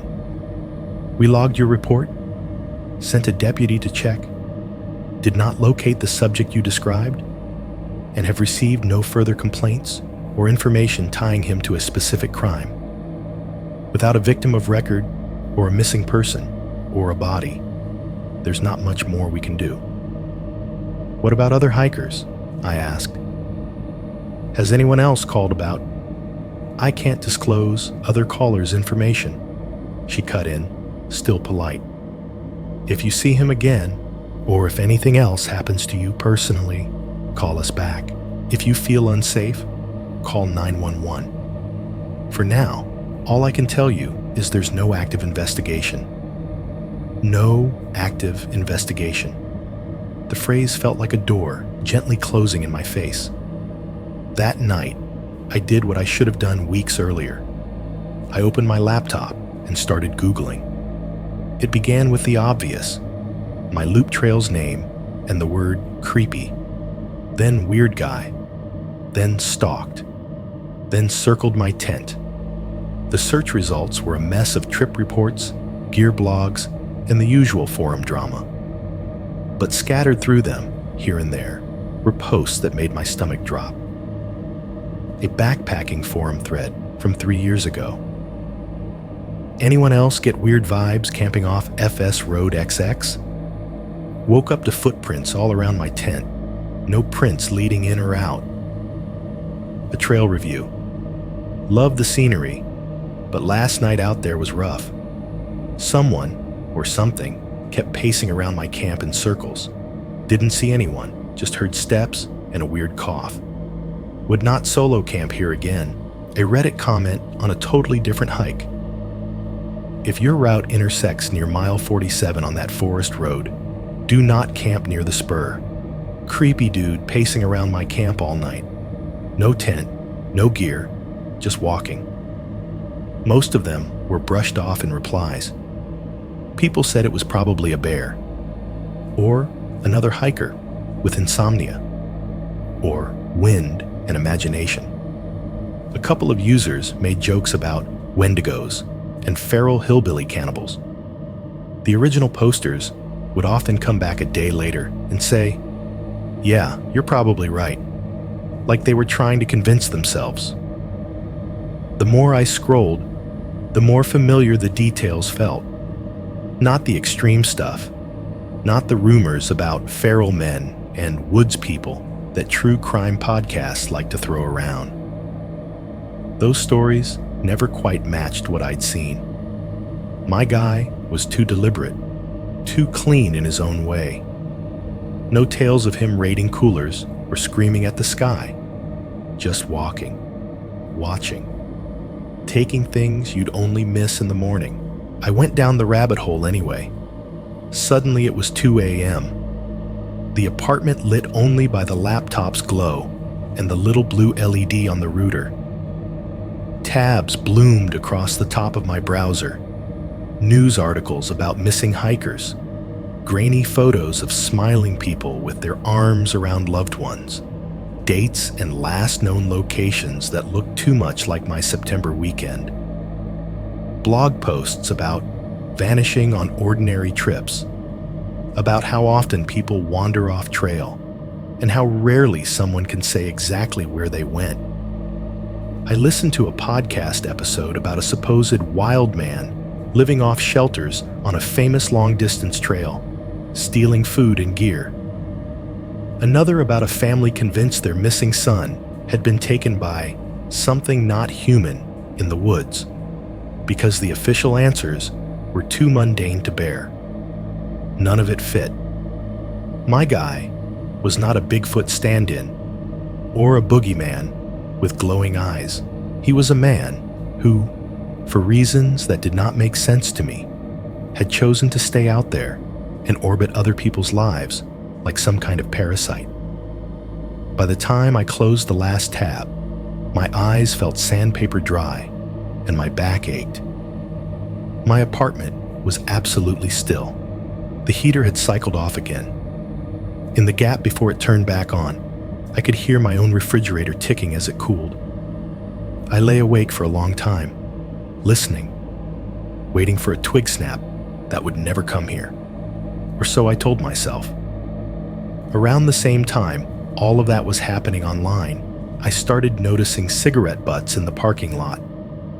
Not in the obvious places, like by the mailboxes or near the front entrance where someone might sneak a smoke before running back inside. Our complex is officially non-smoking. Big bold letters on the lease and signs on the clubhouse door. The kind of rule management actually enforces. These were tucked along the far edge of the lot, near the fence line where our asphalt ends and a narrow strip of scrub trees begins. The kind of liminal zone no one thinks about much. Too small to be a real greenbelt, too big to be landscaping. Filter tips, some stained brown, some still white, all of them mashed out with the same little twisting motion. A couple of them from brands I recognized, others from off-brand packs with plain paper and no logo. Once I found the burnt-out end of what looked like a hand-rolled cigarette, ash still clinging. The pattern was always the same stretch of fence, same angle, facing inward, toward the building. Like whoever stood there wanted a clear view of the stairwells and balconies without standing under the lights. I told myself it was just some tenant hiding their habit where the cameras didn't reach. Or some teenager from the next complex over, using our lot as a hangout. Or one of the maintenance guys on break. The pile of filters grew over a couple of weeks. No one seemed to notice but me. Then came the laundry room. Our building's laundry is in the basement, half under street level, half under the hillside. You get there by taking the concrete steps down past the mailboxes, then keying in through a heavy metal door that always smells faintly of bleach and damp cement. There are 2 washers, 2 dryers, all coin-operated, all older than I am. The overhead lights are long fluorescent tubes with plastic covers, buzzing at just the wrong pitch to ignore. Someone once tried to brighten the place up with a poster of a beach, but it's peeled and stained now, waves forever crashing into a line of rust. I do laundry late, partly because I tell myself I'm avoiding the neighbor crush, partly because I've gotten used to being awake when other people are easing into bed. So it was maybe 11:30 on a Thursday when I lugged my hamper down there, the stairwell cold against my bare forearms. The room was empty. No baskets. No stray socks. Just the hum of one dryer running with someone else's stuff. A soft whump-whump as heavy fabric tumbled. The smell of detergent and hot lint filled the air, cloying but not unpleasant. I fed quarters into a washer. The metal clinked loud in the small space. Dumped in clothes. Watched the drum fill. The machine kicked into motion with a shudder. Water sloshing. The rhythmic slosh and spin joining the dryer's thump. It was normal. As normal as any basement can be at midnight. I was moving clothes from hamper to machine for my second load when the lights flickered. Not the little stutter you sometimes get when a ballast is going bad. This was a full, hard blink. One moment the room was washed in harsh, buzzing white. The next, everything snapped to black. The machines kept going. That might be the part that made it worse. The washer sloshed. The dryer thumped. Their noises suddenly felt huge, unmoored, like they were happening in the middle of a cave instead of a small square room. In that split second of darkness, another sound slid in between them. A soft, breathy laugh, right behind me. Close enough that if I'd stepped back, I would have expected to bump into another body. It was quiet, barely more than an exhale with shape. The same kind of near-silent chuckle I'd heard on the trail when I killed my headlamp. Intimate, amused. The light snapped back on with a buzz and a pop, tubes humming louder than before. The room was empty, just the wobbling washer, the spinning dryer, my open hamper sitting crooked on the folding table. No one behind me, no one by the door. The far corner held only the old trash can and the peeling beach poster. My heart slammed so hard it made my vision shimmer. I spun toward the door anyway, because some part of me needed to check. That's when I saw it, hanging on the hook by the exit. One of those cheap metal hooks maintenance installed years ago so people could hang a coat while they did laundry, was a bright orange rain jacket. Not mine. Mine was still in my closet upstairs, buried behind dress shirts I rarely wore. But this one was the same brand, the same reflective strips on the shoulders, the same shade of unnatural safety vest orange. It dripped faintly onto the concrete, a tiny dark spot forming under the hem, like it had just come in from the rain.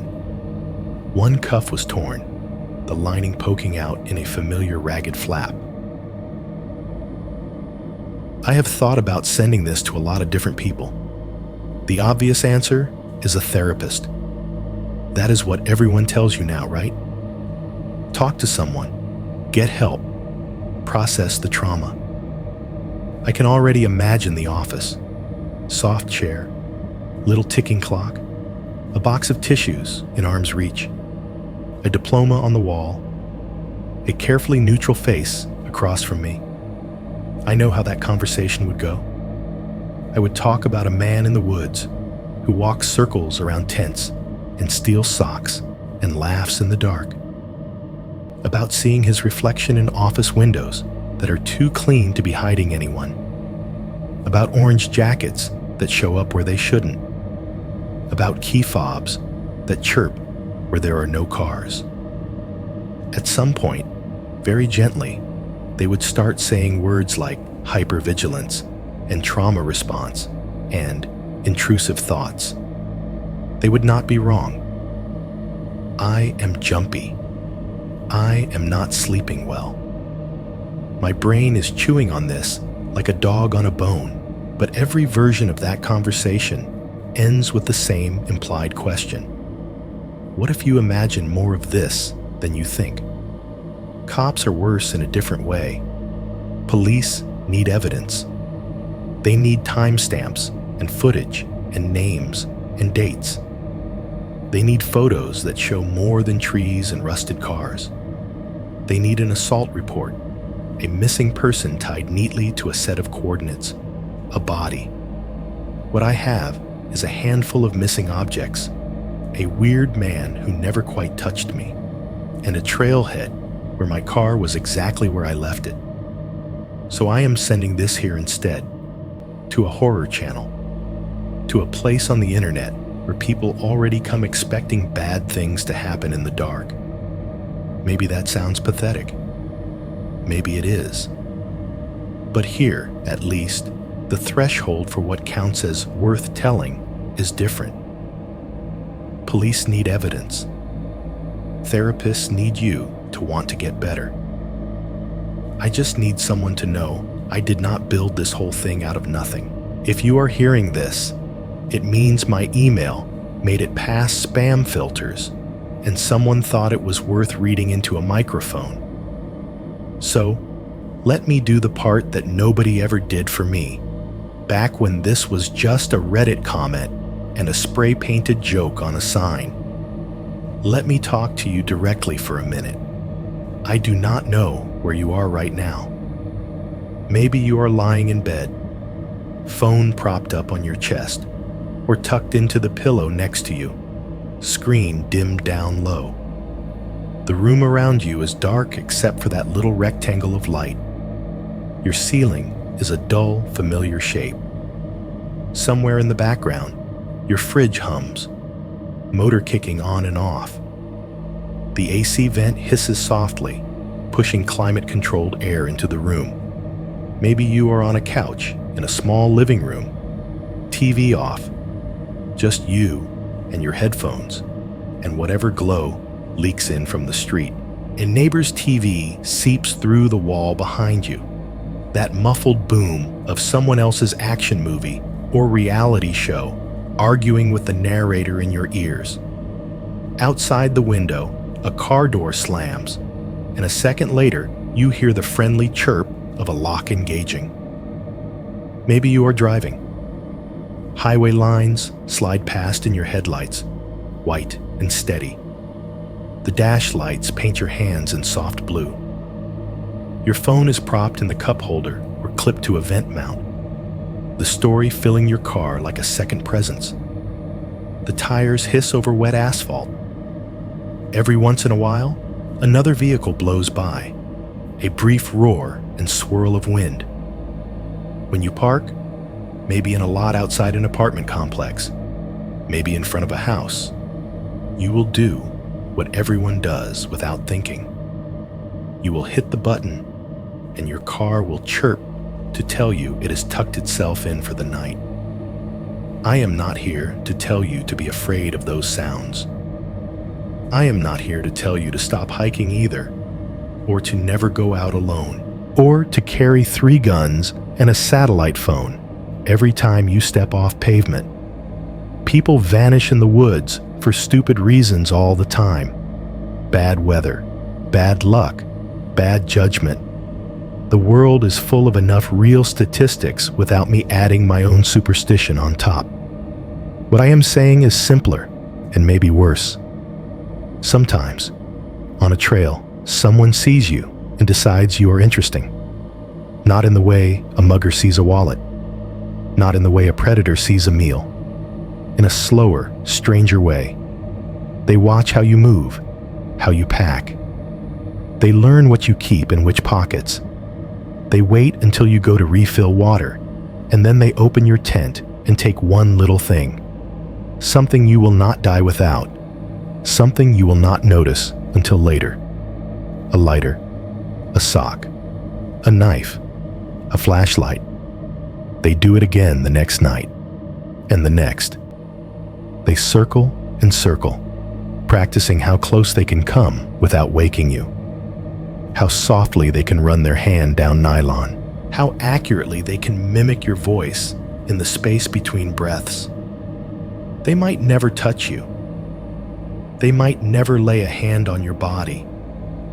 They might never throw a punch, never drag you off the trail, never do anything that would show up cleanly in a police report.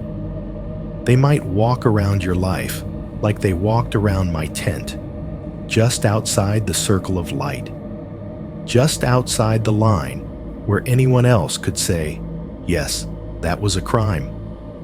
And sometimes, when you finally leave the trees, that interest does not stop. It gets curious about where you go when you are not carrying a pack. It follows you, in ways, back down the mountain. It finds new circles to walk around. Your building, your parking lot, your laundry room. It learns how your city sounds when it sleeps. It is 2:37 a.m. right now as I type this. The only light in my apartment is the laptop screen.